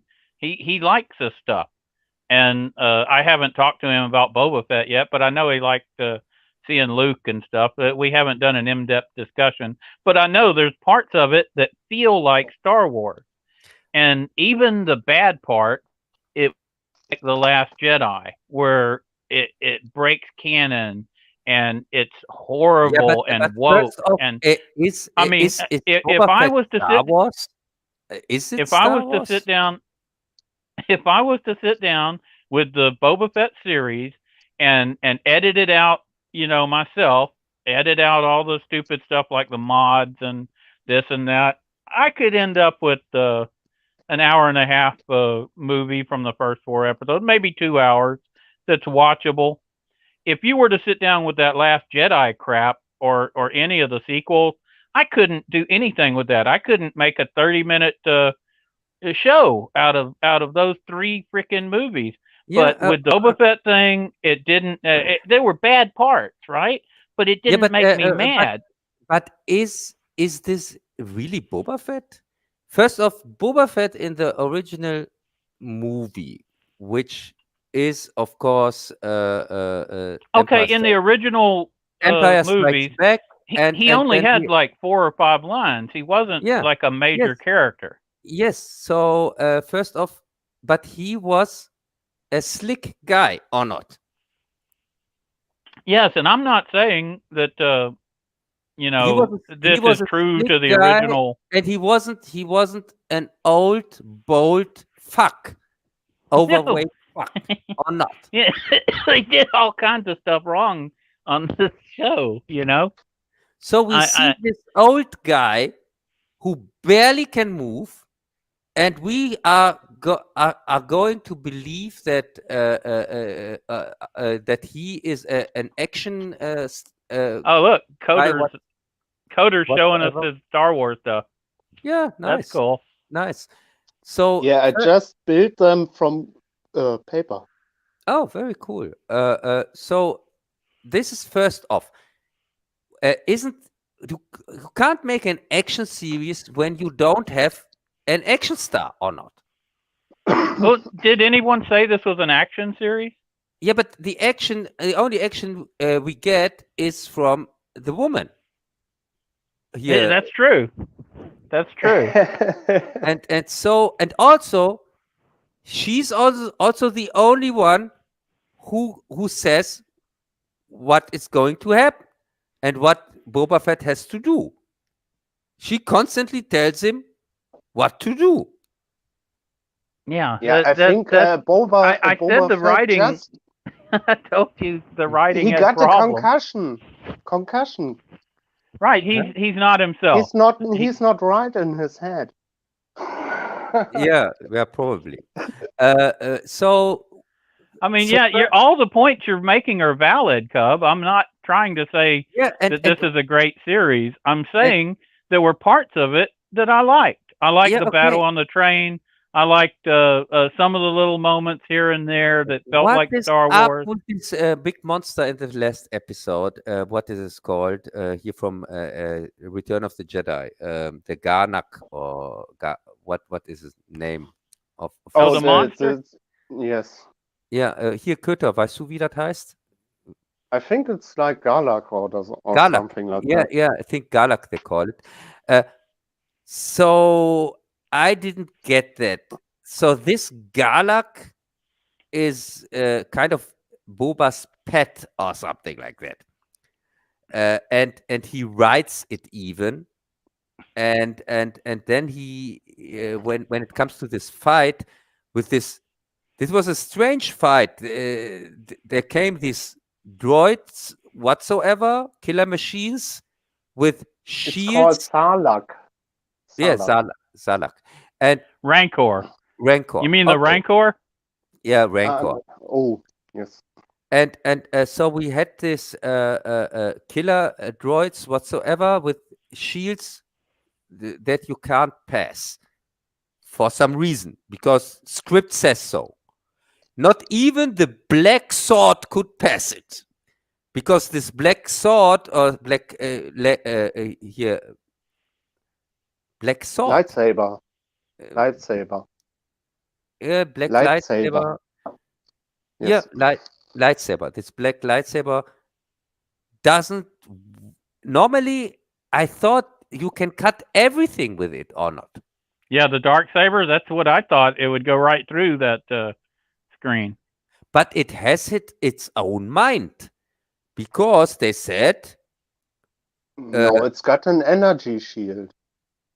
yes. Oh, But you're saying maybe it's not being wielded at full power because of some mystical reason? no, they say when he fights with the black with this black lightsaber, when he fights against the woman, The dark saber. Yeah. the dark saber, when he fights against the woman here, his boss, the Mandalorian, when he fights against the woman defeats him, even with the black lightsaber, and Yes. tells him, you have to you don't have to force it or something like that. Some stupid. You don't have to force it.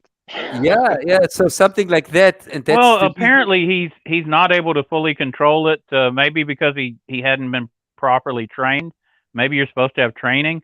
As I understand it, him possessing the dark saber, having won it in battle, makes him the head of the Mandalorians. So one thing that bothers me is they're like, "Oh, this is the way. You can never take off your helmet."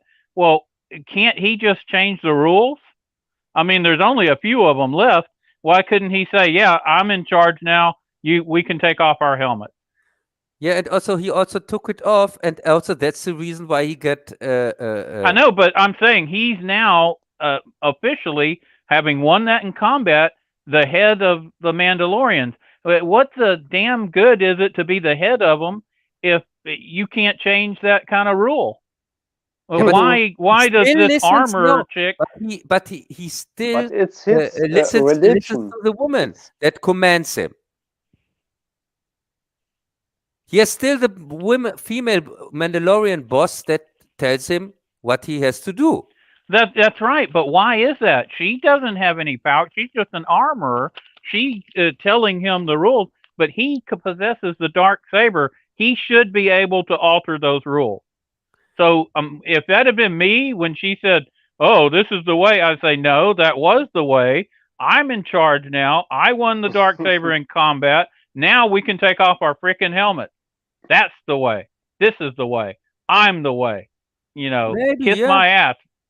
Yeah, the I'm from Mandalorian Texas, so the Mandalorian rules, I never understood them because he isn't supposed to take off his helmet, but the woman where he was fighting together with the women in one episode, they yeah, you're didn't have, talking about our girl Starbuck from Battlestar Galactica. yeah, she took off She's a her man, but helmet. remember they explain that as they were a different sect. They don't believe in it. They consider the Mandalorians' little sect to be like fanatics.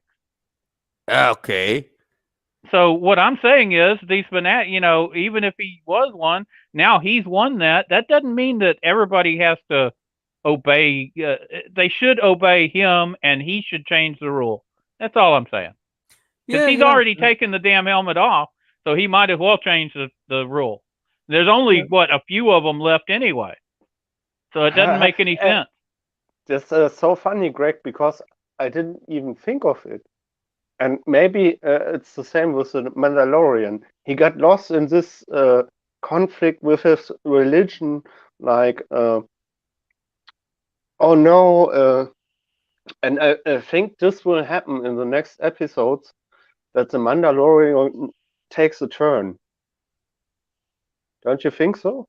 And also, Yeah, the thing is, he took off his helmet, yes, but the only one that saw his face, besides the audience, of course, was just a robot.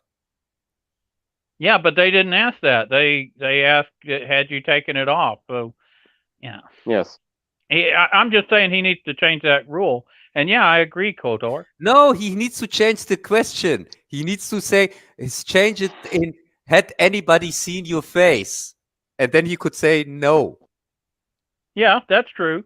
So I'm just saying he holds the sword. He's no longer bound by those rules. Yeah, and about this sword, anyway, I am really confused as hell. It's like King Arthur having just drawn Excalibur. You get to make the rules at that point. Yeah, and like, about the lightsaber cup, I think that's like when you got spaceships in Star Wars, you got shields, and that's like with his robots, they got this sphere shields, and the lightsaber is an energy weapon. And as for the second part of the Mandalorian, where you had episode 5 and 6, that I enjoyed. That was the basically Mandalorian season 3. I enjoyed the first two. The first two seasons of Mandalorian were uneven too, but you had some fun stuff, and it's continuing the story. I like seeing Luke and Grogu together. This is what we should have seen 35 years ago. It's 35 years too late. The writing isn't good, but it's not bad. We're not talking woke stuff like Admiral what's her face with the purple hair. We're not seeing Leia fly through space. You mean Admiral Jurassic Park? Oh no, it's yeah, Admiral you know who Jurassic I mean. World. Yeah, that stuff made me angry. It was so bad. No, I wait don't see second. anything. No, I don't. it is Admiral Wild at Hair or not? The mistakes they're making are mistakes of poor writing, editing, directing, some lame acting, some poor choices on casting. But okay, those are all forgivable mistakes. They're working their way towards something better, and I'm willing to give them that chance. Hey, did you even get this brilliant reference I made when I said What was it? Admiral Wild at Hair? Because Laura I like Wild at Heart more. Yeah, Laura do you like Dern this movie? Wild at Heart is one of my favorite ones. Yeah, she was in Wild at Heart, and she had this crazy hair in the Star Wars movie, and that's Wild at Hair. That's nobody gets my references here. I didn't get it. Yeah. But there's plenty of people picking the series apart, and you're doing a good job of it, Cub. There's lots of people doing that, but why do I need to worry about that? Well, I've stipulated it's got all these problems, like the mods. Those bikes, they're ridiculous. I would have chopped that stuff out. But and I people can who just write ignore on that. the It's people not who write something on that it. makes me angry. You know what I mean? It's something that I can ignore as okay. It's just stupid writing. You got bad writers, and it's getting, I think, better because the last few episodes were definite improvements on the The early last one. episode was, oh my god, it was so crap here with this Rancor. The Uh, Rancor. You'd love the it Rancor. was Isn't he so lovely? And Cub, you bad. know, Cub's got a Rancor toy there at the house. Yeah. Oh, do you know what I will build next? I will do the Rancor out of paper. Oh, The cool. Rancor. The thing, the Hey, you thing think with the Rancor should get his own series? the thing with the Rancor Yeah. is he uses the Rancor to defeat the stupid here this droids here this killer The battle droids, droids or whatever they're called. Yeah. battle droids. So, and after that, the Rancor goes Godzilla over the town and starts to destroy everything. And then they have to defeat him.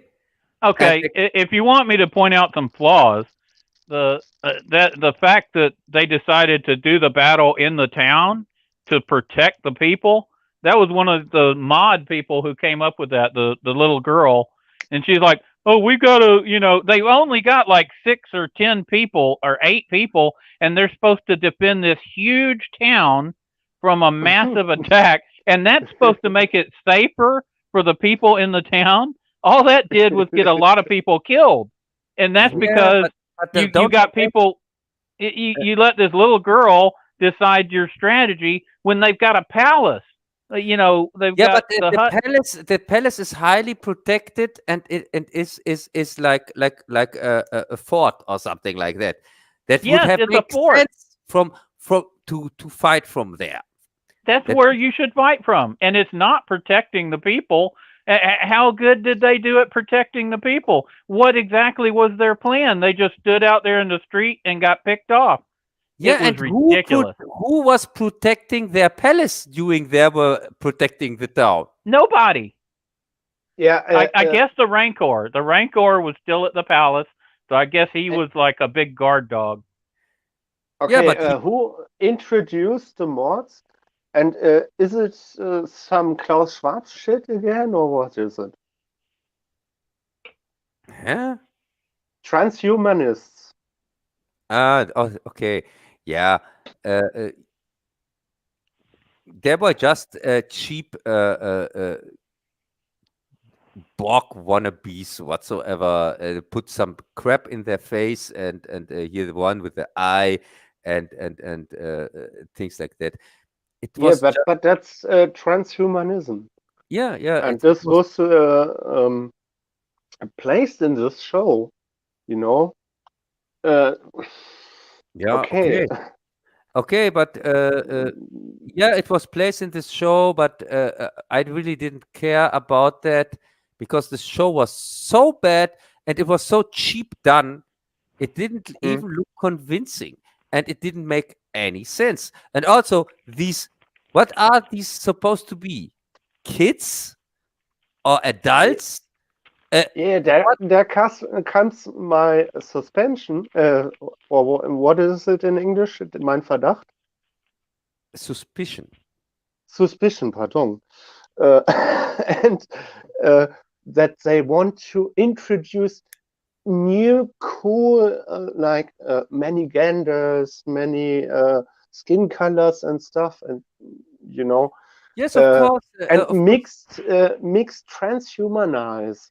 Yes, people of course. to introduce a youth spin-off of the series with just the names and then cool young guys, Yes, like of course, that was a school film, high school film, or whatever. Yes, of course, that was their intention. But what I'm saying is, who the hell were these guys? Were they Yes. children from somebody? Or were they adults supposed to be? They were just there. And that's my problem with these with these guys. Oh, Greg is out. Ja, der hat Dingsprobleme, technische Probleme wahrscheinlich. Wird gleich Internet problems. Huh? Yeah, He's in yeah. the US? Yeah. Shouldn't it be better than in Germany started? Yeah, but No. this is a German stream, so that his signal has to come to Germany. I thought this was the internet. Yeah. Yeah, I played a lot of games around, 2000, 2001. I was really addicted to ego shooters and stuff and Yeah. simulations. Yeah, but I'm not a gamer, as you know. Yeah, yeah, but I worked at the cinemas too, and at the movies. Oh, cool.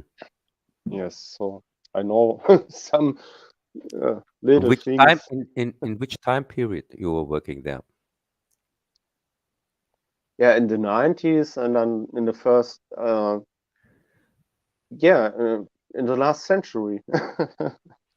Oh, so from from the 90s and to in 2000 the to the 2000s to, like, I don't know. Okay, there was some side projects like theater, like presentations with video art and stuff. Oh, cool. That's Hey, something different Khan, than Boba Fett. Khan is back. Who is it? It's Greg. Yeah, yeah. Oh, what is this picture? Yes, this is the Zorn des Khan here, Wrath of Khan. Ah, yes. Yeah. Ah, So, Greg, great look, yeah, Great but Thanks, Kotor. yeah, this is the original Khan. I had to switch to another device. Yeah, he had to Oh, switch. yes. He has to switch from Kolchak to O'Mega Greg. Khan! No, this is Greg Part 2, and that's why he is here with Star Trek Part 2. It's O'Mega Greg. Yeah, Yeah. O'Mega Greg. So I also got So we've established that mixed Cub feelings loves about Boba Fett, because the first, also the Boba Fett episodes, like the first 4, yes, they were so Boring crap. so primitive, partly, but fascinating. It was unwatchable crap. And then there came to 2 Mandalorian episodes, which were okay, but they were not Boba Fett because Boba Fett wasn't seen there. And then there came this horrible last episode. Yeah, but getting the Luke scenes was worth putting up with the whole series. We had 2 hours of great television, and we had another hour and a half that you could grounge together out of the rest of the series. Something weird happened behind the scenes with that, and we're going to hear about that later. No, I don't agree. You with know that. more? Wow. The Boba Fett series was complete disaster, complete crap. It makes Star Wars now. It's embarrassing to call yourself a Star Wars fan now. You can't do that anymore. It is like I with Star disagree. It had some fun moments. Me too. I'm Star Wars. I don't like the new movies, like after the first 3 ones. Yeah, so everything. And The Mandalorian I like because it was quite simple but fascinating. And in the style of the old movies, and with some great actors and some great scenes too. Yes, like Werner Herzog was. What is Werner Herzog doing in the Star Wars series show? What is this? Yeah, There were some good Werner parts and Herzog, many bad parts. is a former good director, but he is he's also gone bad. Don't forget he made this horrible Bad Lieutenant remake with Nicolas Cage, as we need one. I So missed that one. How is it called? Bad Lieutenant, the new version. I'm The able to new watch. version. I missed I'm that able to one. watch bad shows and pick out the stuff I like. So, good bad movies are a thing, and there are Hmm. parts of this that are watchable. There are no parts of the sequel trilogy that are watchable. So for me, it's a major difference. This has some stuff. Yeah, I laugh at the mods and the stuff. I'm able to laugh at that stuff. you know, if I had my buddies over here, we'd take shots every time we saw those idiots on the screen, and that's Uh, how I have fun. I don't sit around being all depressed and mad about but stuff. don't forget this horrible woman that turned up in the last episode to completely put it on the under zero, even below zero. Here, this horrible wannabe comedian whatsoever. Here from, what, here, the one with baby Yoda, which was Oh, Oh God, the mechanic girl. the yeah, the mechanic girl, the Oh. mechanic girl who who dated She's bad. Java. Dated a Java. Oh my God, they Yeah, completely destroyed the Javas in this one. Completely forgot Javas are about just that. little fuckers in the desert. Oh no. Please, This Greg, has to be cancelled. This has to be cancelled. how can you say this was decent when they completely destroyed the Javas? Completely. Yeah. Yeah, that's what wasn't nice. Yeah. Diaz So says that I'm easily entertained. He says Star Wars is dead. He basically agrees with you, Cub, on this Boba Fett thing. But I think I've got Yeah. KOTOR on my side. So how about that? That's 2-2. Yeah, And I'm yeah, from Texas, you so I seen it? win. I built myself a Boba Fett out of paper. yeah, but that is that 2-0 is still 0. So what? You can also have here 50 guys against me, but still will win the argument. Sorry. So yeah, Boba Fett crap. Let's call it by the name Boba crap. Sucks, and I'm just going to watch it. We're going to have to on- agree to disagree on this one. It has a lot of problems, but there are some good stuff to watch. It had not so much problems like I had to watch it. I can tell you, because No, it was if you so don't want to boring. watch it, you don't have to. That's fair. I understand why y'all feel like you do, and in a lot of ways, I agree with y'all. But also, I like to get drunk and watch stupid stuff. Yeah. Yeah, here, look at my setup.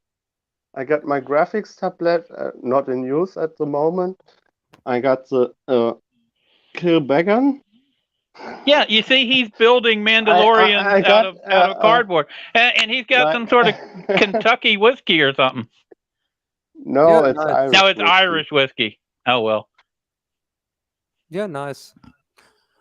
So yeah, I would And say Huh?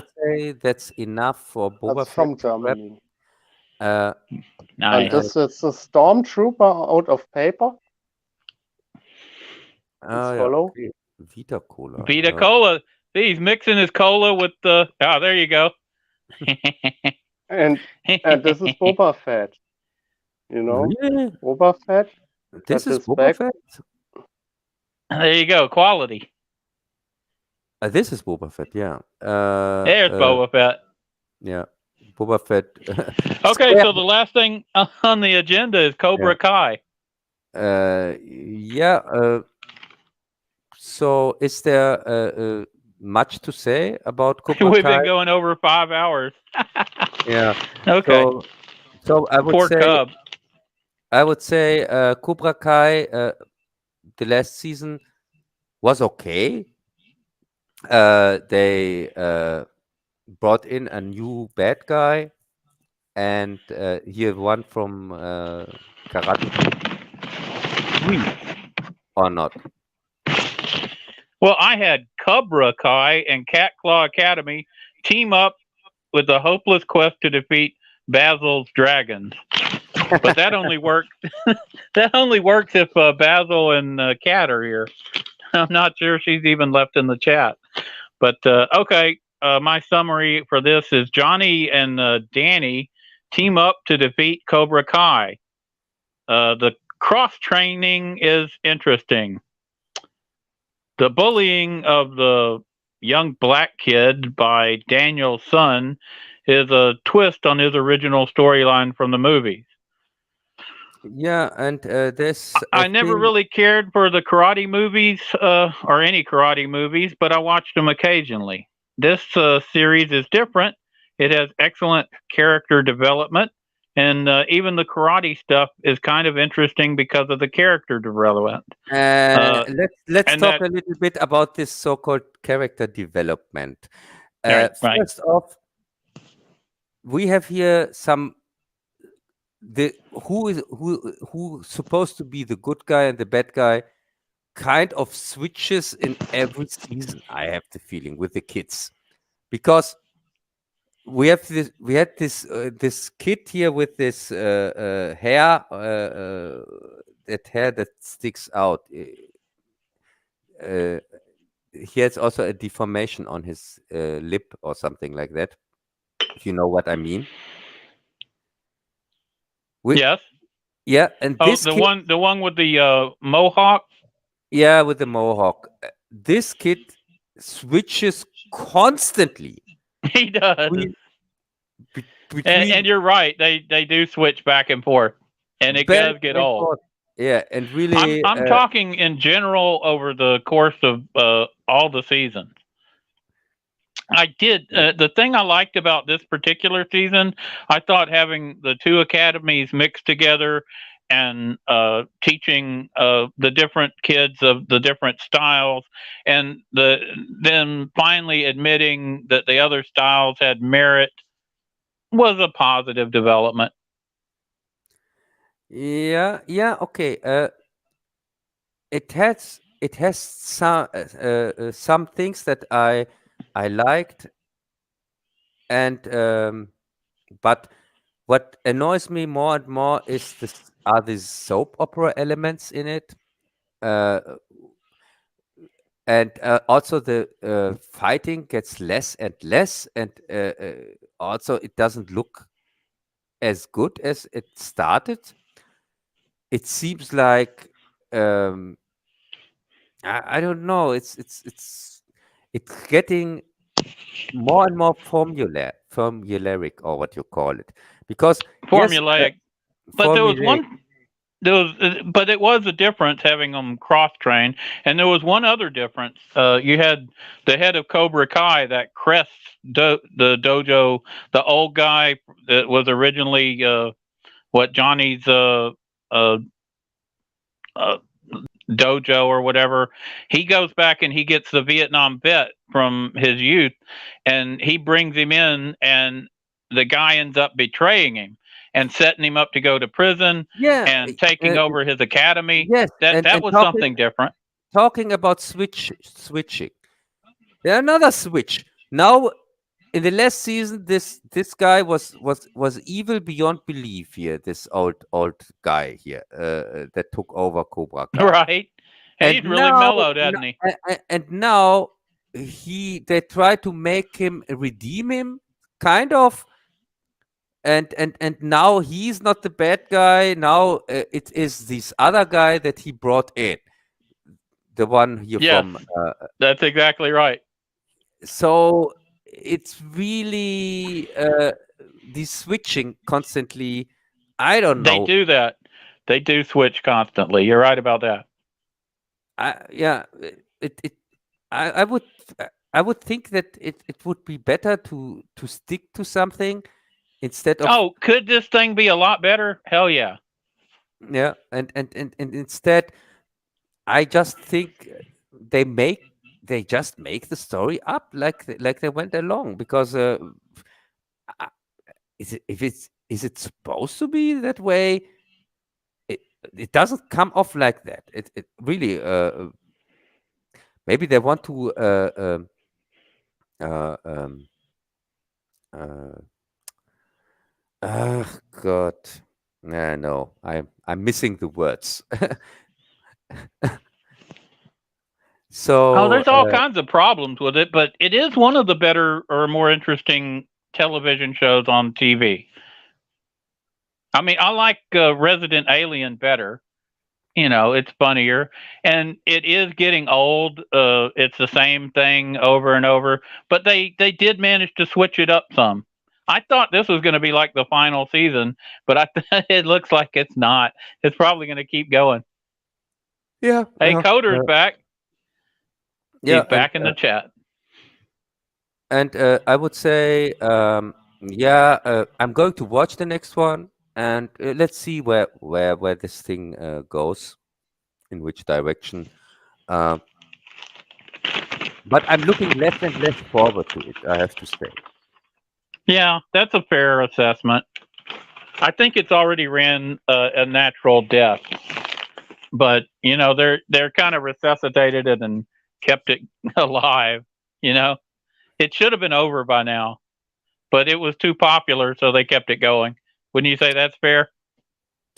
Yeah, and I'm curious when they bring in the Karate Kid 4 things, like the new Karate Kid, a woman as the new champion or something like that. Maybe they bring here. It was Elektra or not? Here, what's her name? Who played the new Karate Kid? I don't know. I wasn't a big Karate Kid in the fourth fan back Karate in the Kid day. movie. In the fourth, And we're Karate talking Kid movies from movie. 35 years ago. Yeah, but it was here the actress who also played Elektra here in Daredevil. Oh, what's her name again? Jennifer Garner or something like You got me. I've been on the air too long. I can't remember. We've been streaming almost 5.5 hours now. I think we finally ran through all our topics. Yeah. Thanks God. So I would say let's fast say goodbye and no, it wasn't. It wasn't. Yeah, tell him, Judd. Who was it, Jez? That's a good thing to end it on. It's Cub being wrong. No, I'm not wrong.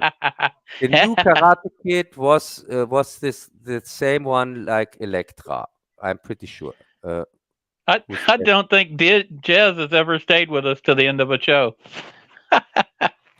Yeah, but Hillary Swank. Yeah. Thanks. You are right, Hillary Swank. And so I would say it's done for tonight, and see you next time. I don't know when. Sometimes we have to figure something out. And on Wednesday, I have the Dead Zone review. Oh, what is it? The Dead Zone.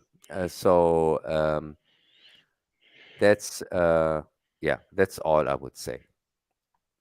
Greg, is there something else? No, goodbye from the great state of Texas. Yeah, and we'll see y'all next time. Yep. So thanks bye. for everybody who showed up.